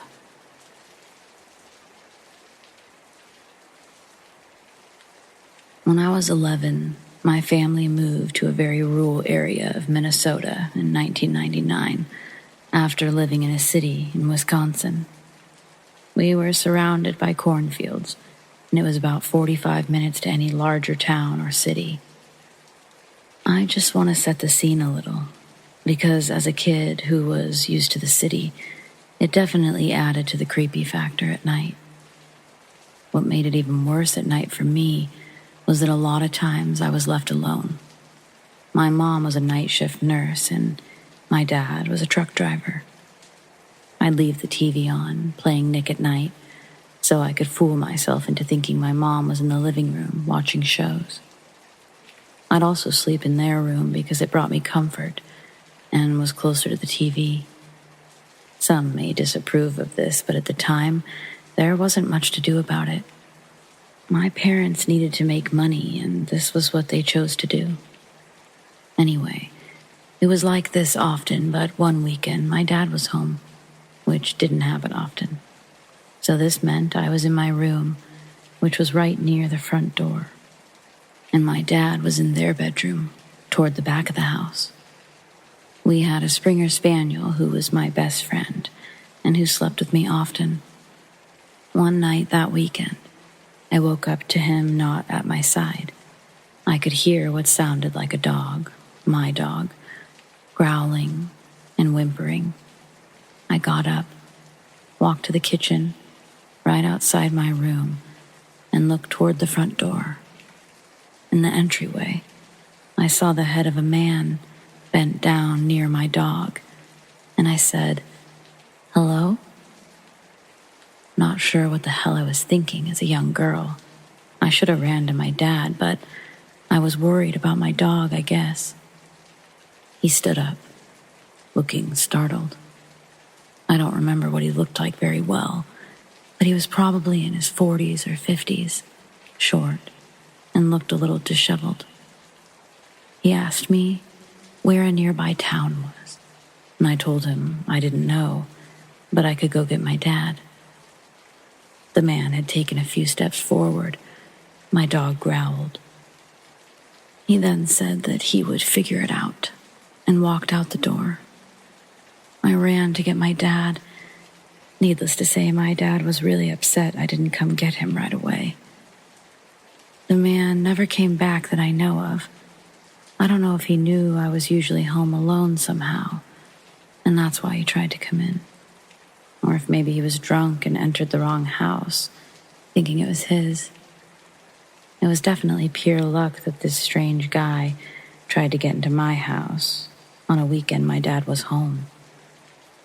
I know for sure that my dog may have saved me from something awful happening. I still wonder what he was bent down trying to do to my dog to make him whimper like that. I also wonder what would have happened had I not heard my dog. Anyway, that's the story. It was definitely creepy for me.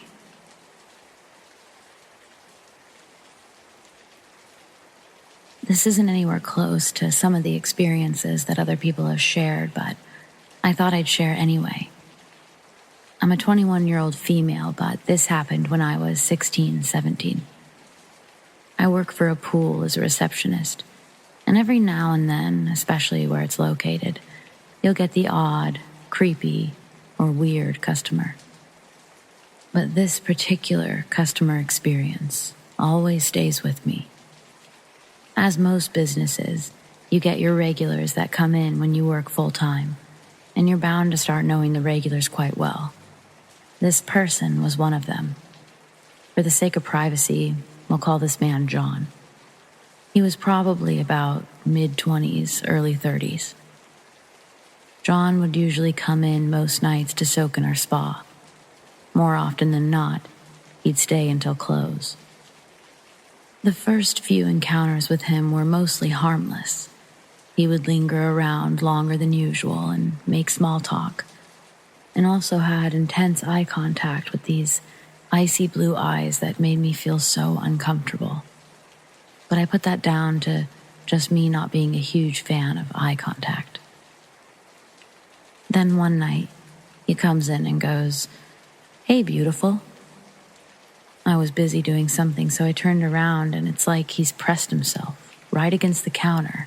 As I turn, I watch his eyes move up from my ass to my face, and he just stares with this massive, gross smile.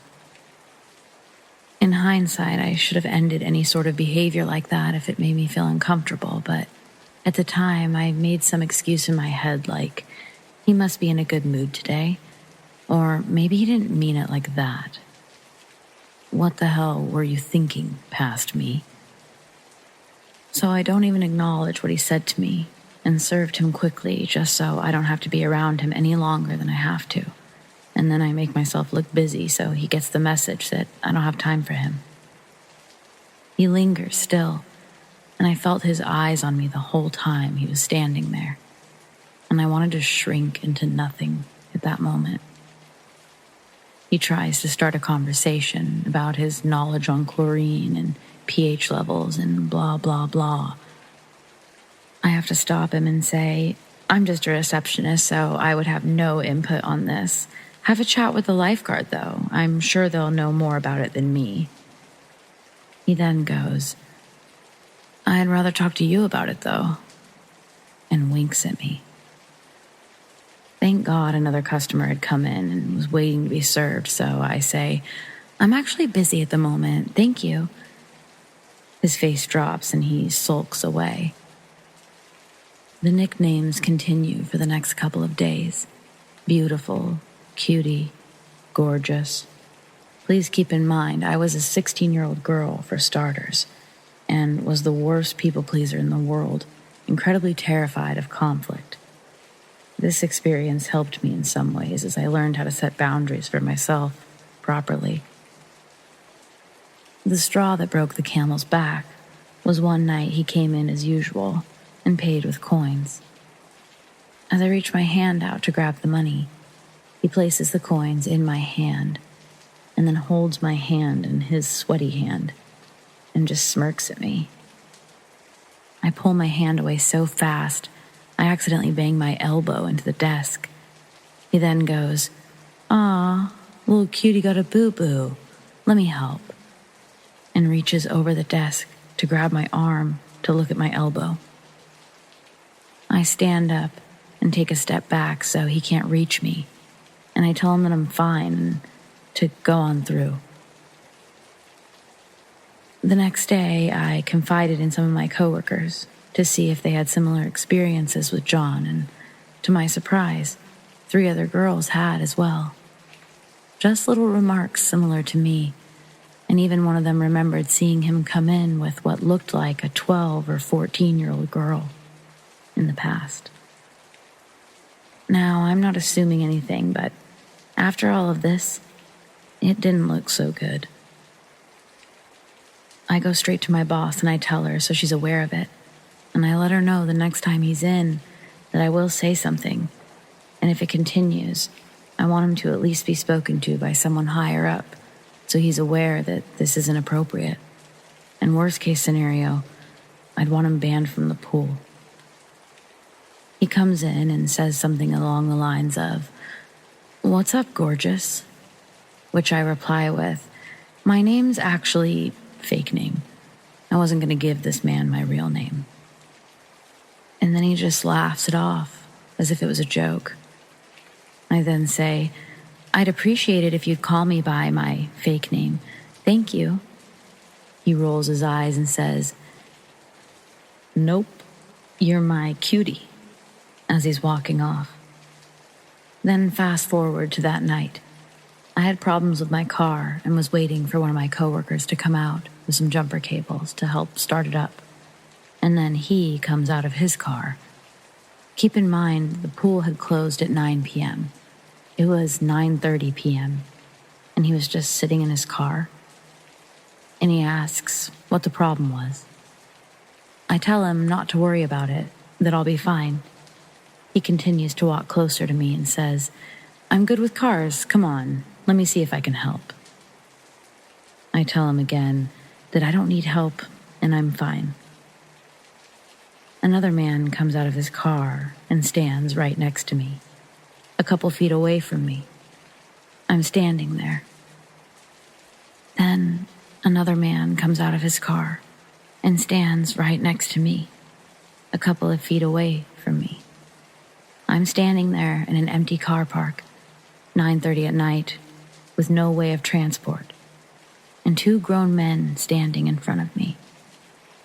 Before anything is said, my coworker comes out, tall, stocky man, and asks if everything is all good. They don't even look at him, just nod and scurry to their car and drive off. Forever grateful for this man.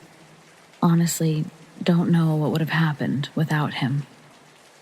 Next day, I get him trespassed and later find out that he got charged with harming a minor. So yeah, don't act nice for the comfort of other people, especially if it sacrifices yourself and your feelings.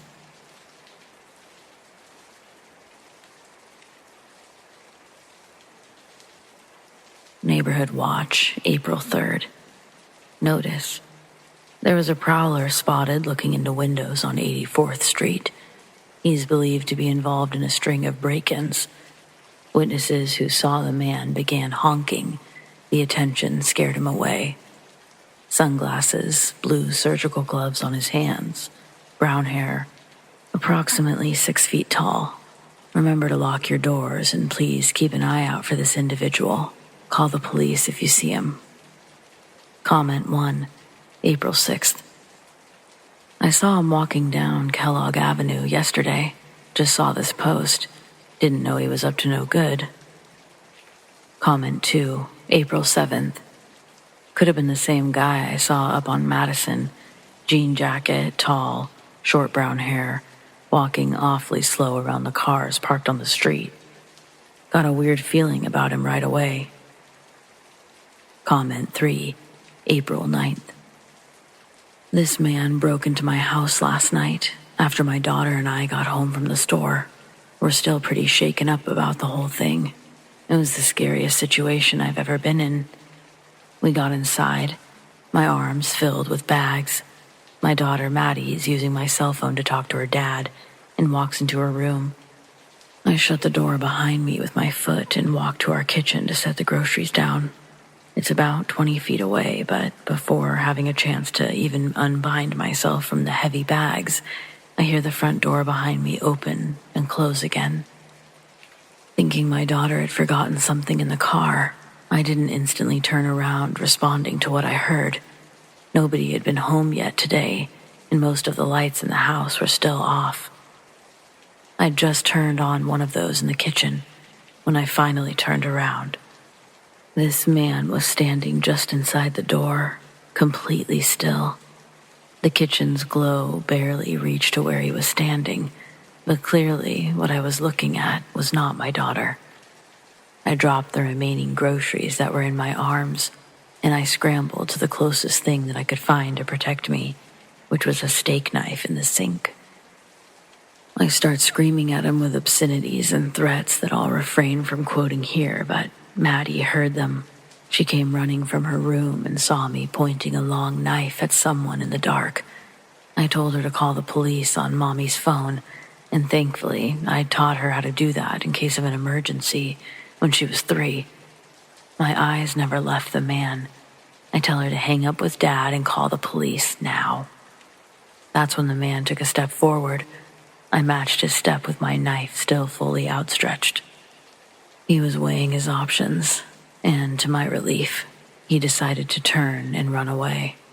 The police showed up less than 6 minutes later, but by that point he was gone. They couldn't find him.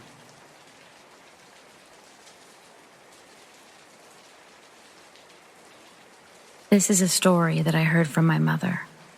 This happened when she was single and living alone. Back in those days, she was working in an office job.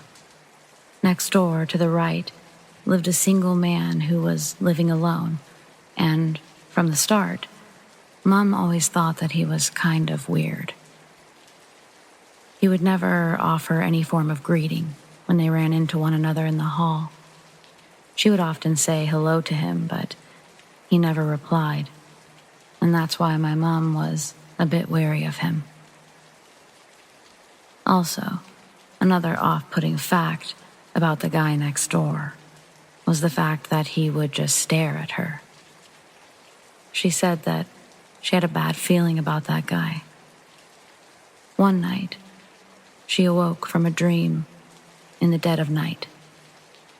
She said it was as if a switch had been flipped somewhere. Her reaction was instantaneous. She opened her eyes and was fully conscious. And just as mysteriously as she awoken, a question jumped to the forefront of her mind. Did I lock the door? After the intrusive question entered her mind, she couldn't make it leave. It lingered, and worry began to set in as she lay in bed in the dark. Like an itch that needs scratching, she felt as if she had to go and check. She crept over to the door and realized that the door was unlocked, just as she feared. She blamed it on her own carelessness, then turned the key and locked the door.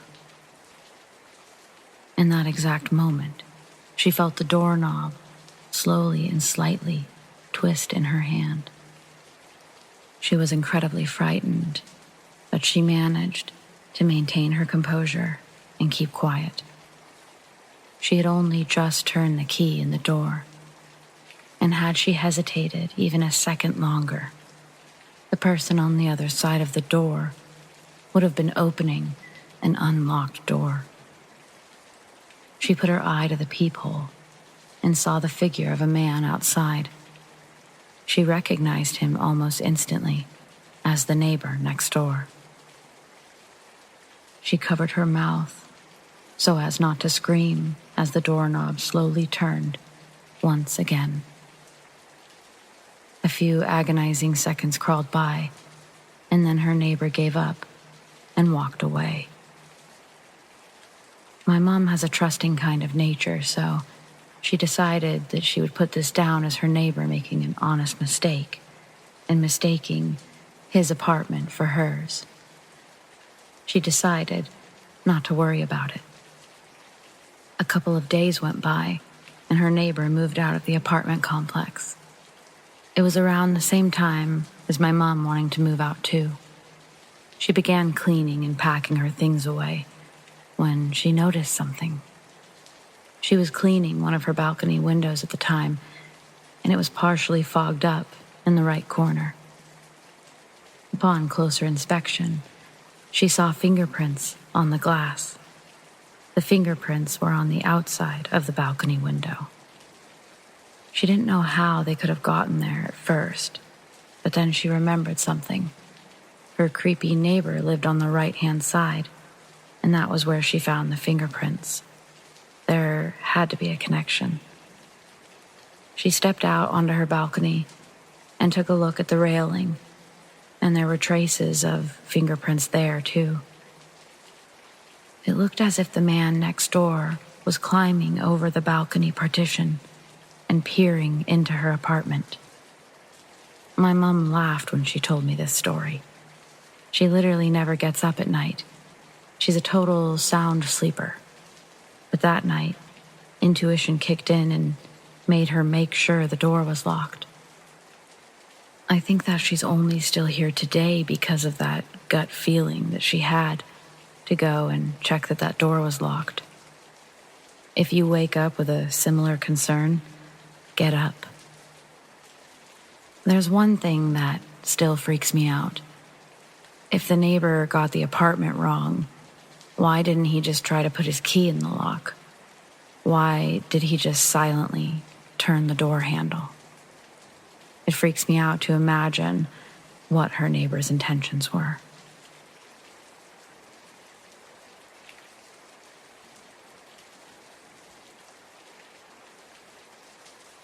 This happened a bit over a year ago, when I was 17, flatting with some friends. One night, we were all drinking and smoking weed in our flat, doing what normal teens do. When I decided it was time to go to bed, I collapsed on my bed at about 10 p.m., forgetting to close the curtains. Hours later, I woke up facing my window, since my bed is alongside my window. Our fence is only a couple of meters from my window, and next to our house, we have an electronics store with a little shed attached to it, but it's almost right against the fence. Anyways, as I'm lying there, I notice something black on top of the shed. Since I'm still half asleep, I assume it's a cat, but as my eyes adjust and I take a longer look, I realize it's too big to be a cat. Suddenly, it moves, and I realize it's a person sitting against the wall. I don't think much of it. I'm thinking they're probably having a smoke or something. So I get up and walk out of my room to get a drink of water. Two of my flatmates are still up watching a movie. I tell them that someone is sitting on the shed. They say that I must be imagining it. I should just go back to bed. I get my drink, check the time. It's 3 a.m. I must be imagining it. Why would someone be out there at this time? I walk back down the hall to my bedroom, sure that I imagined it. But as I walk into the doorway, I get the shock of my life. The person has stood up and is now standing on my fence, directly in the middle of my window, only a few meters from me. I can see that it's a tall, skinny man in all black with a hood who stands there, motionless, staring at me. I stare back, frozen, for a second, before finding my feet and running into my flatmate's room, which is next to mine. Her window and curtain are both open, but I can't see the man from her window. I wake her up and I tell her what happened. It takes her a while to wake up, enough to understand what I'm saying. Finally, she gets what I'm saying, and I ask her to come with me back into my room. She agrees, and we both slowly peep around my doorway to see the man still standing there in the same spot. We both freak out and run into the lounge to tell our other flatmates. They finally believe us. We all follow each other into my room. At first, we can't see anything. The man is gone. But then I see him. He has walked down the fence and is now standing outside the lounge window. We all stand there staring at him for what seems like an eternity. He doesn't move at all. Finally, one of my flatmates walks over to close the curtain. The second he does, we all hear the man jump down. We all run outside, but it's too late. He's gone. The next night, I climbed up onto the shed to see how much of my room could be seen. And to my horror, you could see everything in my room, clear as day. It still gives me the creeps just thinking about how long he was up there and could see me sleeping. We did report it to the cops, but we never heard anything back, and I've never seen the man again.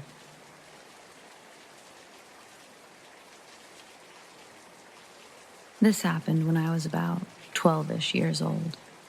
I was sitting in my living room, which has a large window facing the main road, when I heard someone knock on the door in the mudroom, which is attached to the living room.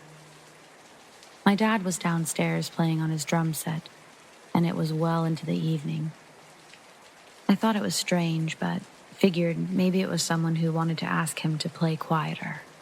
We got many noise complaints over the years. When I opened the main door, there was a man I definitely didn't recognize standing there. He was probably in his 40s or 50s, wearing what looked like casual business clothes.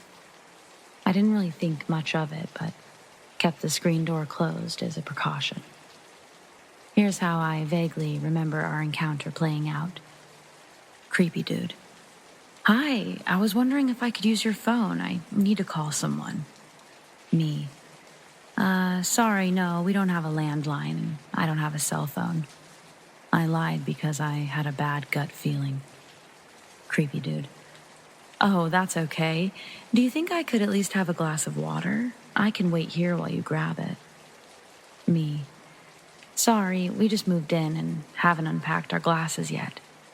Again, a huge lie, but I was panicked. Through the window, you could clearly see that we'd lived there for some time. Creepy dude, trying way too hard to be friendly. That's all right. Do you have a hose I could drink from? Me, definitely freaked out. Yeah, it's actually right there on the ground. I say this while pointing to the outdoor hose a couple feet from the door.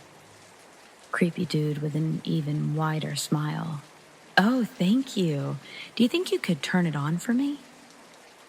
Me, looking terrified. Sorry, no, I don't know how it works. Creepy dude, visibly a bit angry, but trying to hide it.